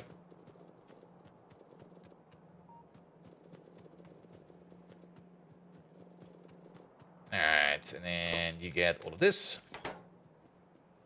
Move that all down into these dumps at the bottom. We can probably already work on you. What is this belt? This is the old belt. We can probably keep this belt over there. How much grade 4 titanium could potentially be coming out over here? It's 0.5 per second per machine. We got 5 machines over here at the crafting speed total of 30. So, at most a yellow belt. So we can get rid of all of these belts over here. These belts over here are not going to do anything.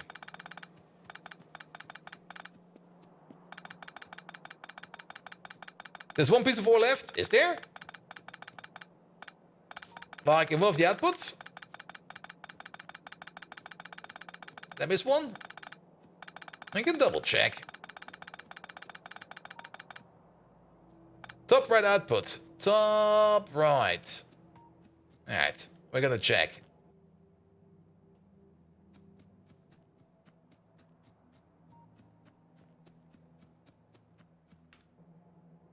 I don't think so. There's no ore in my inventory. Dark 4. What the fuck, man? Nah, it's fine. It's fine. We double checked, so it'll be fine. You might have seen this thing over here. This sometimes looks like a ore, but it's actually a lamp. It might also have been a shadow or something like that.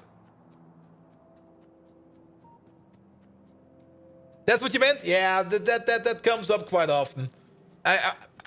Well, like the first time I saw it myself, it was also like, hey, there's something over there. I need to pick it up. And I was like, nope, it's a shadow. It's a common mistake.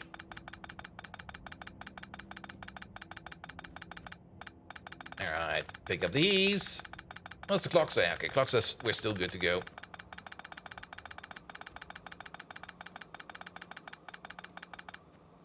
Pick up those.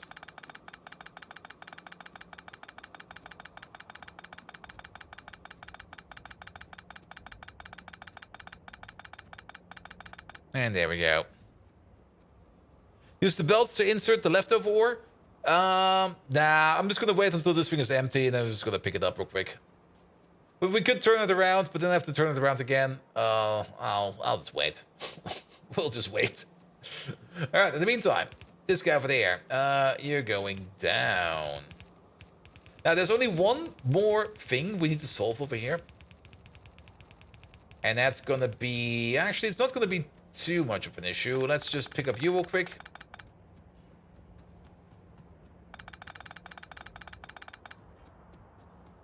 We basically need to maybe 4x4 balance. I think we could 2x2 balance. 4x4 balancing would probably be the preferable solution. We need to get the ores still in here. That's still missing over here. We still need to get the ores in here. It's definitely going to be 4 distinct lanes. Like this one, this one, this one, and this one. And we could most likely easily get some inputs done. Maybe even through the middle. Most likely through the middle. Like one over there, and that's that. Nah. Yeah, but we got some more space over there. It'll be fine. It'll be fine.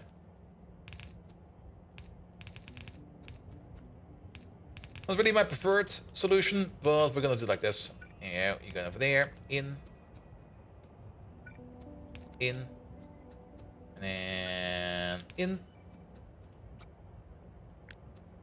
Let's take a couple of you real quick. Take the beacon out. Take these belts out. Take these belts out. Same one over there. I think we copy pasted over a little bit too much.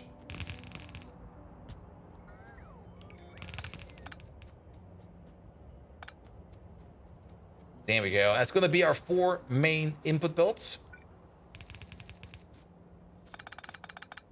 Okay, we don't really have a lot of space over here.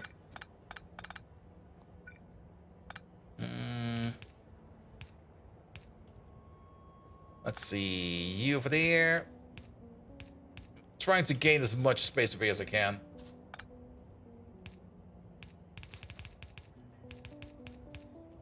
Alright, and then...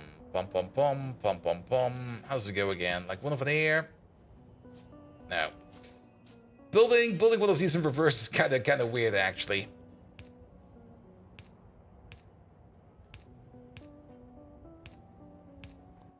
Yeah, it's gonna be like this. And then you over there.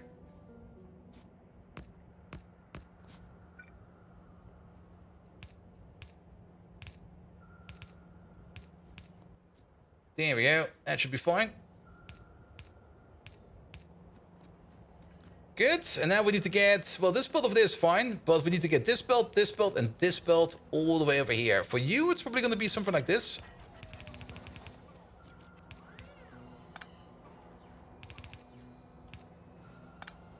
Let's not connect you yet.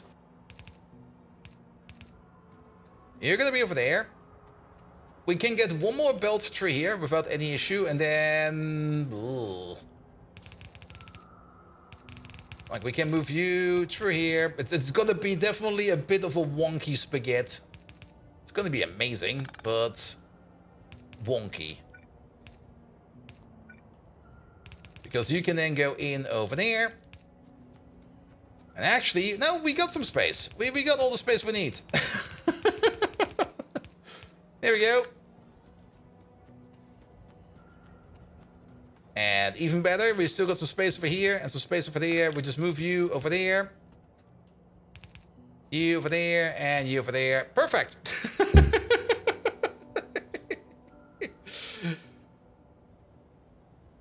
Here we go. If the spaghetti is straight, you're doing it wrong. Exactly. All right. And then as for the injection over here, we will probably just take all of this over here. We're just going to side load it in one of these. Like, once we really want to insert this stuff over here. And I do know that this is not really the most optimal way of doing it, but this is how we're going to be doing it. We're just going to import it over there. If this process over here takes like forever, that's fine. As long as it is decremental and it will be moved out at some point in time, that's great.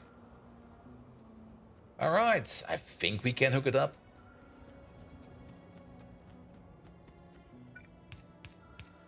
There we go.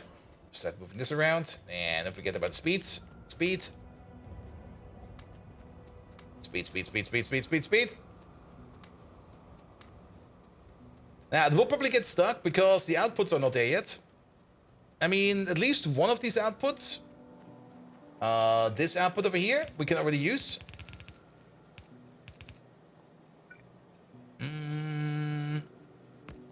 Yeah, just do it like this. There we go. Can already use you for the grade 4 titanium going into here. But for things like the gravel, we would still need to wait for this machine over here next to us, or this deposit next to us over here to empty itself out.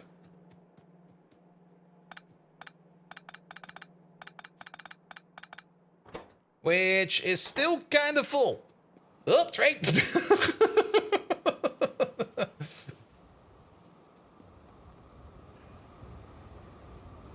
Here we go. Here we go. But we can at least try to see if things get stuck over here, but it seems to be flowing fine.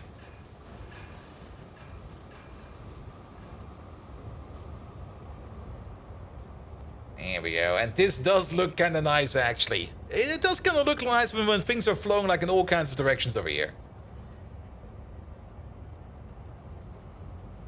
Alright, alright. We're missing some lamps up there. Also, we still got some more titanium in our pockets. Yeah, you can go over there. You go over there. Alright. Yeah, that's looking good. That's looking decent. Don't see any contaminations. Nope. Stone is going in there now. Excellent. We could, of course, maybe just make like a little in-between buff over here for the gravel. We could maybe also just try to speed up this process by just picking up stuff by hand. Actually, if you're gonna think about it, just turn this off for a second. We can do this in an instant. You have that. I'll be back for that. Oh, okay, maybe we can't do it in an instant. Those things are a bit more thicker than I thought they would be. There we go. Pick up this one. Pick up this one. There you go. You empty out. You empty out.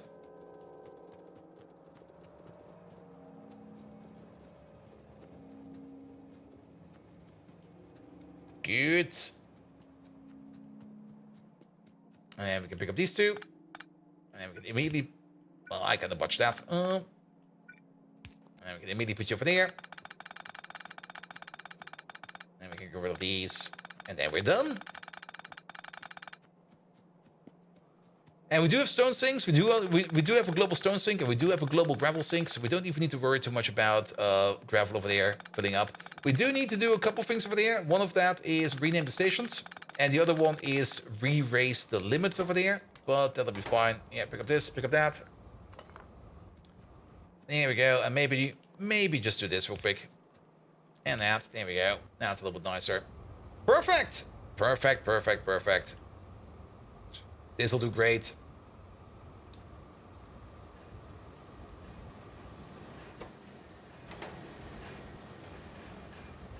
This will do real great.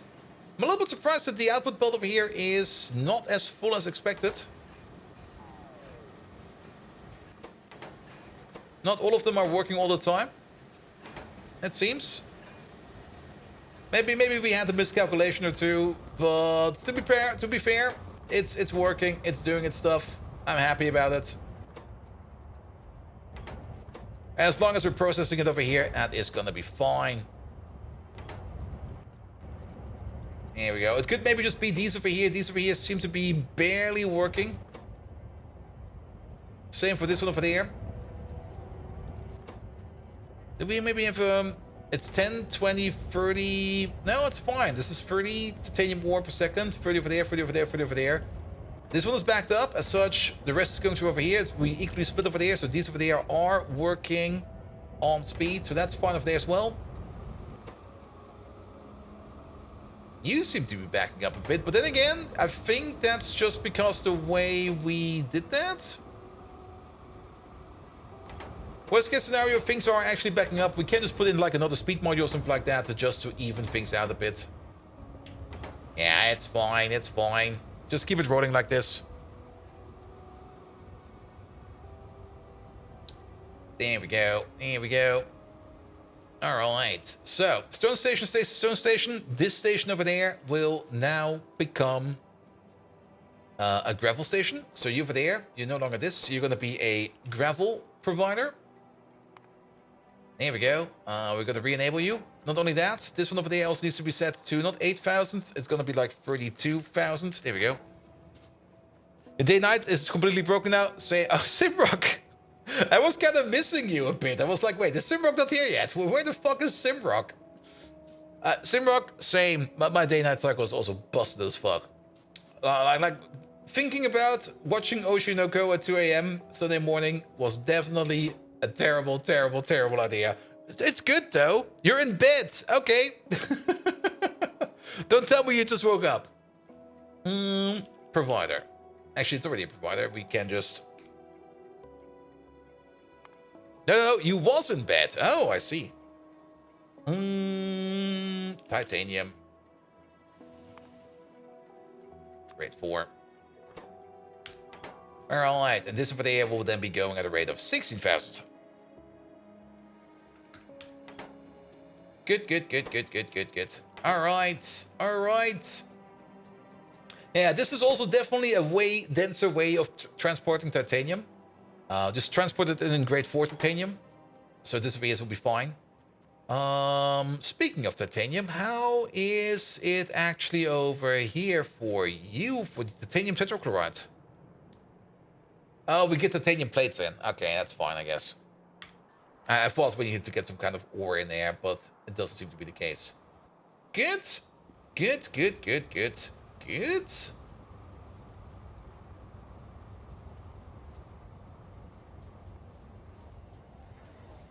Only takes a month to fill the station, even for one train. Yes, but then again, that will also mean we need less trains to go around.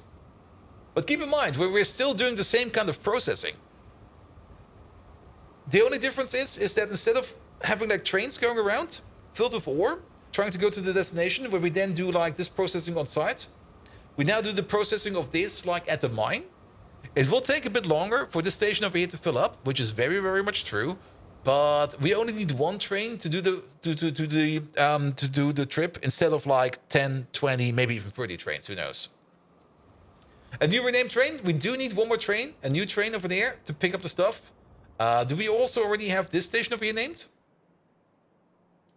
Nope. So titanium. Tier 4. Oh, it's not showing up like this. What is it? It is TI? Look for tit. No. Titanium. I think I scrolled over it. I'm also getting slowly tired.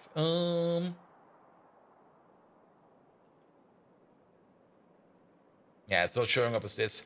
TI4, maybe? I did see the name just now, or TI4. What the fuck is the internal name, man? Titanium Grade 4. It's called Grade 4 TI. Alright. Here we go. Grade 4 TI, there it is. Good. And then we just need one train for that. We could make a new train for that. We do have this train sitting around over here, which has nothing to do. And he fits. So how about you? Grade 4 TI. There we go. Provider, requester, full cargo, empty cargo. Stop is disabled. That's true. Enable. Good. You're going to the requester first. I guess that's fine. You can wait to the requester. And then we got the new train recycled over there. Perfect. Yeah, it will definitely take a while for this thing over here to fill up. If we have a look over here at Titanium Grade 4. I go for the last 10 minutes. Reset all of that, please, so we can see a bit more. Titanium Grade 1, Grade 2, Grade 3, Grade 4. There we go. We make it an average of, what is that? 400, let's say 450 per minute, if we're very generous. 450 per minute, that is going to be like 7.5 per second. We're making it at half the rate I was expecting. I was expecting 15, but we're making 7.5. You know what? That's fine. Wait a minute. Is maybe something backing up over there? Are these beacons? No, those are MF5 beacons. But 7.5 per second, which means it will still take quite some time for this thing over here to fill up, but it'll be fine. It'll be fine. Alright. Yeah, it's kind of getting late over here, so let's maybe have a quick peek at our plutonium process over here.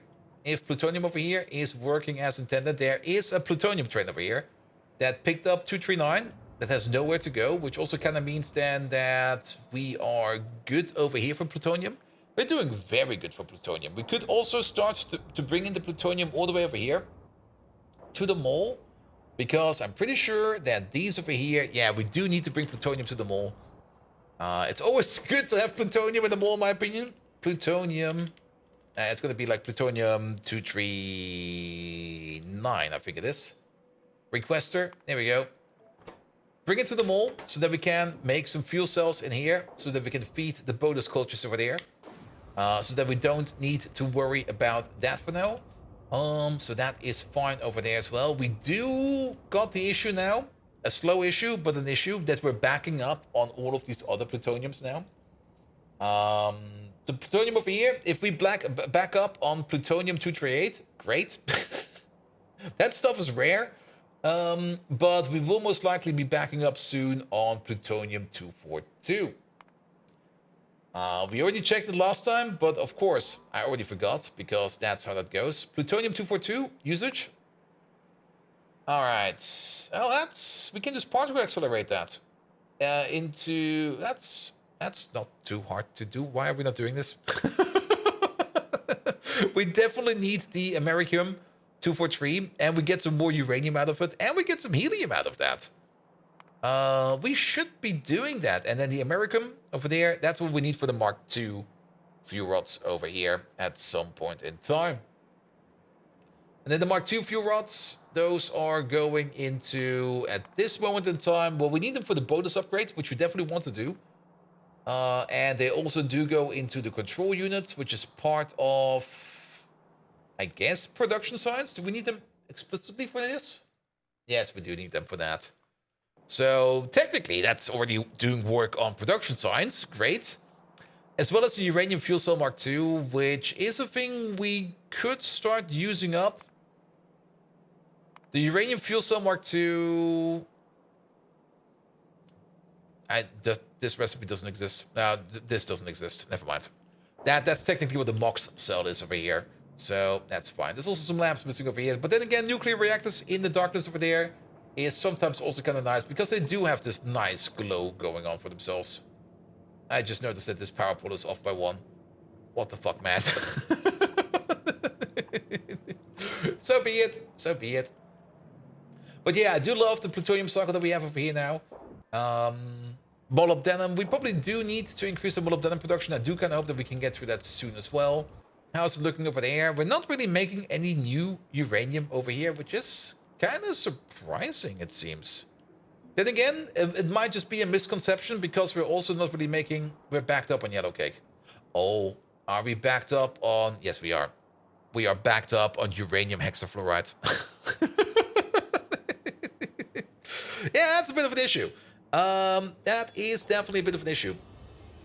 Checking up on some other things, especially over here on the Dingrits.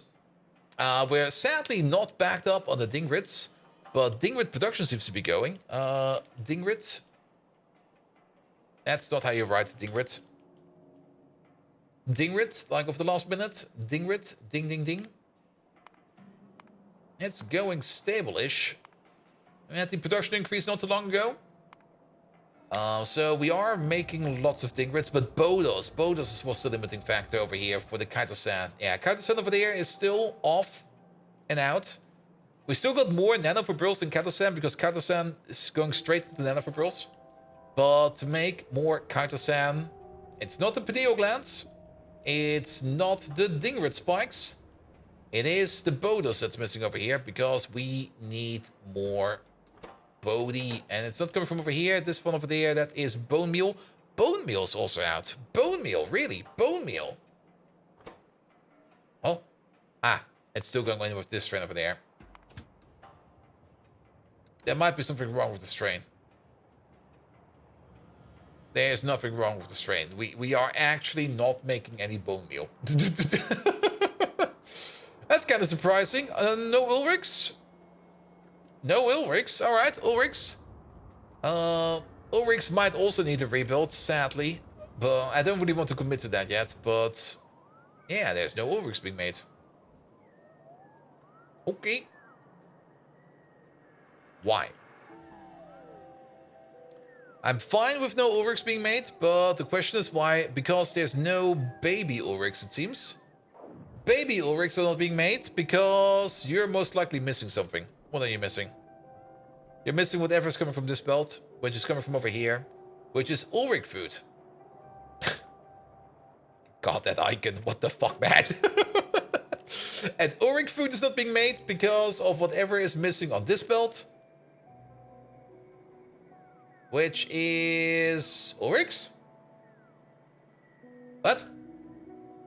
No, what? Excuse me, what? Don't tell me if we put a full Ulrich. No, wait, there it is. Because of lack of tin. And it's not really because of a lack of tin. It's because we deleted the tin train not too long ago. The 1-4 tin train. This needs to be a 2-8, man. 2-8.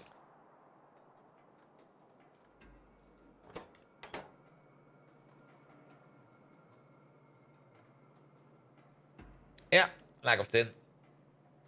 But that should be fixed now. Alright, alright, alright. Good, good, good. But I think I'm happy for today. We did a couple of things. I do kind of hope that we can, or that I at least can finish up this thing over here off camera. I do know I say that all the time. And sometimes it works, sometimes it doesn't. But I do want this process over here to be mostly done. Was the station designed for a 2.8? It should have been designed for a 2.8.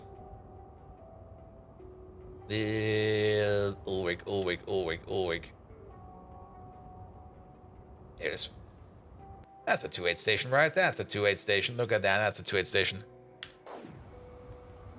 Good, good, good, good, good. But yeah, I do hope that I can just wire up and finish up the train stations over here for this part over there. It's a very boring procedure. Just bring in all the resources, wire up the rest, and hopefully at the end of it, we will get more better titanium out of it. Because currently, our titanium process over here has probably stopped. There's still a bit coming out, but it's not the fastest amount of titanium over here. We could definitely do better over here in the titanium fraction. All right. Also, UPS is all over the place. Like, I saw it at 50 today at some point in time, so now we're like at sub 40. UPS is like all over. Absolutely all over. It's kind of interesting, actually. I do hope that that new AMD CPU will be coming out soon because we need that upgrade, man. How long until new trains? Technically, we already have like the tier 2 trains, but I don't want to build the tier 2 trains because they require canisters, and canisters can go die in hell. We're going to go for the tier 3 trains.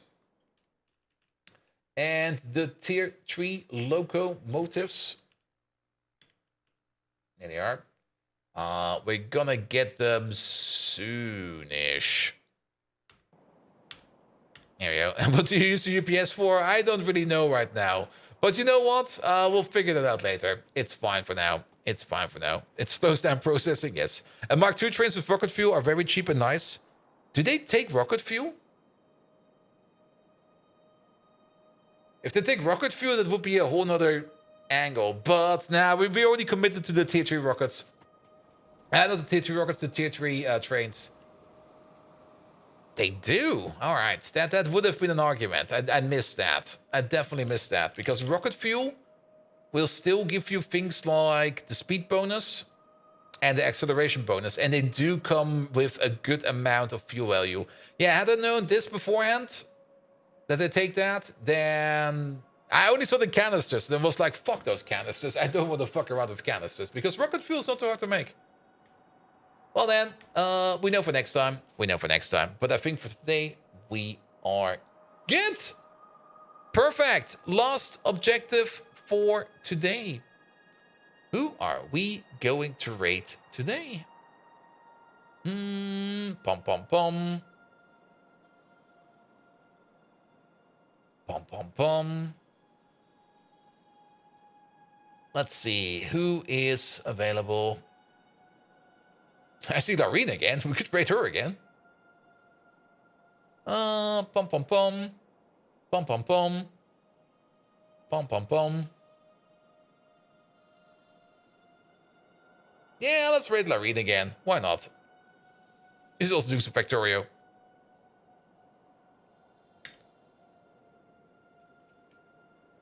There we go. There we go. That should be fine. All right. Thank you so much for today. I'll be back tomorrow one more time with Factorio. And then on Wednesday, one more time with Rimworld.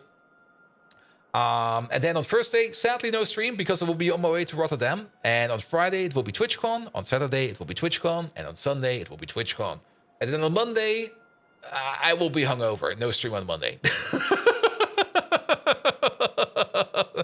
Guaranteed hangover on Monday. Good. Nevertheless, thank you so much for all the lovely follows today. Thank you so much for all the lovely rates. The rates. Well, there was also a rate, but also for the resubs. Big Clown, thank you so much for that 1 cent. I will be spending it wisely. Alcadair, thank you so much for the resub. Then a whole bunch of follows. Dog Spano, 48 months. Thank you so much for the resub as well. Then Pom Pom Pom, Pom Pom Pom. Thunder, thank you for the resub. Evender, thank you for the prime sub. More follows, and then somewhere in between, where is he? Team McIntyre, thank you so much for the lovely raid.